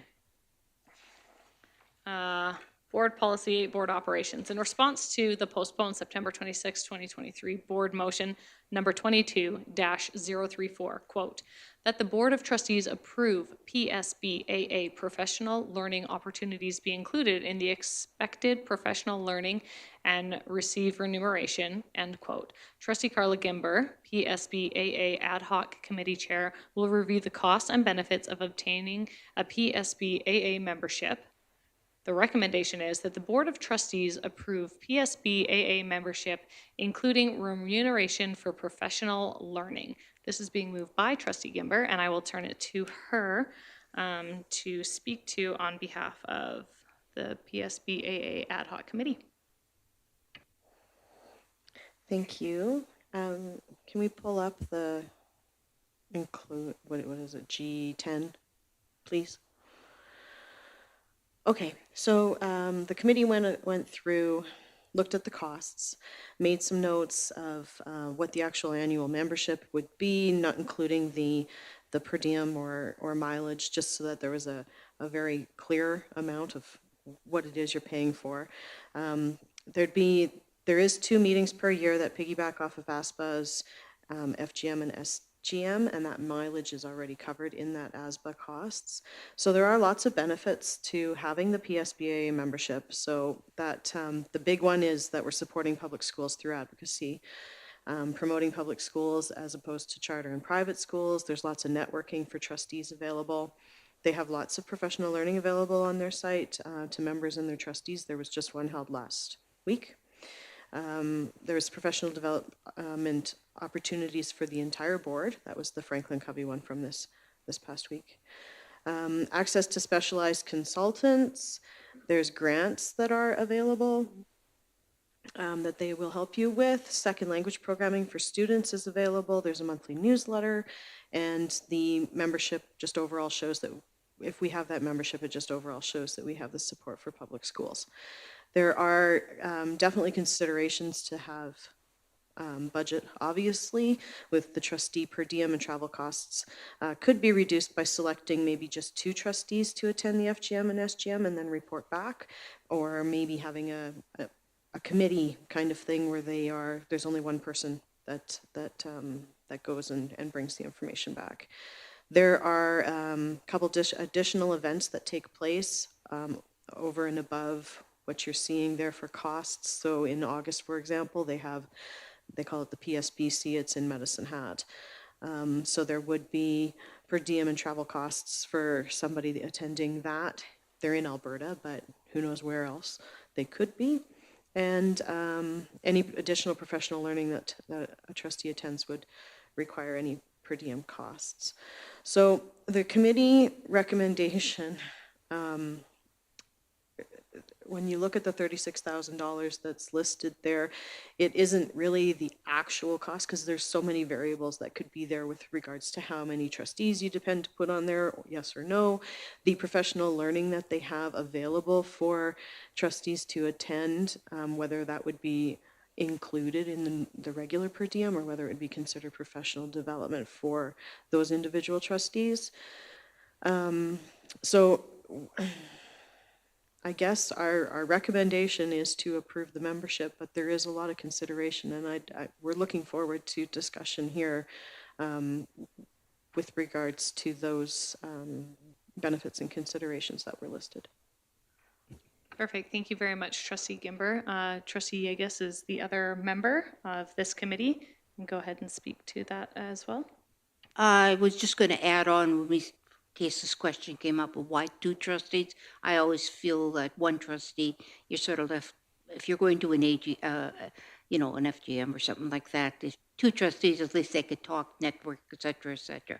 So that's why we put 2 rather than just 1. Perfect. Thank you. Trustee Gimber? And now that Trustee Yegos brings that up, we were even talking about if you had 2 trustees attend for, this year, then you maybe select 2 different trustees for next year and 2 different trustees for the year after, or even specifically for the FGM, SGM. So it's constantly rotating, and then our trustees get to experience it. But there is that base cost. So you have to keep that in mind when you're considering this. That base cost is not going to change regardless of how many trustees are going. Perfect. Thank you. So we'll open it up now for questions, comments, amendments, conversation around PSBAA. It's also important to note that we have had the Public School Boards Association of Alberta come and present to us and share some information, and we've attended a few different events of theirs to make sure that we're having a fulsome understanding of their association and what that entails. So I'll open it up to the floor now. I could tell it's the end of the day. Okay, so for me, I would maybe make a amendment to the recommendation, and that would be that the Board of Trustees approve PSBAA membership, including remuneration for professional learning through board motion.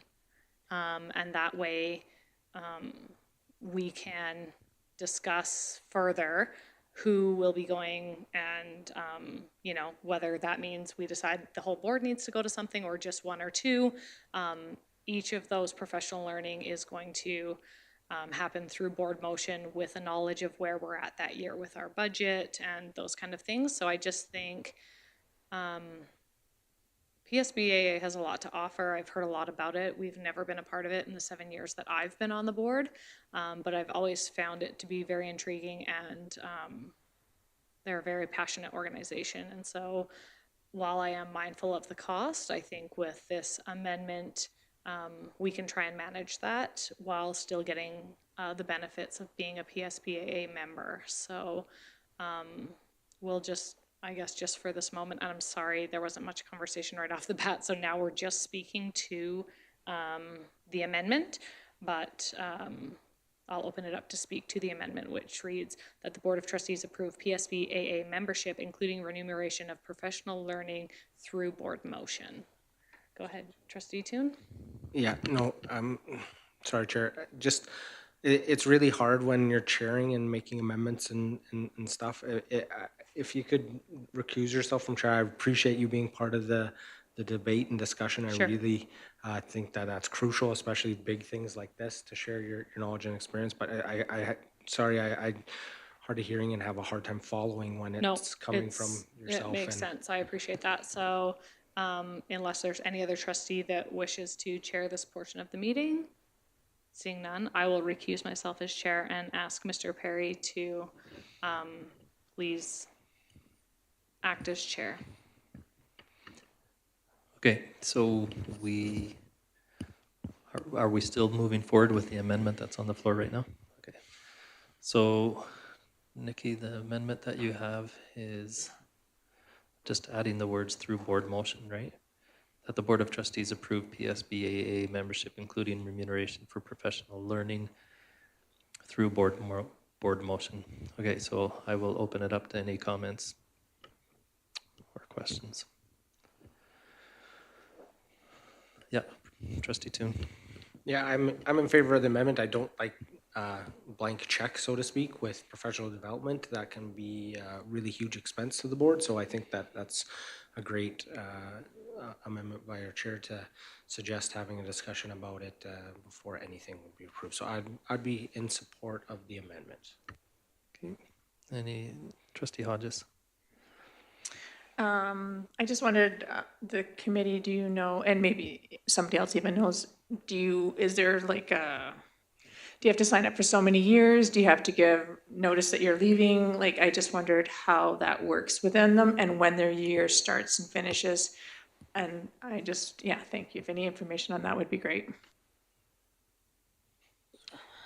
Go ahead, Trustee Yegas. Just a second. Yeah.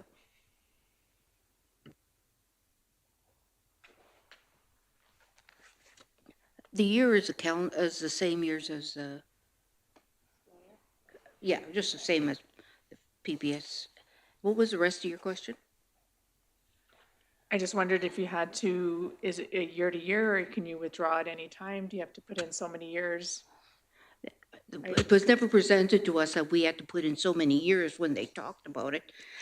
I imagine, and I think this is the way, and you correct me because I know people have left, but I imagine you have to put in, there's a time you have to put it in, a notice you have to give them to remove yourself for it. And if I remember correctly, I think it's 6 months, but I could be mistaken. I think Trustee Toon had a. Yep, Yeah, this was a question that was raised previously when we had this, and it's a year. You have to give a year notice. So if you pay your dues, then immediately you would have to give a notice that you wouldn't be taking part in the next year. Thank you, Trustee Toon. Any other comments, questions? Seeing none. Trustee Gimber, would you like to close? Yes. Point of order, are we just voting on the amendment? Oh, yeah, so it's your amendment. So that question was out of order, Lori. Okay, Trustee Poitras, would you like to close on your amendment? Sure. I think that it's important, especially in a time of tightening the purse strings throughout the province for education, that we are mindful, but I also think it's so important that we advocate and work together with other school boards. And so while I'm in favor of exploring the option of being part of ASBA or PSBAA, I do think we need to make sure that we have board motions around all the professional learning, which I feel like this board all is kind of the same mind. So. Okay, thank you. So I will call the question for the amendment that now reads that the Board of Trustees approve PSBAA membership, including remuneration for professional learning through board motion. All in favor? Any opposed? It's carried. All right, so we're to the revised motion now, and I just read it. So is there any comments or questions with regards to the revised motion? Trustee Toon. Yeah, now speaking about the motion that we have for us, I'm against joining PSBAA right now. I think there's a lot of great things that it does. But in looking back and seeing the things that it's offering now and the things that we can access, I don't think that the rationale is there for us expending the dollars. We can access the PD, we get the newsletter. I know I personally get the newsletter now, all those great things. And as we network and grow with accessing those, which currently none of us are accessing that, besides the PD we just took this last week, no one's going to their SGMs and FGMs, which we all can. I think we need to build that relationship first and then look at joining. We didn't put this dollar amount in our budget that we just approved. So you're talking tens of thousands of additional dollars expended that we didn't plan for. And if we want to go down this road as a board, we can do that in a timely manner of budget process, so it makes sense. So we build that into our budget and have those dollars there allocated instead of deciding to expend this after we approved. And administration has already made plans based on what we approved. This isn't something that we have to do right now, and I think it is not prudent for us to do this. They offer a half rate based on when you join and that. So taking advantage of that partway through a year or joining in a February or January, I think is more beneficial to us getting bang for our buck than signing up right now and expending dollars that we didn't intend for in the budget, I think is the biggest problem that I see. Thank you, Trustee Toon. Any other comments or questions? Trustee Yeagas. I think one of the things I'd like to remind the board is that we have debated this and always said, let's look to the future and talk about it. And well, that has been for quite a few years right now. So I think one of the things that I also noticed that they mentioned is that we can get professional people to help us with consultants, that they have them accessible. Now, we didn't look into how much they cost or anything else, but that would give us a more of a roster of of people that we could get to, for PD or whatever we want. So I basically would say that I think this is a time we have to make a decision. And I think, given the fact that we put this off for so many years, I would like to see this happen. Thank you, Trustee Yeagas. Trustee Long. I'm of the same opinion as Trustee Toon. For me, it's about the dollars that we hadn't planned on spending, and it's a significant amount of money. Thank you, Trustee Long. Trustee Gimber. For clarity, Trustee Toon, you said that we are able to attend the SGM and their FGM and SGM without being members? Trustee Toon. Yeah, correct. I have in the past. I know I attended with, I believe Trustee Hodges attended and Martha attended when she was previously on the board. They're really welcoming and allow us to join their events. There might be a small portion that's in camera, but it's really small. Usually they have some great PD there. So that would be my recommendation in doing this, that if we're looking forward to doing this, that we attend those things, be purposeful, have some motions to support trustees attending those if that is something that we do. Maybe take the car for a test drive before we go out and buy it, is what I would say. Trustee Gimber, did you want to follow that up? Yes, please. So I think it's a very substantial cost right now. And it was not budgeted for. The consultants that they offer, ASBA offers consultants as well. They did a speaker's corner actually on that I attended, of all the consultants that they offer. $250, I think, an hour for them. The fact that you can go to the SGM, I think that it might be prudent for us to send somebody to the SGM, maybe a FGM, I don't know whichever one's coming up next, probably the FGM. And maybe do the half year, but right now I would not vote in favor of this. Okay, I saw Trustee Yeagas and then Trustee Hodges. I'd like to say that they have, if you go into any of the PD things or the SGM, they have a member rate and a non-member rate. So we'd be paying, if we didn't join, we'd be paying the non-member rate. Thank you, Trustee Yeagas. Trustee Hodges. I echo a lot of what Trustee Gimber just said. My concern has always been the duplication of services. We get a lot of services from ASBA already and a lot of PD from them too. So it's been a really long time since I've been to one of their meetings. And so I appreciate the fact that maybe this is something that we should really maybe go to a meeting and see if this is something that we as a board would like to do. I do not want to spend the money right now. I feel like this was, again, not built into our budget, but I mean, I think we should have more conversation when it comes to budget time. Thank you, Trustee Hodges. Is there any additional comments, questions?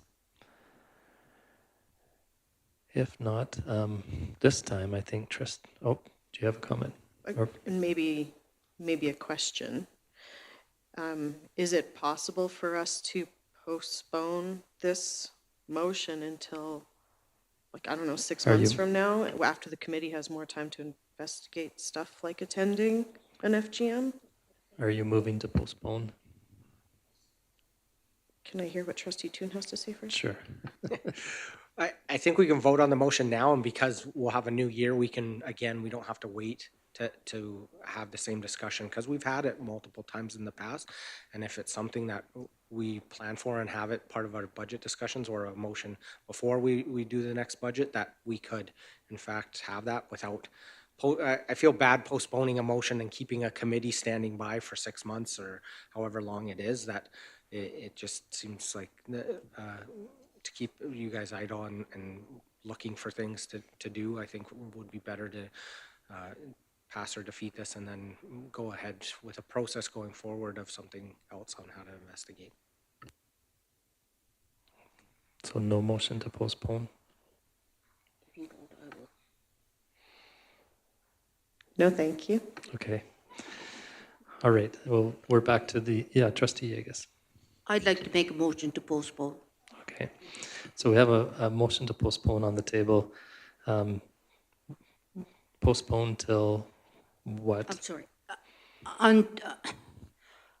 Until our meeting in, after our organizational meeting.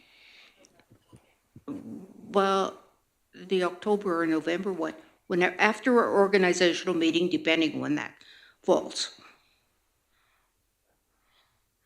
Yeah, November. Okay, so I have a motion on the floor to postpone the current motion to the November board meeting. So we're going to debate the motion to postpone. Any comments, questions, or discussion on that? Trustee Yegas. I'd just like to mention there was a comment regarding the committee. There really is no need for, I think unless we have something specific before that, there's no need for the committee to keep meeting or anything like that, because we presented the information we got. So unless there is more specific information that the board wants, as I said, the committee will still be there, but we're just there. Okay, thank you, Trustee Yegas. Any further discussion, dialogue with regards to the postponement? Trustee Yegas, would you like to close on the postponement? I would really like everybody to just really think about what this is going to do and how it's going to help and everything else, given our proposal. And so that's my postponement is just to give people time to reflect and think about, is this going to help? And after, we'll be looking at the budget and things like that, so we can make some decisions from that, rather than doing a decision now, because that usually is the final thing. Okay, thank you, Trustee Yegas. So I will call the question. This thing's really weird. Sometimes I'm loud, sometimes I'm not. But I'll call the question on the postponement. All those in favor of postponing the tabled language or the motion to the November 2023 board meeting, all in favor? Okay, opposed? That postponement is carried. I will provide the chair back to Trustee Poitras. Thank you. Okay, thanks for that conversation. On to G11, unused professional development allocation. In response to the postponed May 29th, 2023 board motion, quote, that the Board of Trustees approve that the $2,980.76 of PD dollars remaining from the resigned trustee be held over for the newly elected Ward 1 trustee, and that the Ward 1 trustee start in year 1 of the PD budget cycle for the remaining 2 years. Trustee Gimber will discuss unused professional development allocation. The recommendation is that the Board of Trustees approve that the $2,980.76 in PD dollars remaining for the resigned trustee to be held over for the newly elected Ward 1 trustee, and that the Ward 1 trustee start in year 1 of the PD budget cycle, pardon me, for the remaining 2 years. So this is being moved by Trustee Gimber, and I will turn it over to her to speak to. I'm actually not sure why I am being the one who's moving this or discussing it, because this was not my motion. I actually believe that you had the original motion, but that Somebody- this was altered by, yes, but, so it was postponed, and so now the amendment was made by trustee Hodges. And so, thank you, trustee Gimber. So just trustee Hodges, do you feel comfortable making this motion? I did originally make the motion. Yeah, Okay. for sure, I didn't postpone it, so, That's okay. or whatever. So, trustee Hodges, are you comfortable making this? That was a yes? Yes. Making the motion? Okay. I made it in the last Yes. board meeting, so. Yeah, okay, that's fine. So sorry about that, trustee Gimber, putting you in the seat there. So I will open this up to some discussion. I believe that, yep, I believe it was postponed because we wanted to understand the Ward 1 trustee starting in year 1 of the PD cycle for the remainder of the 2 years, what exactly that meant and what that looked like. Is that correct? Go ahead, trustee Gimber. No, it was postponed because we wanted to get the actual numbers of what the percentages were each year. That wasn't the dollar available to us. percentage Yeah, that we mhm. just put into. Correct. Okay, okay. Thank you so much. Nikki, would you mind pulling up Board Policy 8, which you should already have open, and just go down to Appendix C? Is that right? Also G11, there's an enclosure G11 that would have the information as well. Yep. There it is. Okay, it's getting later. Okay. Okay, so this was postponed. Thank you so much, trustee Gimber and trustee Hodges, for helping get this clear. So we now have these numbers in front of us, and we will open the discussion. I'll read the recommendation one more time, and then trustee Hodges, if you would like to speak to it, you can, and if not, we can just open it up for discussion. So with this information in front of us now, the recommendation is that the Board of Trustees approve that the $2,980.76 of unused PD dollars from the resigned trustee be held over for the newly elected Ward 1 trustee, and that the Ward 1 trustees start in year 1 of the PD budget cycle for the remaining 2 years. Trustee Hodges, did you wish to speak to that, or?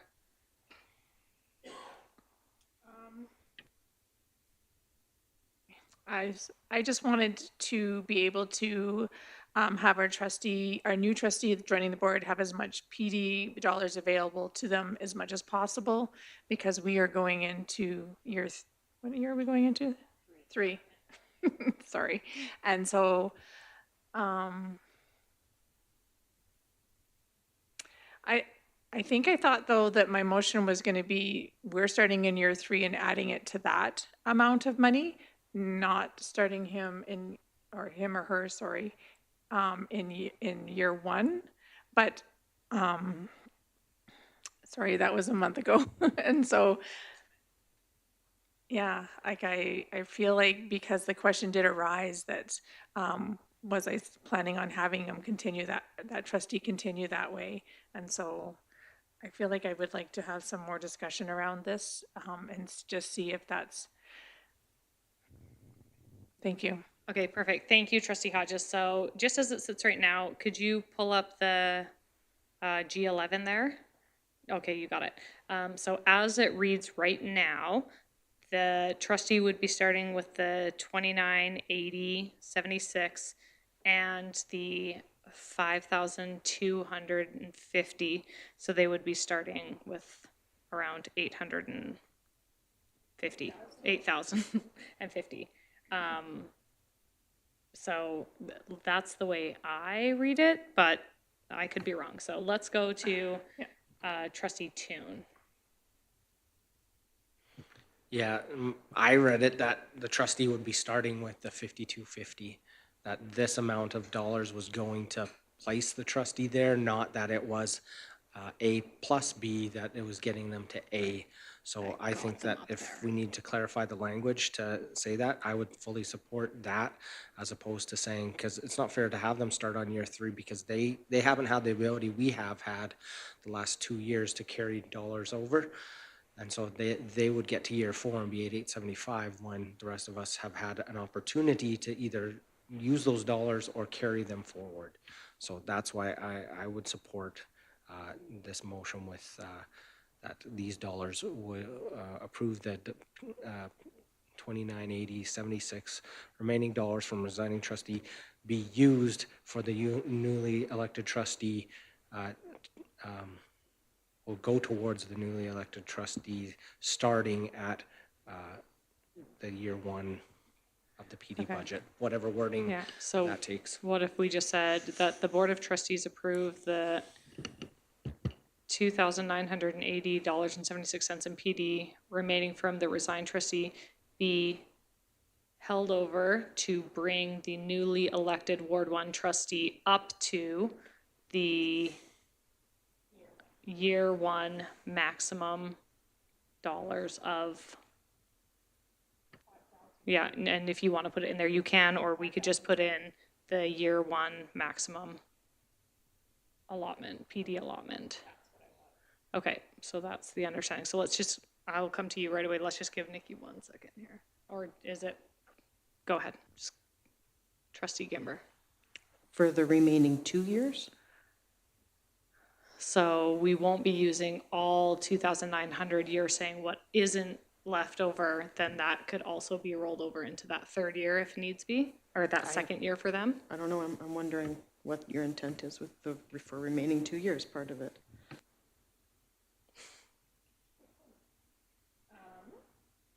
Should I add Trustee Toon? Yeah, I would suggest and move to year 2 in year 2 of their term.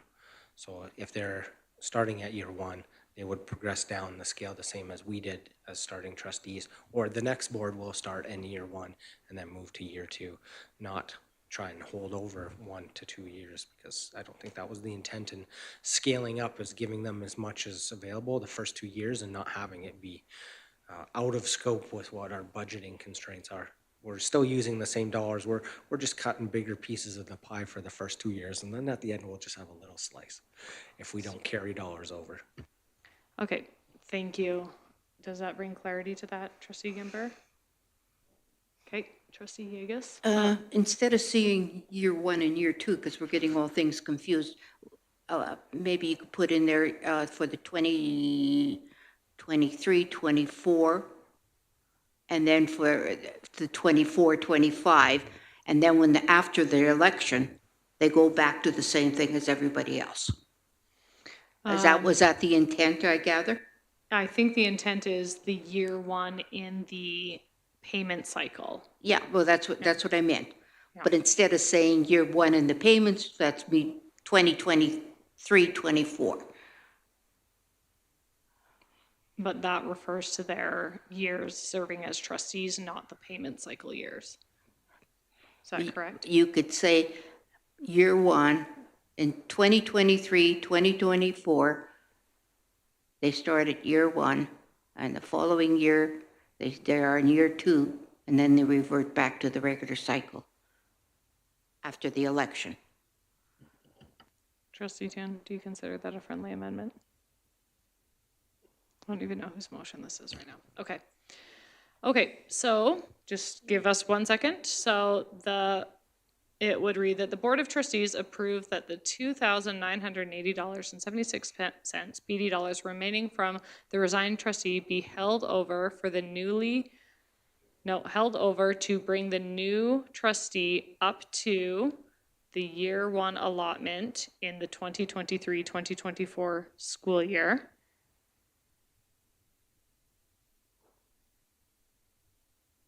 And the year 2 allotment in the 2024-2025 school year. Which is different. And okay, go ahead, Trustee Gimber. Okay. the math isn't making sense to me here because there's only $2,980. And we are saying that we're going to bring them in our year 3, we're going to bring them from the 3,500 up to the 5,250 next year. So that takes, what is that, $1,700 of it? And then year It should 4. be 1,500, right, or 17, yeah. Right. And then in year 4, we're going from $875 to $4,375, based on what that says. And there's not enough money to do that in the $2,980.76. Yeah, I think it says, so it's being held over to bring the new trustee up to the year 1 allotment and up to the year 2 or closer to the year 2, right? Because that only leaves $1,280 in year 2, is that right? And what's the 25%? That would be less, right? Okay, So do you want me to do the math for you? yeah, so if you have $2,980, ignore the cents. Year 1, to bring them up to that 5,250 at 1,700. Is that correct? So the 3,500 and the 2980.76 is 6,480 if you subtract the 5,250, which is what Trustee Kimber is talking about, which my calculator did not do. So just let me do it again. 1,750. Subtract 5,250. 1230.76 is remaining. Okay, and the 1230.76 Added to isn't quite enough to bring you up to, let's see, 4. It is. It's more than enough to bring you up to the year 2. not if Yep. you're looking at 840 or year 4 at 875 plus No, 1230. it's only for the 2 years. But Go ahead, Trustee Gimber. you're bringing them from year 4 up to year 2 then, because we've already progressed to another year. So you have to do the math between the 875 and the 4,375, which means that you're short $2,100. That is correct. I was forgetting about the 875, right. Okay, I was just looking at the year 2 and stuff. So okay, Year 4, if you carried over the amounts that are left over, year 4 with the 875, you'd have 2105 is what the trustee would have in year 4 based on carrying over the remainder amount. That's what Trustee Kimber, I think, is saying, right? is saying. I'm saying you would need an additional $2,105 in order to bring them to the 4,375. Right. Because we're only allowed 875 right now.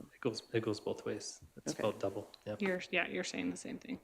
Because it's right in the middle, right? Okay.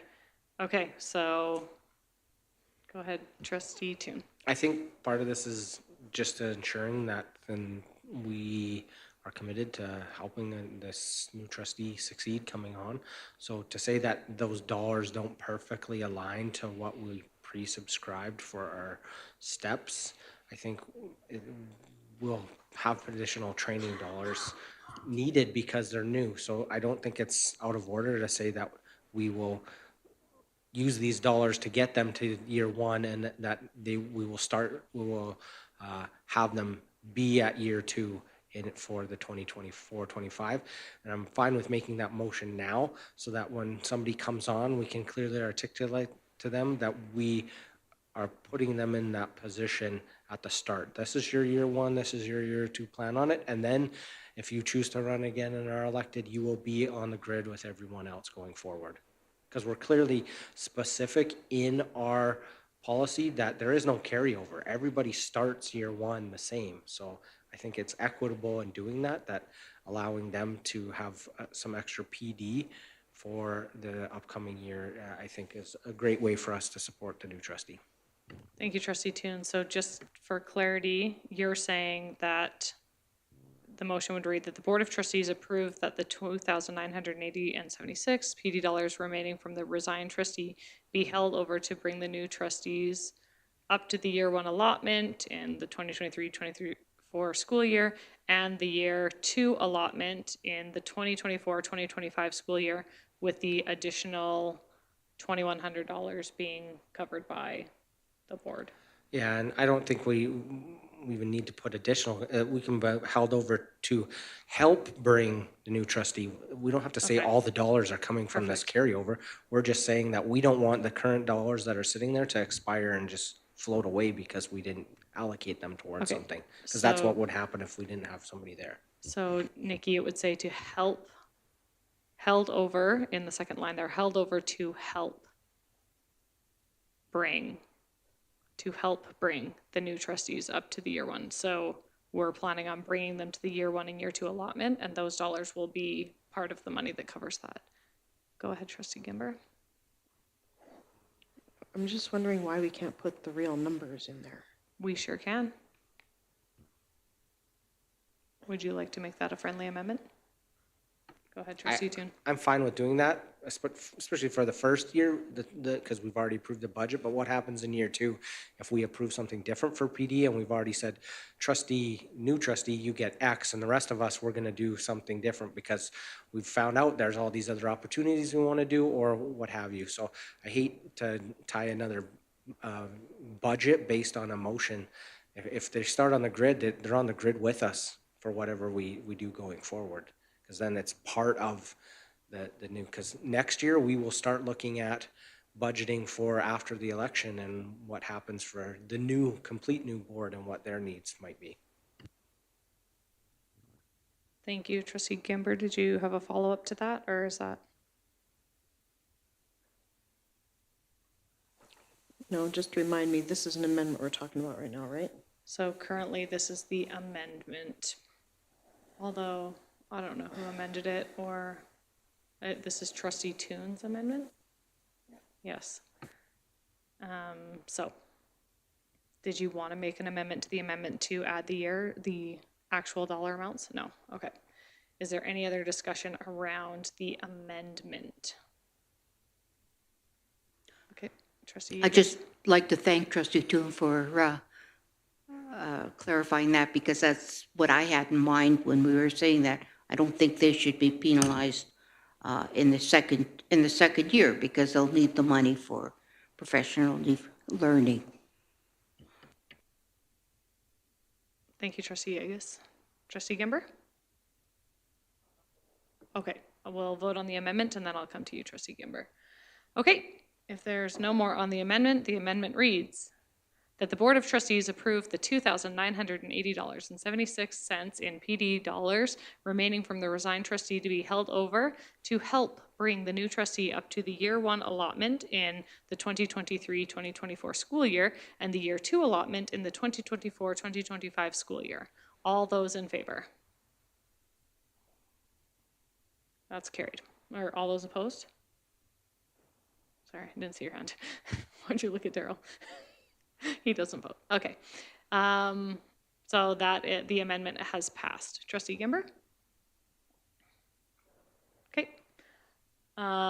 Any other conversation around this recommendation?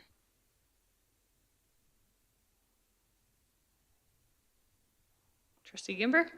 I just want to make sure that everybody understands that the way this looks right now is that this trustee coming in will have $5,250 next year, and we will have $3,500. And the year after that, they will have $4,375, and we'll have $875. That is that everyone's understanding of the board of how it is read currently? Unless we have rollover dollars, of course. Us. Okay. But our base would be, yep. Go ahead. Trustee Toon made the comment that there are no rollover dollars, even though it is in the policy. So in year 4, if you are reelected, there is no rollover into year 1. So if year 3, next year, I don't use any of my PD dollars, I can roll over that $3,500, and in year 4, then I would have 4,000. Oh, I can only roll over 2,000. So then I would have $2,875. So go ahead. Can I be a stickler and ask where that's in that motion? Because that motion did not say that you can't pull it over from term to term. Oh, that's in our policy. Yeah. But that's not what the motion read on June 21st, 2022. If you pull up G11 again, it's up at the top. In response to the, okay, sorry. Trustee Stengot's move that it be resolved that the Board of Trustees approve that the trustee, sorry, that should not be Trustee Stengot's. It should say Trustee Gimber move that it be, No, it's oh, 2022. sorry, this is the original motion. Sorry. Trustees approve that the trustee personal PD funds as follows: 150 year one, 125 year two, 100 year three, 25 year four, with a carryover allowed from 1 year to a maximum of $2,000 and no carryover beyond the 2,000. Trustee Hodges moved that the Board of Trustee direct policy committee to implement the changes to board policy 8 from the motion above. Okay, so that's the allocation of the dollars. There's go ahead, Trustee Toon. Yeah, the no rollover from year 4, that was part of the big discussion we had about it, about equity when new trustees start. If you have a board where 3 trustees are returning and 4 new trustees and the previous trustees carried over thousands of dollars, that's not equitable to the new trustees, so that's why and no carryover beyond. It's not beyond the 2,000, and if we need another motion to clarify that, there's no carryover beyond the grid. So once you're year 4, you start again at the year 1, and you go year 2, year 3, year 4. That was what the intent of what that motion was. Thank you, Trustee Toon.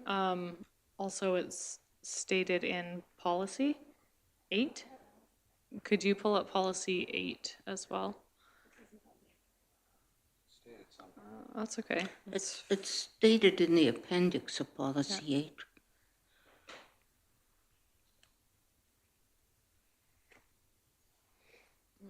Sorry, Nikki.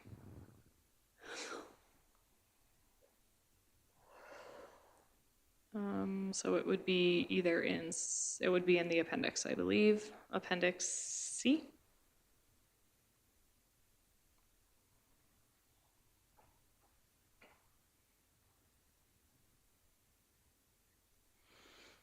Okay, professional development during year 4, budget permitting for each year. Okay, can we scroll down a little bit more?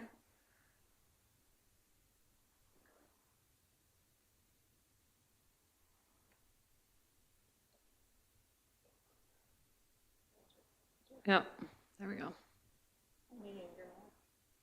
Okay, thank you, Nikki. Did you want to make an amendment to make that clearer in this motion?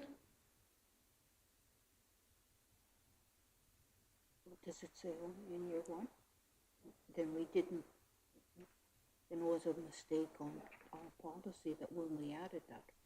Go ahead, we did Trustee not Gimber. do the I think the motion was not clear. The original motion is not clear. It can be read in 2 different ways. Yeah.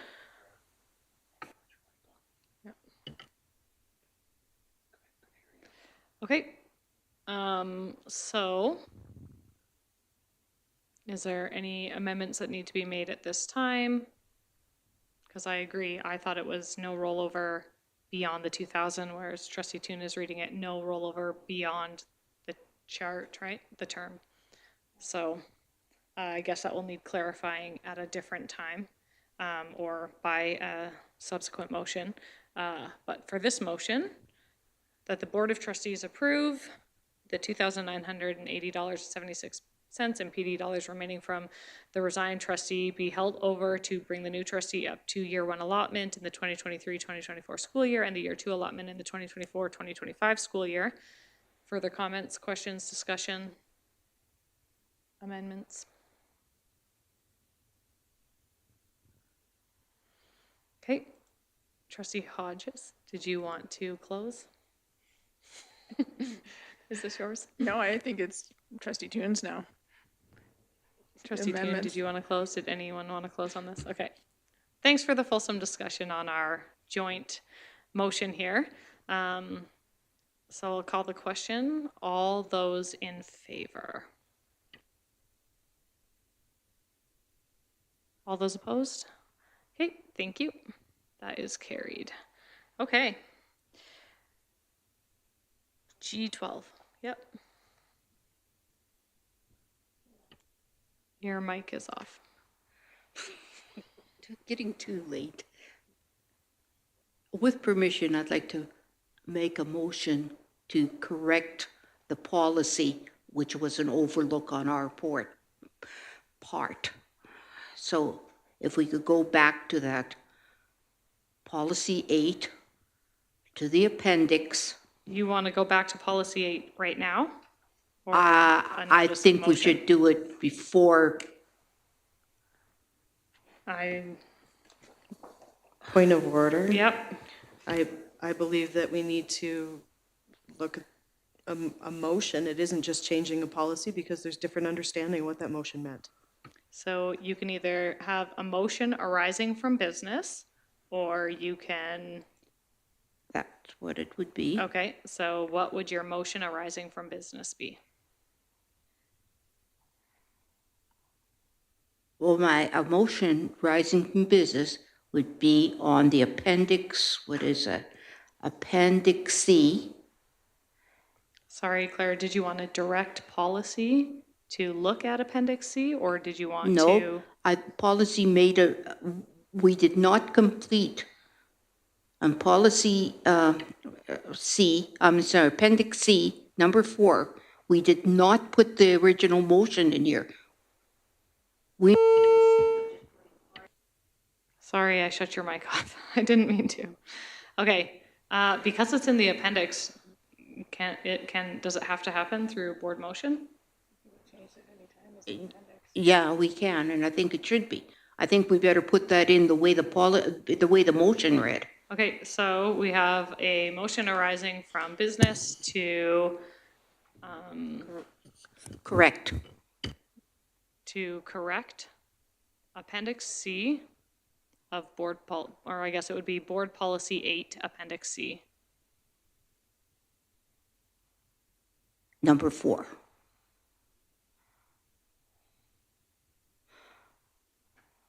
Okay. Oh, just a minute. Number 5 says we can carry it over 1 year in order to for over 1 year. Okay. Nope. Okay. Yeah. Okay, so that's our motion rising from business.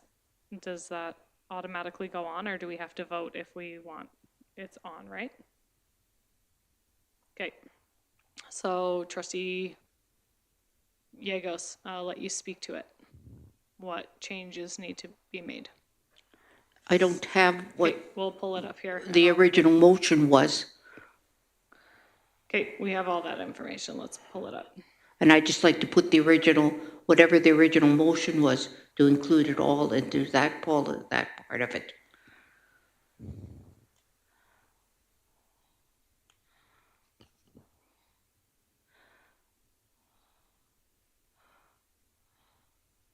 Nikki, how do you even know where you're going right now? You're amazing.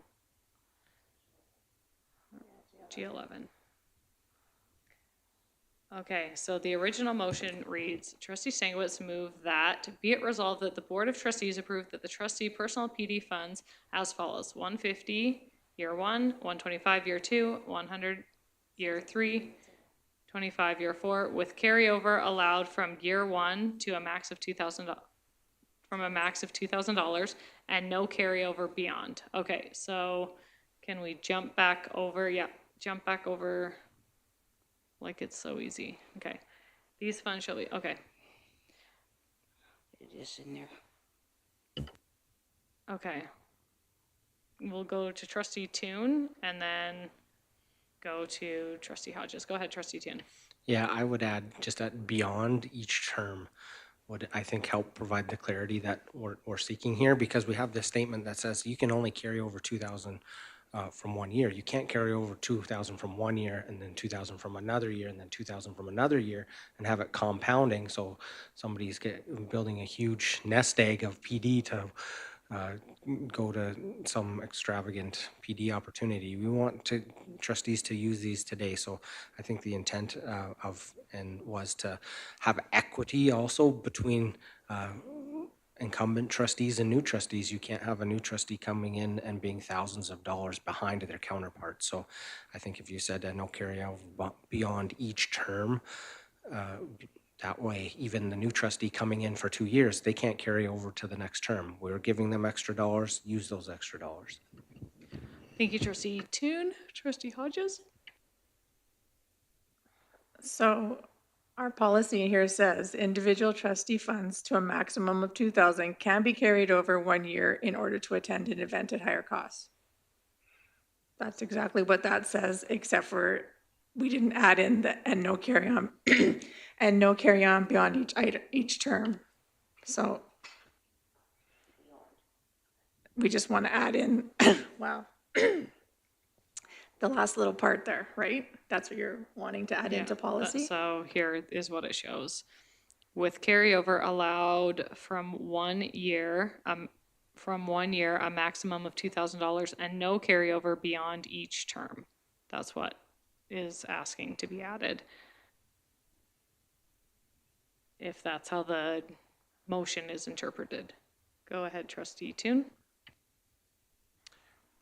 My tired farmer brain doesn't remember a lot sometimes, but I remember we took out the statement in order to attend an event at higher cost, because that is part of the challenge. We don't know if an event is higher cost or not.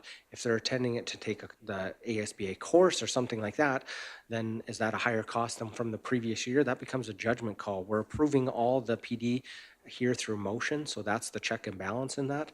So I think this gets us to the intent of what I can remember what we were trying to achieve. And it was a great debate last time, and loving this conversation, but great catch when we were looking at this to make sure that we're including it in our policy. Thank you.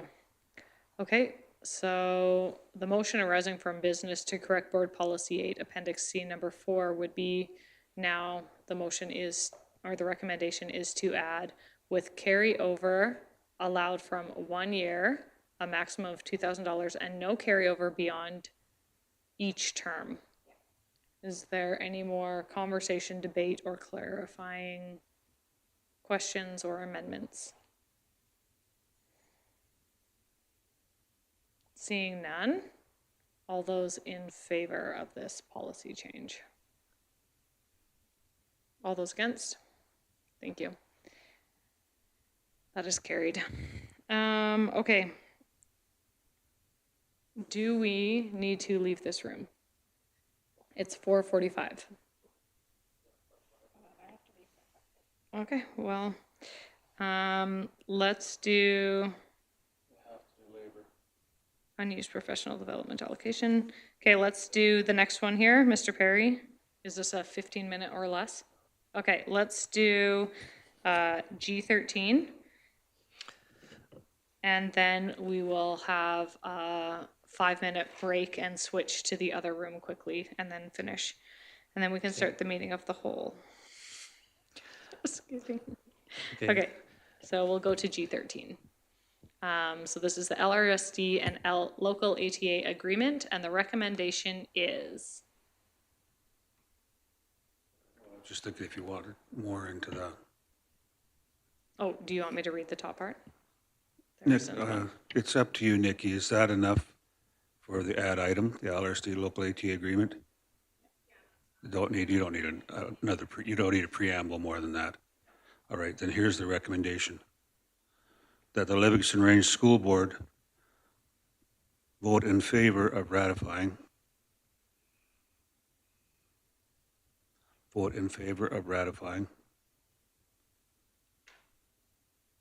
the local ATA collective agreement, local ATA LRSD, / LRSD, yep. Collective agreement.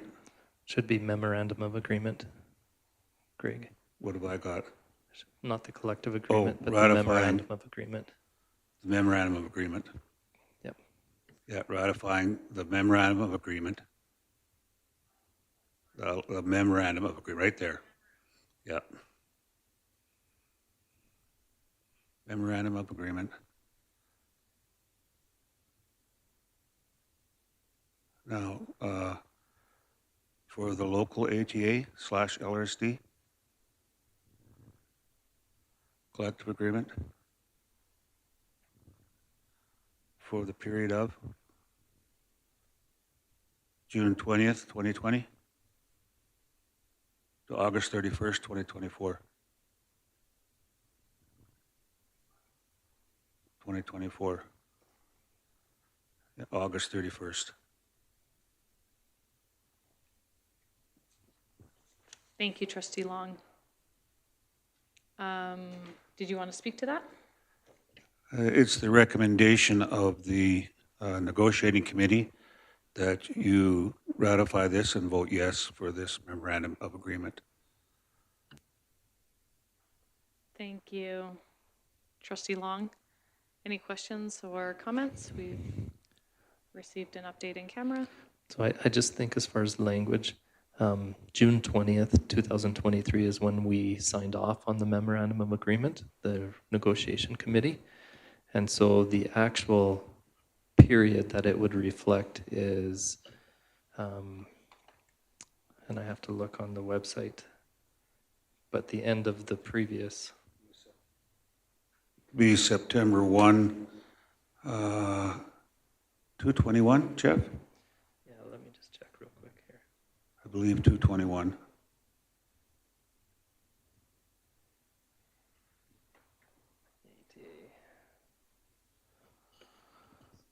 So yeah, it would be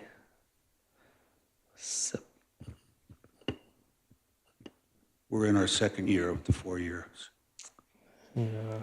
So it does just, I would just put ending August 31st, 2024. Okay. Yep, for the period ending.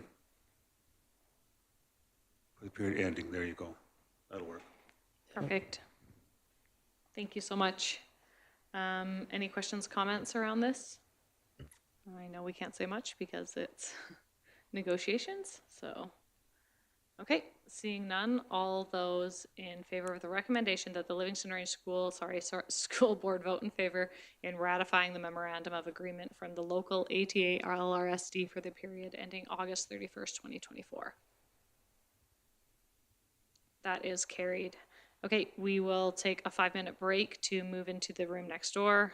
Please just clean up your space because Trustee we've Poitras, stayed in here we do longer. need to do the voting stations. Oh, while meeting's we're being, because we'll be recording in the other one. Yeah. Okay. We're good till 5, so we have a few Sorry, minutes. I thought you said that that one would take more than. No, that Okay. one won't take. Sorry, that's why I skipped you. Okay, we'll do G12 while we're in here still. LRSD bylaw 23-1, trustee additional voting station. In accordance with the Local Authority Election Act, section 37(1.3), quote, the election authority may pass a bylaw by June 30th of the year in which a general election is to be held, allowing the returning officer of the elected authority to designate more than one voting station for each subdivision and the location of those voting stations for that election, end quote. As the deadline to pass this bylaw is June 30th, 2023, it is recommended to do all 3 readings during the board's public meeting today, the 26th of June. So the recommendation is that the Board of Trustees pass first, second, and by unanimous consent, all of the trustees present that the 3rd reading of proposed LRSD bylaw 23-1. Can I get someone to make this motion, Trustee Toon? Thank you. Trustee Perry, would you like to speak to this? Mr. Perry? Sure. Yeah, so this is being brought forward. It's the clause in the Local Authorities Election Act refers to general election, but in the event, this is a by-election, not a general, but in the event that we would be questioned on that, we wanted to ensure there was a bylaw in place in order to have voters come to 4 different voting stations, which include Nanton, Stavely, Clarisholm, and Granham for the by-election of Ward 1. So we've brought forward this bylaw. I'll just read it and we'll consider it if the trustees are willing to consider it read 3 times. But it says, whereas provisions of the Local Authorities Election Act revised statutes of Alberta 2000 allows the returning officer of an elected authority that has passed a bylaw in accordance with section 37(1.3) of the Act to designate more than 1 voting station for each subdivision and the location of these voting stations for the election. Now therefore be it resolved that the Livingstone Range School Division authorizes the returning officer to designate more than 1 voting station and the locations of the voting stations for the October 4th, 2023 trustee by-election. This by-election shall come into force and effect upon the date of the passing of the 3rd and final reading. Read a first, second, and by unanimous consent, if that's the case, all of all trustees present a third and final time the 26th day of June 2023. So I'll answer any questions if you have any. Perfect. Thank you, Mr. Perry. Is there any questions around bylaw 23-1 and the 3 readings, or the reason why we need to do them all today? Seeing none, I would,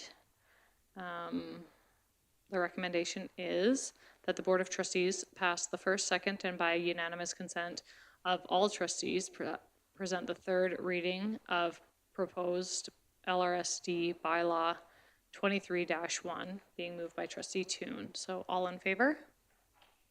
That is passed by unanimous consent. Perfect, thank you. We will just move next door as we need to be out of here for the town to finish our meeting.